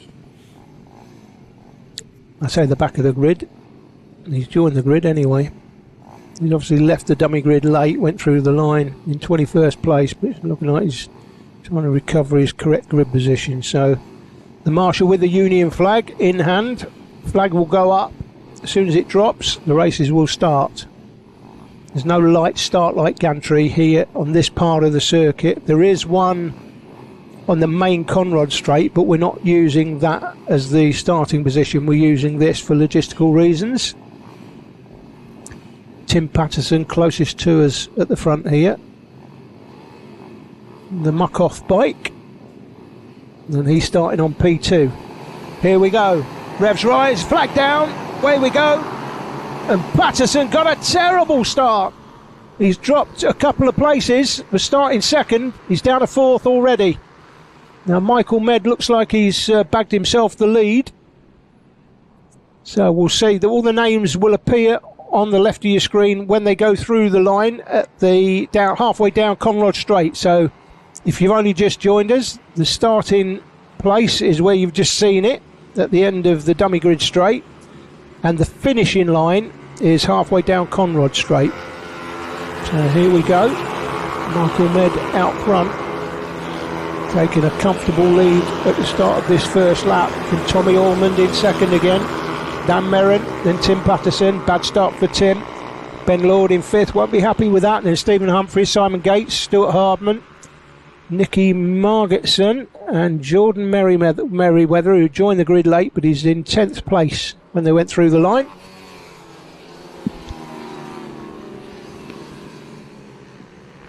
Michael Med, top quality performer in this class and a comfortable championship leader. Has to be said, came into this round with a lead of 104 points. That is what you call a lead. And he's been dominant today. Dominant in this one, no doubt. That's the 21 bike of Tommy Ormond. Black, grey and yellow leathers. And the in behind is the 13 bike of Tim Patterson. So Patterson's made it up to third place now. Went through the line in fourth. Patterson should go through in third. He does, there you go. And then comes Merrin Lord, Ben Lord that is, Simon Gates, Stephen Humphries, Stuart Hardman, Nicky Margetson, and making up a place on that lap was Brian Farrell into the top 10. Fastest lap set there by the race leader, 1 minute, 0.2. He's 7/10 of a second quicker than anybody else on the track currently. This is a battle for second, third, fourth and fifth. Left-handed now, and that looks like Ben Lord, is it, up the inside? Or is it Dan Mirren? Looks like Ben Lord's leathers. Oh, no, I think that's Ben Lord behind him. It must be Dan Mirren, that. So Dan Mirren going into Luna Bend in the left-hander. They lean over to the right. And here we go. Mirren looking fruity. Ben Lord fancies some of this as well. Here they go through the line, and it is Merrin from Ben Lord. So third and fourth, Tim Patterson there, down to fifth place now. Then Gates, Humphries, Hardman, Margetson, and Farrell still there in 10th. Coming off hilltop, and looks like he hit the curb. 21 bike there, Tommy Orman, looked like he hit the curb with his front wheel, but no damage done, still running obviously. And Tim Patterson back into third place. Well, he was fifth, so he's got back into third place, but he nearly lost the place there. He was really slow at the first part of the valley. Again, the race leader out front. This is second, third, fourth and fifth. And you can see it is Tommy Ormond on the 21. In behind Ormond is Dan Merrin. And Ben Lord. They go through again one more time. So Ormond, Patterson through in third place, I beg your pardon. And Patterson now through to second. Patterson looks like he's through to second place there. Let's see. Yeah, Tommy Ormond's definitely dropped back a place. Yeah, there he is. That is Ormond's bike, 21. That's Ormond there in the shot. So Patterson's back through to second. Ormond now down in third. Obviously the timing on the left of your screen updates when they go through the line once a lap, so it doesn't update in sectors as some timing systems do. But the Alpha timing only updates as you go through the finish line, basically at the end of a straight or end of a lap. And of course we know that it starts at the end of the dummy grid straight, but the finish is halfway down Conrad Straight, which they're about to enter now. So you see that cabin on the left hand side, that's around about where the timing strip is in the track, and it is still Patterson from Ormond, Lord and Merrin just going through Gates and Hardman further back. Farrell's up to 8th, by the way, he was 10th. So they're just coming to the line now. Farrell, Margetson and Liam Booth battling between Lord and Merrin. Looks like, I think they went through the line. Lord from Merrin. That looks like Lord's dropped behind now. Here's the race leader. First, that's second Patterson in the Jester outfit. 21 then is Tommy Ormond. In behind last time was Lord and then Merrin, but I think Merrin may have come into fourth place and dropped Ben Lord back one. We'll see the names update as they go through the screen. Go through now, and yeah, it is Merrin indeed in front of Ben Lord. Lord now 5th, 6th and 7th. Gates and Hardman, nothing to choose between them. The cigarette paper between them, frankly. If you remember what cigarettes were. Back in the day when you used to roll your own, when my grandmother used to roll, well, I say she used to roll her own. I used to roll those cigarettes for her. I used to love it when I was about 8 years old. Wouldn't let kids do that now, would you? So Jordan Merriweather's just got back into the top 10. Made a place up there on Liam Booth. Dropped Booth back one for 11th and Tom Wise there in 12th. Rest of the runners, Porter's Trinder. Another Porter's, that's Simon. So you've got Mark Porter, Simon Porter. Harry Swan has just made up a place on that last lap to go into 16th. Stephen Humphries has just made up a place now to go into 18th, dropping Ryan Haben down. In fact, Haben's dropped a couple of places. I think Haben's got a problem. In fact, Hayden has had a problem. He's out of the race. It's 2 laps down. So Ryan Haben, 2 laps down now. Michael Blunt's in 19th. Lindsay Yates in 20th. Come out through Dunlop one more time. Patterson putting pressure on here. That's the race leader you're looking at there. That's Michael Med. Red, grey and black suit. And come on to, you've got a back marker in the way here. Patterson will hope to take advantage, but no, in fact gets out of the way. Now he's going to get in the way of Patterson, I think. Let's see what happens when they come off through the S's. No, in fact Patterson's got through, so Patterson did well there to get through, but he was 0.9 behind at the end of the last tour. He might be just over a second behind now. Michael Med, championship leader and race leader, has a quick look over his shoulder to see what Patterson's doing. In fact, it's 0.6. We're into the last lap, it says, and it is the last lap indeed. So Michael Med is probably wise to look over his shoulder, to be honest, because it was 0.9, it was then 0.6, and this isn't 0.6 now, guys, and we got a back marker in the way. Here comes the back marker to dictate who wins this race, and Patterson gets closer as a result, goes straight past the back marker, who keeps out the way, took a narrow line. Going round the outside was Michael Med, but Patterson, he's going to be lining him up. Will he? He might try and out-drag him to the line, but it's difficult here to out-drag someone to the line unless you can get alongside them coming through Luna. And I don't think he's close enough, but here come the back markers again. The back mark, he's got to go down the inside. Oh, he's been stopped! And here comes Patterson down the outside. Now, has he held on to it? Michael Med recovers. What a finish. Michael Med recovers it, and Med just... Did he win it on the line? It was Patterson on the line. Patterson takes it by 18 thousandths of a second on the line. Oh my goodness, we've had some racing today, guys, and we had some race finishes today. What a last lap. Said it before hundreds of times, and I know I bore you to death with it, but I'm going to say it again.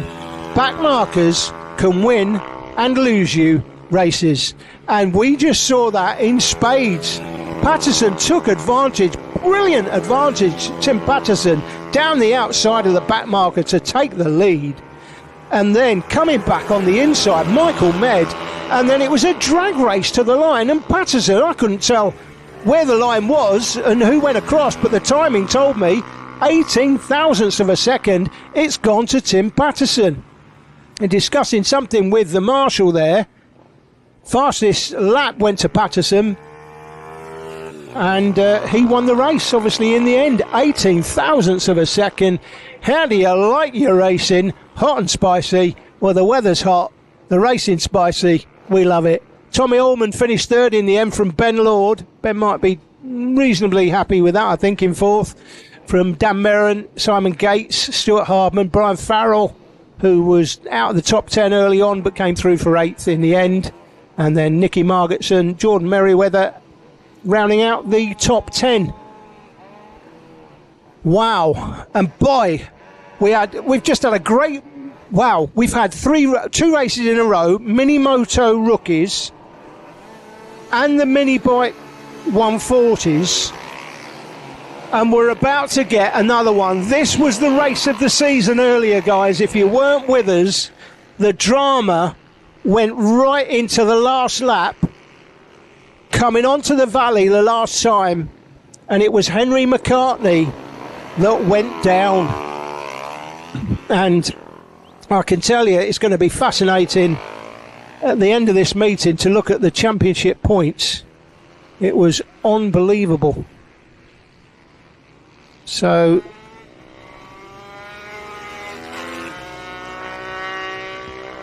Mini GP UK 190.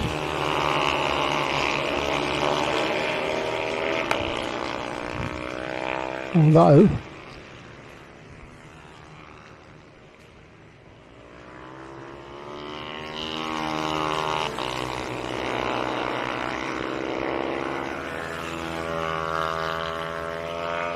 here we go, coming to the line.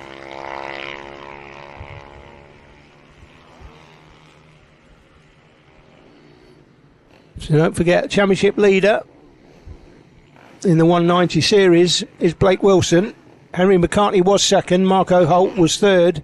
I think Marco Holt will still be third, but it's close now between McCartney and Holt because McCartney scored no points in that earlier race.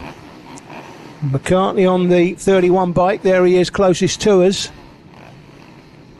He's going off P2. Blake Wilson, that's Blake Wilson there on the 8 bike, and Wilson gets a poor start. McCartney got a great start, but Marco Holt's away and leads. So don't go wait. Somebody's off, somebody's gone straight on there. Didn't quite make out who that was, but that's Holt that leads it from McCartney in second, black and yellow leathers, and that is in behind Blake Wilson in third place, the championship leader. So that's the man third in the championship. Still be third in the championship, but he's made up a load of points on the man in second place. That's Henry McCartney, who's second on track here. And then Blake Wilson goes through in third. So don't forget, I think 2 of the riders, pretty sure that's the fact, 2 of the riders are going to the World Championships. And it's per many 2 from 3 in this. That is Marco Holt. Again, I was saying earlier, he can't afford to lose the race. He's got to put full points together for this race.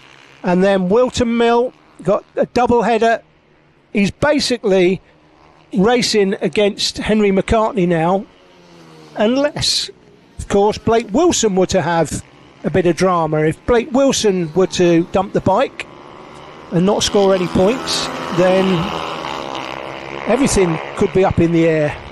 But this is the battle for second, so McCartney and Wilson going down the outside of McCartney.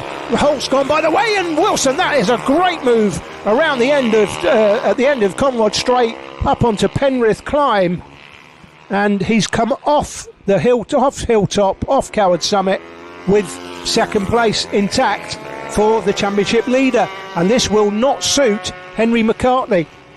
Henry McCartney, if it's 2 from 3, McCartney is that now cannot allow Holt just to clear off and take a comfortable victory. As a very minimum, McCartney has to finish second. He's got to beat the man that's riding right in front of him. Holt's gone, by the way. Holt's checked out already. We're not getting a 3-way battle this time, so I might not be getting as excited unless maybe the 8 bike chucks it down. Might get a bit excited then. And look at that. It was wibbly wobblies as they came through Luna. Penrith Climb up over Coward Summit as they go past the Marshall Post. There it is in the background, just gone past that, and then drop off the hilltop into Dunlop Bend. Joey Dunlop Bend it is. Marco Holt, what's the lead?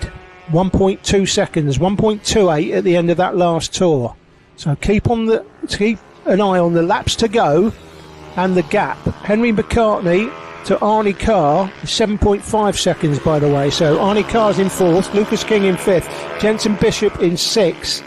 We don't see so much of the other riders because this is the battle for basically a position in the World Championship, so we've got to keep an eye on this. But don't forget, guys, we've got 5 additional cameras out getting all the action from around the track, additional cameras, some audio equipment, and just for the TV coverage, which will be coming up in a couple of weeks' time. So that edit will be done during this week, and then Jake Sanson and myself will be redoing the commentary, so it's a complete re-edit. But we know you guys love the live streaming, and that's what this is all about. So we're concentrating on this battle, because this is not only the main battle on the track in this class, this is the battle for World Championship positions. And talking about World Championship positions, Henry McCartney's got it, but he hasn't got it for long. He loses it, goes onto the valley, gets that position, but then loses it straight away to Blake Wilson, who's having none of it. Wilson's saying, no, you're not doing that. Thank you very much. I'm having that straight back. A little bit of wibbly wobblies again for Blake Wilson. He comes through Luna Bend. I'm not sure I like how that bike is moving around, but the lead is 1.8. It was 1.2. Now these two battling, they've just handed Marco Holt the win. He's the fastest man on the track earlier on. He's still the fastest man. He's about half a second quicker than these two. These two battling are going to allow Marco Holt to take the win here. Make no mistake about it. Marco Holt's going to take the win. And they've got to look at all the traffic in the way. Oh, and that's brilliant use of the traffic and brilliant riding to get past the traffic.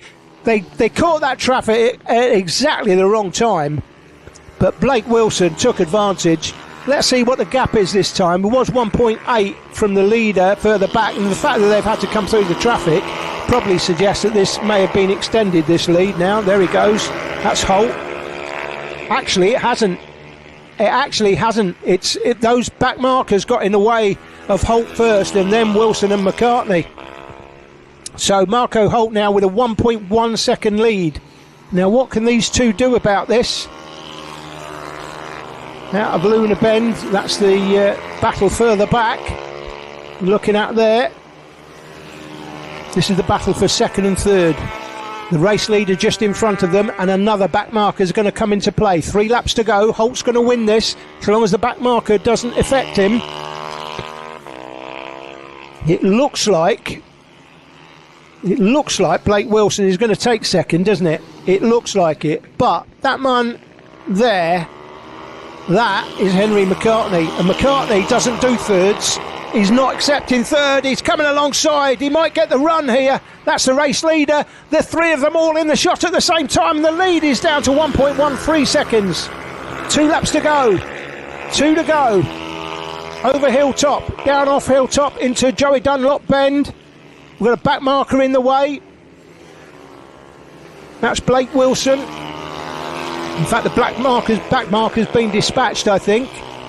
That is Blake Wilson there in second, and he's gapped McCartney in third. He's chasing the leader. McCartney's out of it.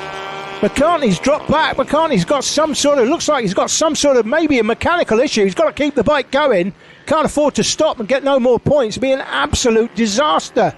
This is Marco Holt though. He's going to get the last lap ball, but he comes through the line on the 58 bike. Marco Holt. This has been a masterclass ride for Holt as he comes out of Luna for the penultimate time, past the start finish.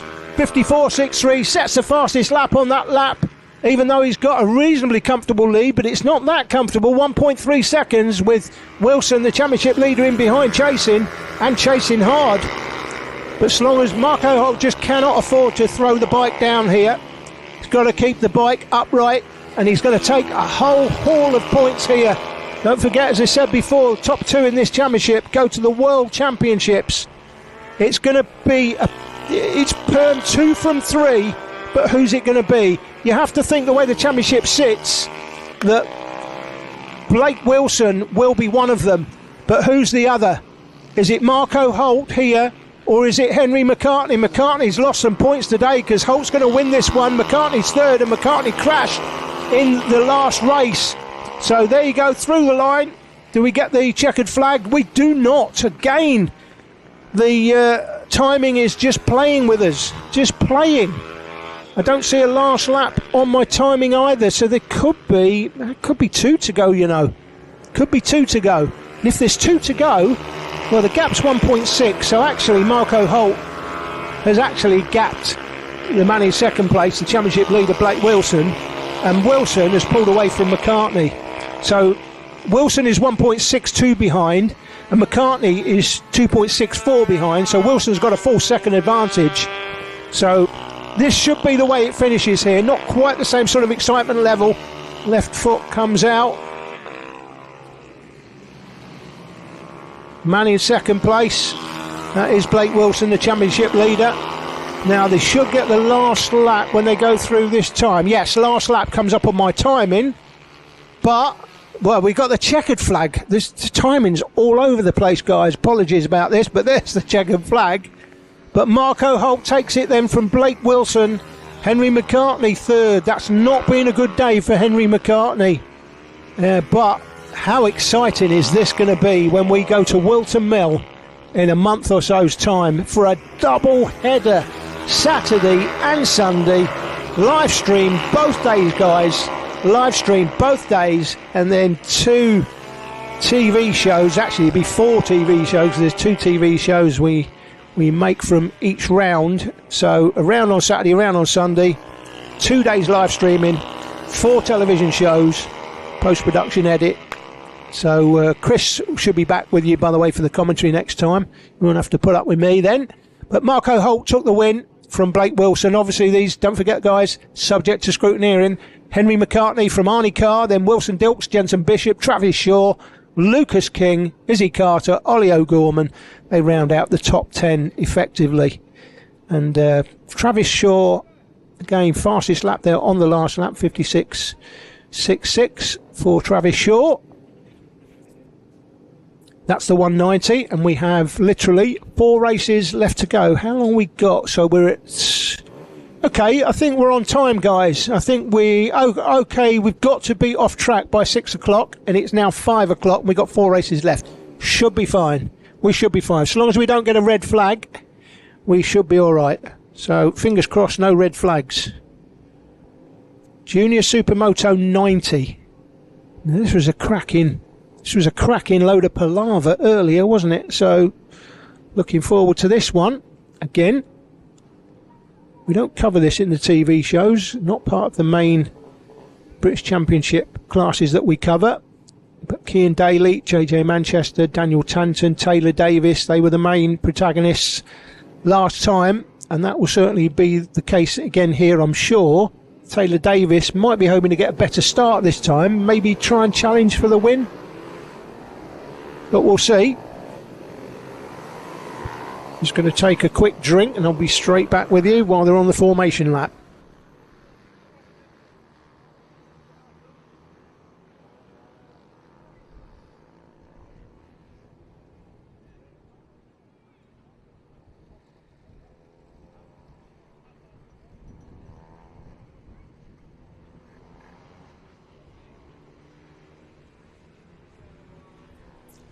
Cian Daly out front.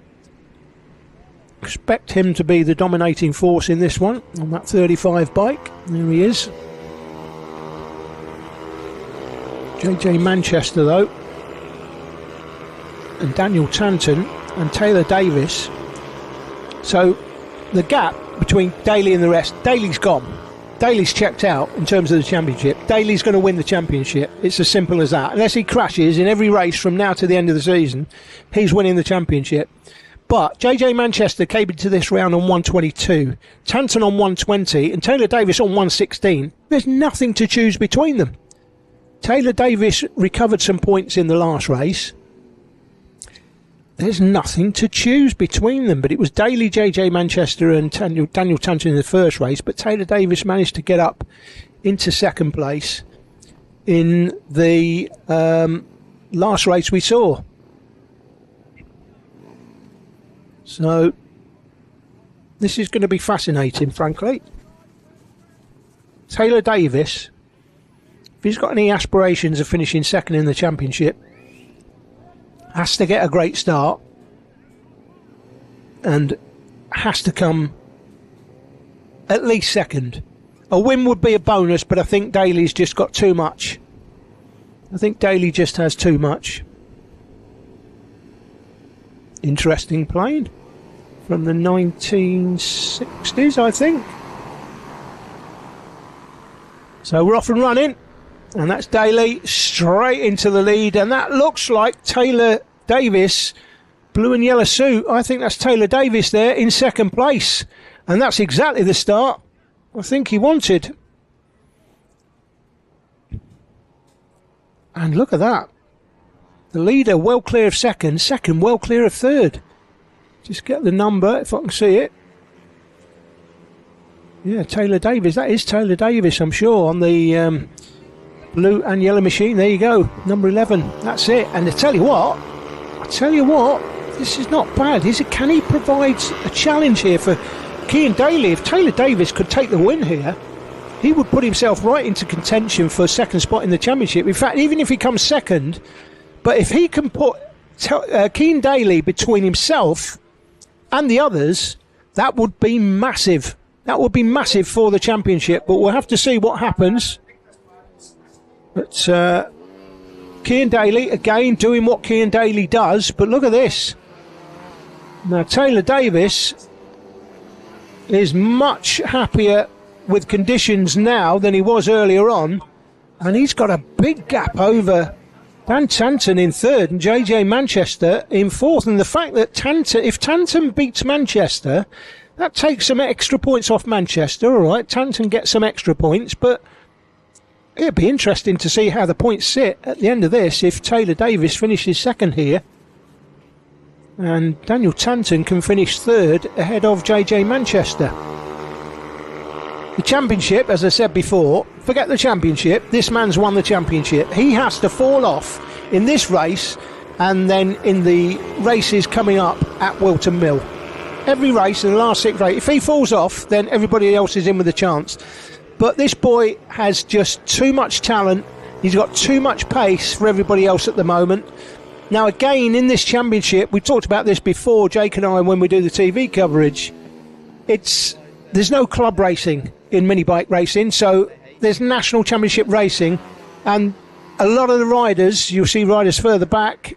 Well, we may not see them, but you'll see riders in the timing on the left-hand side, right down to the likes of Ryan Merrim, CJ Maguire, for example. Riders like that, a lot less experience than this man out front, Cian Daly. Now, I don't know what his experience level is against somebody like Tyler Davis, JJ Manchester, Thomas Med, for example. And, oh, by the way, Thomas Med is fourth, and Daniel Tanton has dropped to fifth. Something's happened with Tanton.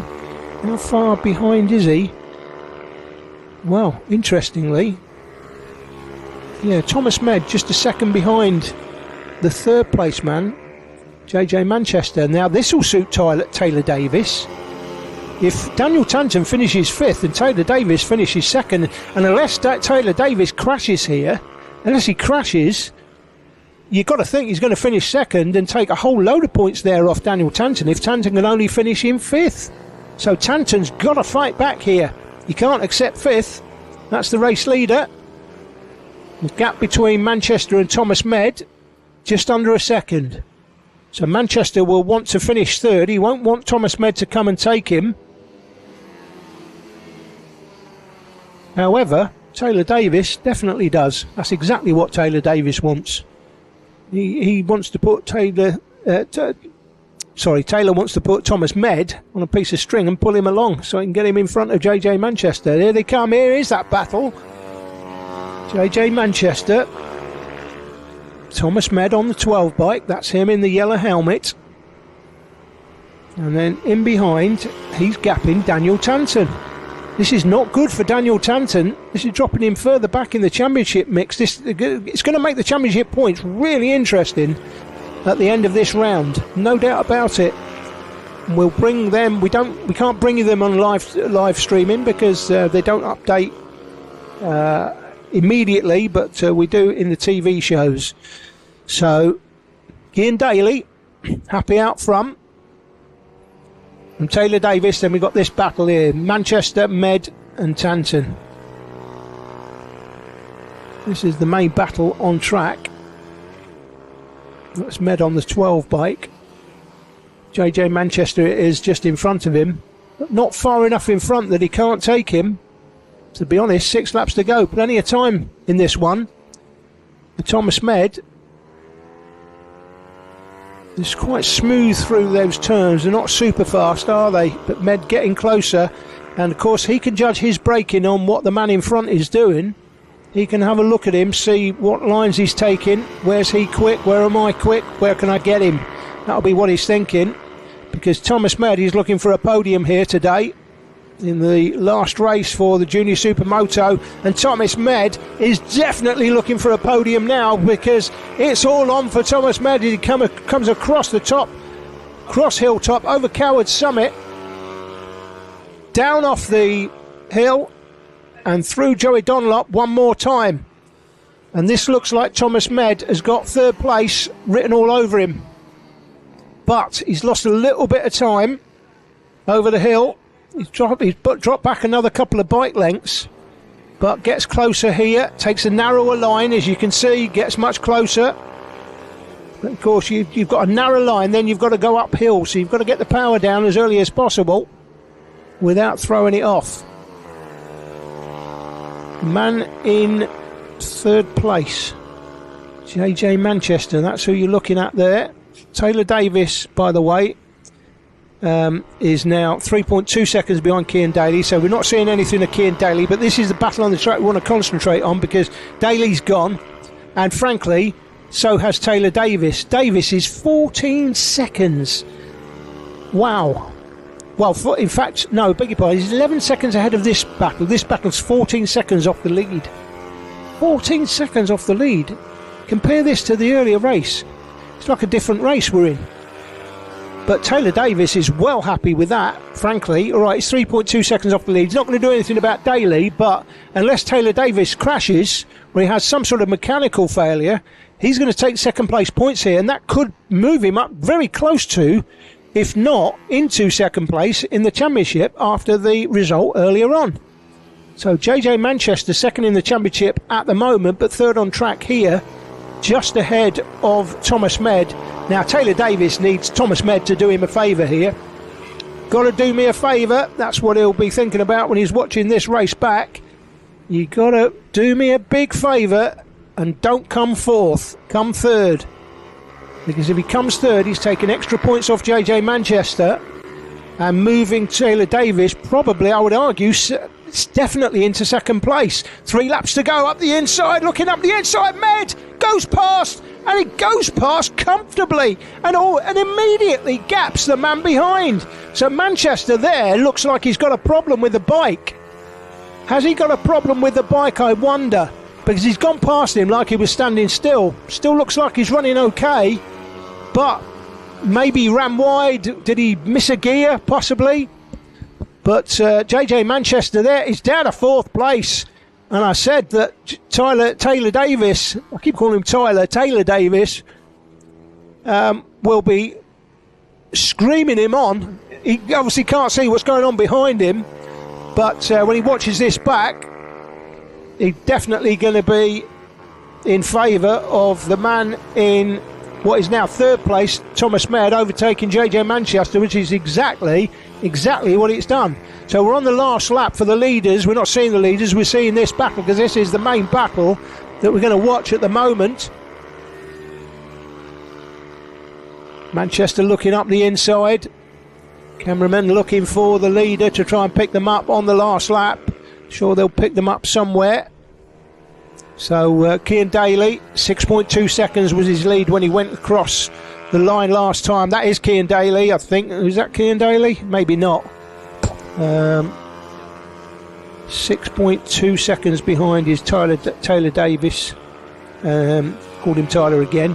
And Thomas Med is 12 seconds behind Davis. So the leader's going to be coming into... There he is. That's the leader. Coming through Luna. I was just going to say he's coming into Luna Bend anytime soon. A little bit of showmanship as he comes around the right-hander. Does the Superman. I'm calling it Superman. That's what I'm calling it anyway. Cian Daly takes the win. Comfortable victory in the end. About as comfortable as it gets in mini bikes. 6 seconds over Taylor Davis. Got his name right this time. And here come the rest. It's going to be Thomas Med finishing third from JJ Manchester. JJ Manchester's stolen it on the line. Oh my goodness, I'm saying Thomas Med's going to finish third. And out a shot of the cameras at the first position that we were on. And JJ Manchester what's happened there on the last lap, but he's come out of Luna Bend. They've gone side by side over the line, and there was literally a tenth of 1.139 between them as they went through the line. So Thomas Med, who'd done Taylor Davis a huge favour getting into third, but then loses it by the end.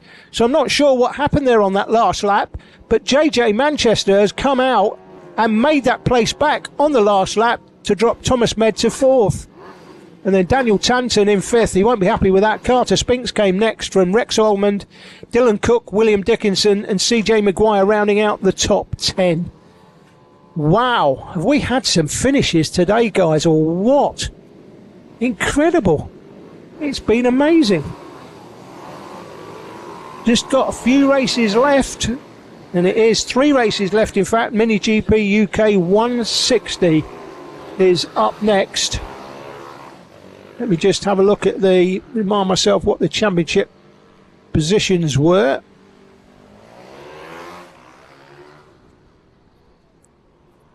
Mini GP UK 160.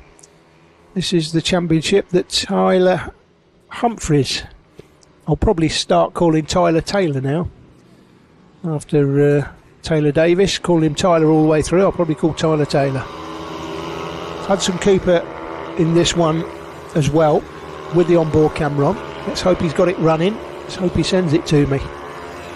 We'll have had some good footage from it so far this weekend we can use in the TV show. By the way, if any others listening to this have got onboard cameras on in any of the classes, junior classes, mini moto class earlier in the piece, and you can send me the footage via email, please, or you can upload it to YouTube or upload it to a Dropbox and send me a link, something like that. 217 there is Hudson Cooper, green and black helmet. Looks like Tyler Humphries just going through.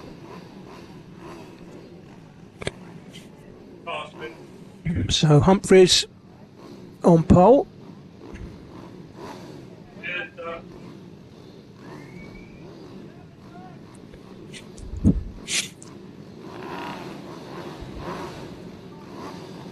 Mini GP UK 160. I think this is also one of those FIM classes where 2 people are going to the World Championships. Here we go. Revs rise, flag comes down, and away we go. And it's like Tyler Humphries is away again. Coming under pressure already. It's like Hudson Cooper there in third place currently. Or is that Hudson Cooper? I'm waiting for an operation on my eyesight, guys, so I'm struggling to see numbers, but we'll see them as they go through the line anyway. I think it may be Hudson Cooper in that white helmet. Here we go. Tyler Humphries, whoever it is, he's under pressure. And Wilson, beg your pardon, Wilson Dilks, of course. Yeah, Wilson Dilks, in fact. Wilson Dilks is in the lead, so it's Tyler Humphries in second. Wilson Dilks on the 85. 19 is Tyler Humphries. Then comes Frankie Watson through to third, and Hudson Cooper. They're battling. Hudson Cooper right behind Frankie Watson. Okay, should be bringing us some decent onboard footage at least. And there they go. Looks like Hudson up the inside. Didn't see if the move was completed, but I'm pretty sure he did. He certainly had the inside line through the left-hander, but no, it doesn't look like he has. Looks like Frankie Watson has fought back. He has indeed. So Hudson Cooper there still in fourth place, but bringing us some great onboard action. Wilson Dilks up against Tyler Humphries again. So in the championship, Tyler Humphries is the championship leader. Hudson Cooper is second. Wilson Dilks was third coming into the weekend, but Dilks had a better result than Cooper last time, and he only came into the weekend 4 points behind. So if Dilks can go on to win this, Dilks will move second in the championship. And again, don't forget, I think this is one of those classes where the top 2 in these classes go to the World Championships later in the season. All to play for, but these 2 clearing off from the rest. Left-handed up over the valley, down off the valley. We go left and then right and left through the S's onto Rogerson Straight, and these two well clear of the battle in behind. And the battle in behind is Frankie Watson and Hudson Cooper, and in behind them you've got Josh Herring, Daniel Stevenson, Chloe Gleeson, Ollie O'Gorman, Harry Rafferty and Lucas King. And we round out the top 10. Ollie Ebbets and Leo Hams are in this as well. Don't forget, guys, again, you'll see riders lapped and well down the field. Difference in levels here between experience levels is absolutely huge. So if you're watching somebody that and they're further down the field, it will literally, a lot of this will be down to the fact that they're less experienced than anybody else, and the only way to gain experience is to come to the British Championships here and race. There's no club racing. You can go and practice on a circuit, but practicing on a mini bike around a kart circuit, well, practice is practice. It's not racing. Honestly, any rider will tell you, any driver will tell you, you can practice all day long. But until you start racing people and gauge what you're doing compared to what they're doing, and seeing what lines they're taking compared to you and how you can improve, it's not the same practice to racing. You can't beat racing, and you can't beat racing against people better than you, because they might be better than you today. They might beat you by 2 or 3 seconds by the end of the race. They might beat you by 13 seconds. But the fact you get a little bit of a start with them and you see what they're doing early, the better riders, the better drivers that you race against, the better a rider, the better a driver you will become. And that, my friends, is an absolute fact. No doubt about it. The better the rider you race against, the better the rider you will become. And you can't beat racing against riders of this sort of quality. This is the battle for 3rd and 4th. And that is a battle that we're going to see some great onboard footage from, by the way. Hudson Cooper. I think I mentioned to Hudson earlier. If I didn't, I should have done. You're not allowed to overtake people till the last lap. You've got to be right behind them. He's losing the back of Frankie Watson there. Don't want to see that from his onboard camera. That is Watson going past Coward Summit, coming off Hilltop and down into the right-hander at Dunlop, and Hudson Cooper gets a lot closer. He's obviously mixing up the onboard footage for us, giving us a little bit of action drama.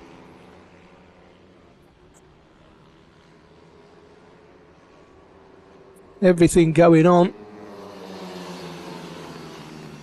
This is the valley, come off the valley, left-handed, right-handed, and this is the battle for the lead, and it's still Wilson Dilks out front for Tyler Humphries. Humphries has set the fastest lap, by the way, in the race, but he's not got track position at the moment. 6 laps to go, though, plenty of laps to turn this around. This is that battle again for 3rd and 4th. Hudson Cooper in 4th place. I'm expecting him to stay there till the last lap, last corner, and then just go past with the onboard camera. It'll be very nice, thank you very much. This is Hilltop, Coward Summit. Joey Dunlop bend, the right-hander again. And then down the start-finish straight, dummy grid straight if you prefer. Hudson staying with Watson. This is a good battle. They're 4.3 seconds behind the leaders. Humphries went through the line last time just 0.08 of a second behind the race leader. See what happens this time when they go past. It'll update on the left of the screen. This is that battle for the lead. This is Wilson Dilks on the 85 again. Blue and yellow suit. And here comes Tyler Humphries. Is he going to have a look up the inside now? No, well, he's having a look, isn't he? But I think he's just judging where he can get by. He may just leave this. He knows that straight, you can open yourself up to be overtaken down that straight. If somebody tries to defend narrow, you can come round the outside of them, up Penrith. He's having a look up the inside, but again, just window shopping, not buying anything at the sales at the moment. He's going to buy something very soon, I think. Tyler Humphries is not going to accept second place here.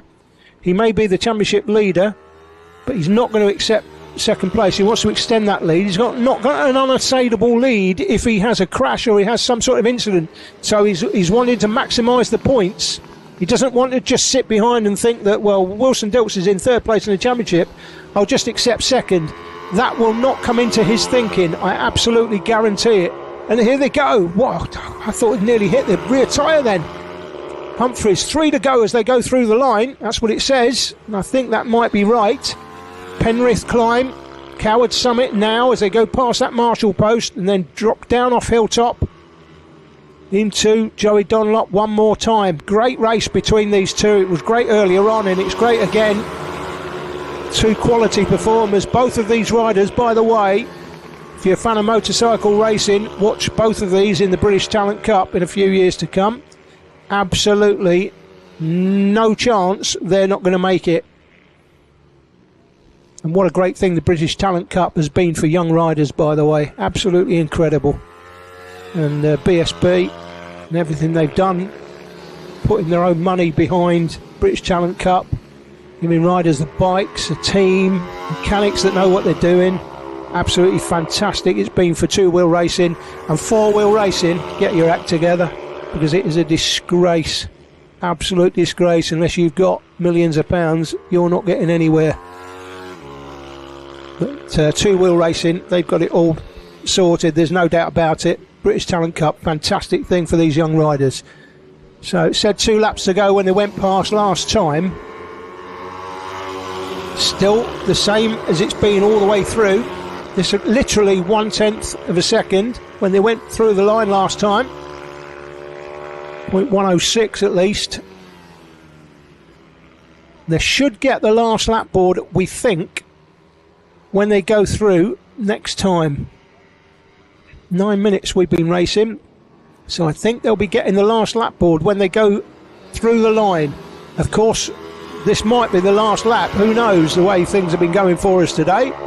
But there's a back marker in play. Back marker coming into play. Tyler Humphries up the inside. Tyler Humphries, has he got it? Tyler Humphries takes the lead. Tyler Humphries takes the lead on the last lap at Penrith. He takes the lead. We're going over Cowards. We've got a back marker in the way, but he goes straight past him and Wilson Dilks will be gutted. He's let him up the inside. But you have to say, Tyler Humphries has been looking for that move for the last 3 or 4 laps. He's looked at it, but he hasn't made it. And he's now saying to Wilson Dilks, if you're going to beat me now, you're going to beat me on the last lap, with time running out and opportunities running out. So I don't think Wilson Dilks is going to get past him, although we've seen it already where somebody comes out of the final turn, gets a run. Now what can Wilson Dilks do? Can he get alongside? I don't think he can. Is he close enough? He's trying to come up the inside. They're side by side across the line. It is Tyler Humphries that takes it on the line by 55 thousandths of a second. Wow, have we had some racing today or what? Incredible. Another fantastic race. 55 thousandths of a second. Tyler Humphries takes it from Wilson Dilks. Frankie Watson came through in third from Hudson Cooper. You won't have seen much of that race in this live stream, but don't forget, guys, we'll be doing a re-edit with extra camera angles in a couple of weeks' time. You'll see a lot of that race if Hudson's going to send me his onboard footage, that's for sure, as he did last time. And if anybody else has onboard footage to send me, please send it through. It always helps in the TV edit. And of course, some people, Hudson for example, has worked out, well, if I send my onboard footage, I'll get more TV time. Absolutely right, you do. So there you go. That's the results on screen. Tyler Humphries from Wilson Dilks, 55 thousandths of a second. Frankie Watson 6 seconds further back. But look at that, 6.023 and 6.034. Wow. That's crazy. Absolutely crazy. Literally 11 thousandths of a second split Frankie Watson from Hudson Cooper. Let's hope we've got that on the onboard camera. Great race. 2 races to go. Have you had enough yet? I haven't. It's been a great day. Really enjoyed it so far. Chris will be back for you next time, guys. And I shall be at Wilton Mill flying the drone, hopefully, assuming we have the weather. course, I'm not flying the drone. I might be sitting in with Chris doing some joint commentary, because we've got 2 headsets here, but we only use one all day, obviously. So, Mini Bike 160 and Vets. That's what's up next. This is the penultimate race of the weekend. And we've seen some great racing, to be honest. Even in this class, this is the biggest class, well, one of the biggest classes. It's between the Mini Bike 140 and the Mini Bike 160 Vets. They're the 2 biggest classes on track. So this is the Mini Bike 160 and Vets, and then coming up after this, we've got the BMB 160 and 50 Cup. That will be the last race of the weekend. It's half past 5, guys. 5:29. We are bang on time. We literally have to be off circuit at 6 o'clock, according to the track, because they've got a corporate event coming up. I've got to collect all my cameras in as well. And, yeah, fantastic. To finish on time is going to be handy, really, bearing in mind we were half hour behind at the start. So that's tribute to the organisers for organising everything and getting us to this point with half an hour to go, 2 races to go. Should comfortably finish by 6 o'clock and be off track. So as I've said before, guys, don't forget, we've got the TV edit to come in 2 weeks' time. That will be on AOZAT TV in North America and Canada. It'll be on Fox Sports. Flag down, away we go. Through Paddock Bend. Again, that poleman seems to get a good start again. That's Patterson. You can tell that's Patterson because you've got the Jester's colours on, as usual. So Tim Patterson looking behind. What's he looking behind at? So come off the valley. Tim Patterson second in the championship coming into this weekend. He was tied, by the way, with Robert Med for second in the championship. Med's in the Vets class. Patterson's just in the 160 class. He's not a vet. And that is Patterson on the 13 bike. Pretty easy to spot with those race colours, his suits. It's like a, well, I'm going to call, I'll say Jester. It's more a Harlequin, isn't it? It's a Harlequin sort of thing going on with the different colours. They come over Hilltop one more time, past Coward's Summit. The Marshall post there. And then right-handed dropping down into Dunlop Corner. Well, they look like they're just having a Sunday ride, but it's Saturday. Patterson with one hand on the handlebar looking behind. What's he looking at? Looking at the man behind, Dean Quincy.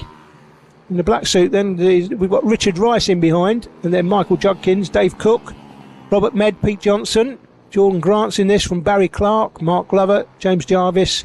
Round out the field is Antonio Vaquero. 12 in it. About half a dozen in that shot when they came onto the straight there. So Tim Patterson looking good for a win here, but I don't like the fact that he's looking, there's another big look over his shoulder there. Not keen on that, to be honest, because it is an invitation for somebody to come down your inside. If you look behind you one way, they'll go the other way if they're close enough. So Quincy here, and he is getting closer, no doubt about it. So normally when somebody looks behind them, they're saying that I'm worried. And if they do look behind them and you're right behind them, you just throw one down the inside. And if they turn into you, he's having another look there, they turn into you, you're going to turn around to them and say, well, hold on a minute, you looked behind and saw me. So why did you turn in when you know that I was there? So that's what it does. It just gives an invitation to the rider behind. These two are getting away from the riders behind, but now Tim Patterson, 2 hands on the handlebars and starting to look like he's taking this seriously now. And he's gapped the rider in behind, Dean Quick. Look at that gap. He's created a huge gap in one lap. That's incredible. Sets the fastest lap in the meantime, 102.0, and that's a second faster than Dean Quincy, hence why he's gapped him in that one lap. So the early running, he was looking behind, one hand on the handlebar, on the throttle, looking behind, and just taking it fairly easy, a bit nonchalant, more nonchalant than I would like to see, frankly. But he's got his head down now, his head is in the game, And he's gone. He's gone. This is Patterson's to lose now. Absolutely Patterson's to lose. This is the penultimate race of the round. This round 4. One more race to come after this. It's the B&B 160/50 Cup. So that is Dean Quincy in the black suit, black helmet. It's a bit stealthy. And if he's going to come under pressure here, I think, from Richard Rice. Richard Rice has gone through 1.3 seconds behind him. We'll have to keep an eye on that gap. Dave Cook and Robert Mead are battling. Michael Judkins and Pete Johnson are battling, 6th and 7th. Then comes Barry Clark, Jordan Grant, Mark Glover. They're further back, all of them. There's a few battles going on track. Richard Rice against Dave Cook in the vets. There's 2.8 seconds between them. That's 3rd and 4th. So not much of a battle going on there. But 2nd and 3rd, this 2nd and 3rd battle, Quincy over Richard Rice. And look at the lead that Patterson's got now. So I'm not sure what he was doing early on, looking over his shoulder, one hand on the throttle, looking behind him, did a couple of laps like that, and then suddenly got his head down. Thought, I better take this seriously now because I can get some serious points back in the bag. Because don't forget, Jack Bednarek, the championship leader, on 360 points. Patterson's on 316, as is Robert Mead. He's tied. Patterson needs a decent win here. He's just put in another fastest lap, 101.311. So Patterson could put some serious points on the board here this weekend.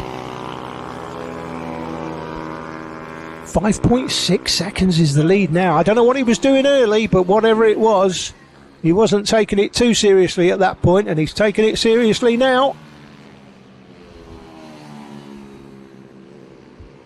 That one further back. The riders come onto the valley one more time, left-handed and uphill. Patterson, Quincy, Rice, Robert Mead, Dave Cook, and Michael Judkins and Pete Johnson are battling for 6th and 7th. Here's that another battle further back. 2-1, I think that was 2-1-3. Might be Pete Johnson that. As they go through the line, we'll pick them up. So 4th and 5th have gone through. This is Michael Judkins and Pete Johnson. In fact, Pete Johnson is ahead of Judkins now, of course.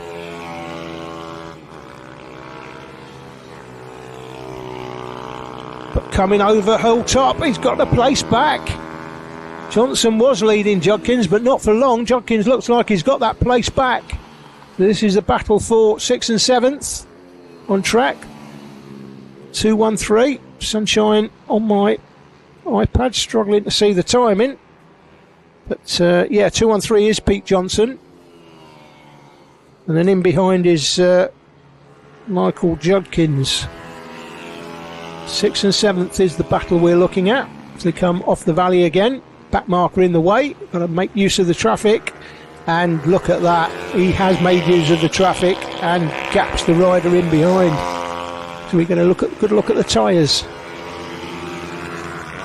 Quincy's just gone through the line, 9.4 seconds behind. 9.4, incredible. 3.3 seconds further back to Richard Rice, and then 3.6 seconds back to Robert Mead. Here comes Cook. This battle, Johnson and Judkins. Looks like that's been sorted out by the back marker. Come over Hilltop one more time. 4 laps to go in this one. And then we've just got one race to go after this. B&B 160/50 Cup.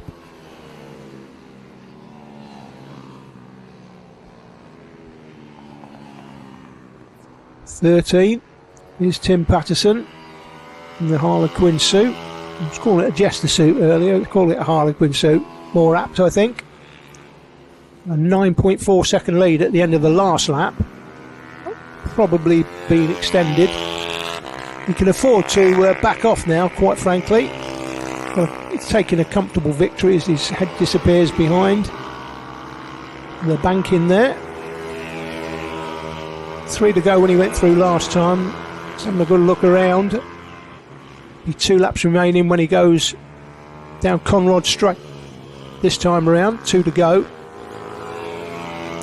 So he's going to have a serious problem if he's not going to win this race. Fastest lap to him, 101.3, and everybody else 103.0. That's Quincy in second.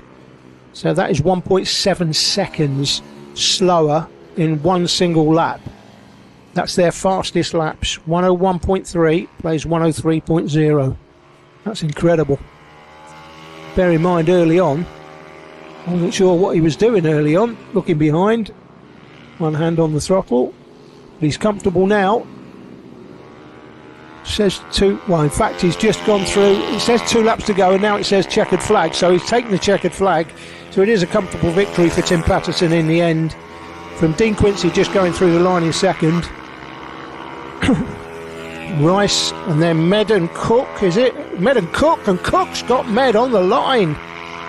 103.5 to 103.5, so again 1/10 of a second pretty much. Dave Cook over Robert Med in a close battle that was in the end. And Pete Johnson in 6th place from Michael Jodkins and Barry Clark in 8th, and that's pretty much all she wrote for this one. BMB 160 50 Cup, it's about to get underway, and that will be your last race of the weekend, guys. So hope you've enjoyed the coverage today. Apologise for my slightly croaky voice and slightly dodgy commentary at times.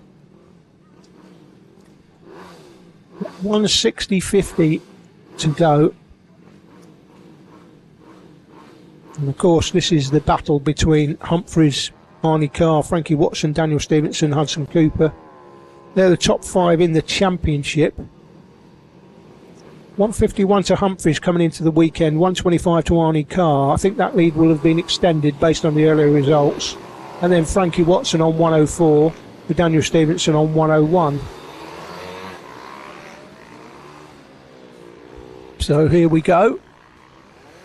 Just looking at the time, it is 17:41, 5:41, and we've got to be off track at 6 o'clock, so we are bang on time now. So we've made the time back up. Well, not made the time back up, we've reduced the laps in some of the races to get the time back, but don't forget we started pretty much 35 minutes late because we went onto the grid with the mini motos and it started raining, drizzling, so they called it a wet race and they had to go and change to wets.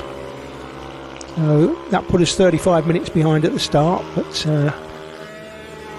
we've taken some laps off the racing and that's left us where we are. So as they'll come to the grid at 5:42, they'll be on the grid, they'll be away by 5:44, and that's plenty of time to get this race finished before we have to be off track at 6 o'clock. Again, don't forget the TV show with 5 extra camera angles. No drone this weekend, not allowed to fly the drone here at Wigan, they don't like it. So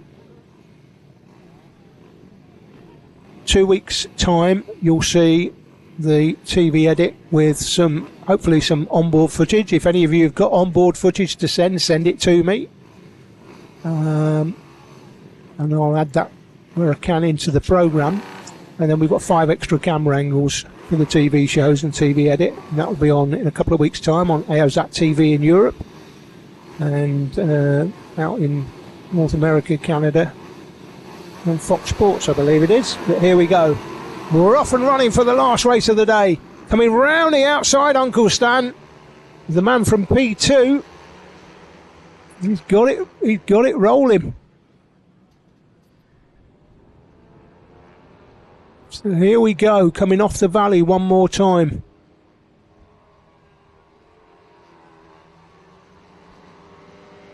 Looks like Tyler Humphries has got the lead. The rest of them come down Rogerson Straight into the left-hander at Luna Bend. This is Luna Bend, the right-hander, so goes left and then right, and then comes out through the kink, and we've got a new race leader just like that. It's Travis Shaw. So Tyler Humphries had the lead, but Travis Shaw, who we said earlier was the quickest man in Q2 yesterday, then had a bit of a disaster in the first race of the weekend. Didn't finish lap 1, in fact. And finally, looks like we're seeing the best of Travis Shaw now. So Travis Shaw on the 4 bike.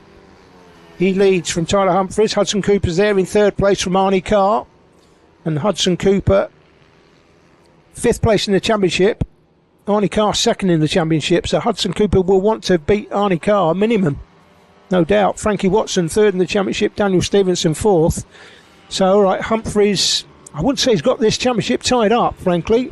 He's only 1 crash away from putting himself right in a melee. So we'll see how that pans out.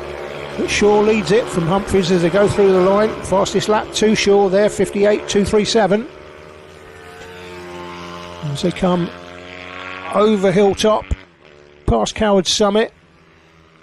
And Tyler Humphries right on the back of Travis Shaw here. Well, we saw earlier Travis Humphries leave it right to the death in one of the other classes. And it looks like, is he going to do the same again and take advantage right as they come through for the last time, possibly? Answer no. He's going to do it now, and they go side by side. Travis Shaw has a look up the inside. They were side by side, but Humphries has got the lead, so he's not left it late like he did last time. He's gone for it, 1 opportunity, and taken that opportunity. Of course, that's exactly what you should do. 1 chance, got to go for it. All the top riders will tell you that. And talking of going for it, here comes Travis Shaw down the inside. Travis Shaw takes the lead back. So Travis Shaw now leads it up over Penrith Climb, past Coward Summit. Coming down now off Hilltop into Joey Dunlop Bend. Tyler Humphries and these two battling are going to allow the guys in behind, Arnie Carr and Hudson Cooper, to close up. Fastest man on track is Tyler Humphries, but he's not got track position now. Can he go alongside? Don't think he can.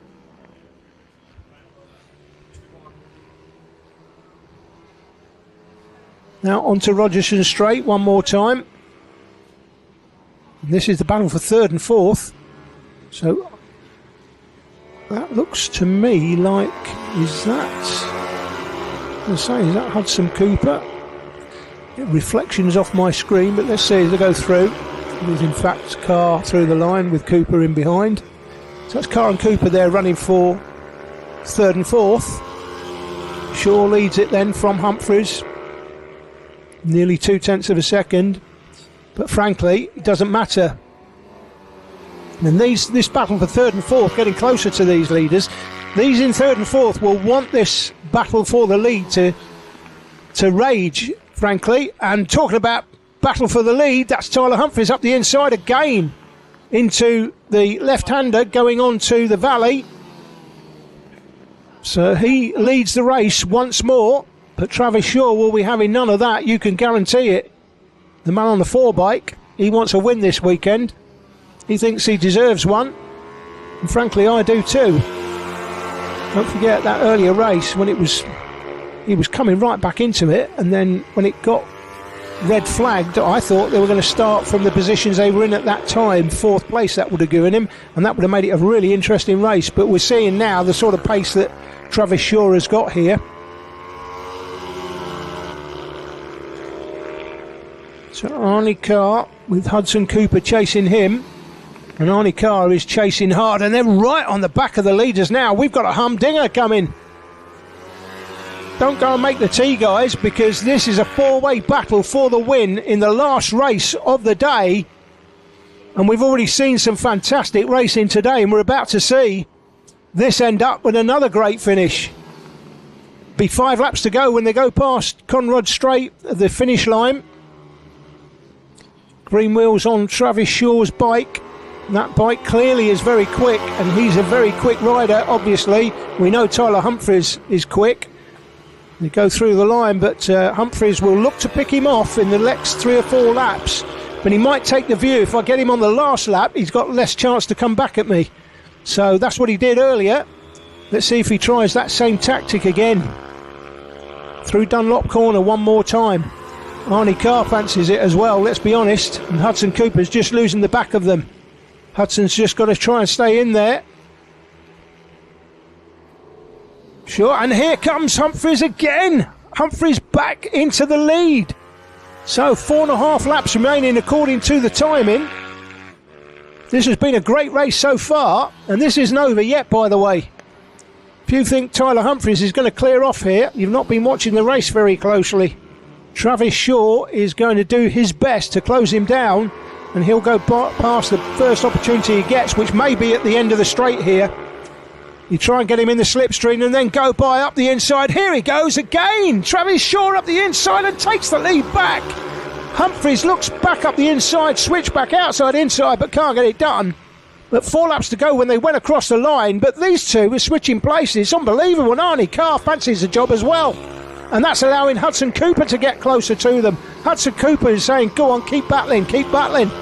I'm closing. I'm getting closer. But they need to be a lot closer than they are, frankly, if they're going to take advantage of this battle. Here comes Humphries. He's not going to make a silly move. He didn't want to make a silly move here and end up with both bikes on the floor, maybe get some sort of penalty and lose all of his points. He can't afford to do that. He's not got such a lead in the championship that he can afford to throw one up the inside, throw himself off, and if he crashes, it won't make any difference to his championship. If he crashes, it will make a difference to his championship. So he's got to be a bit circumspect here. So you go through the line, 3 to go it says on screen, but again, we've seen that before today.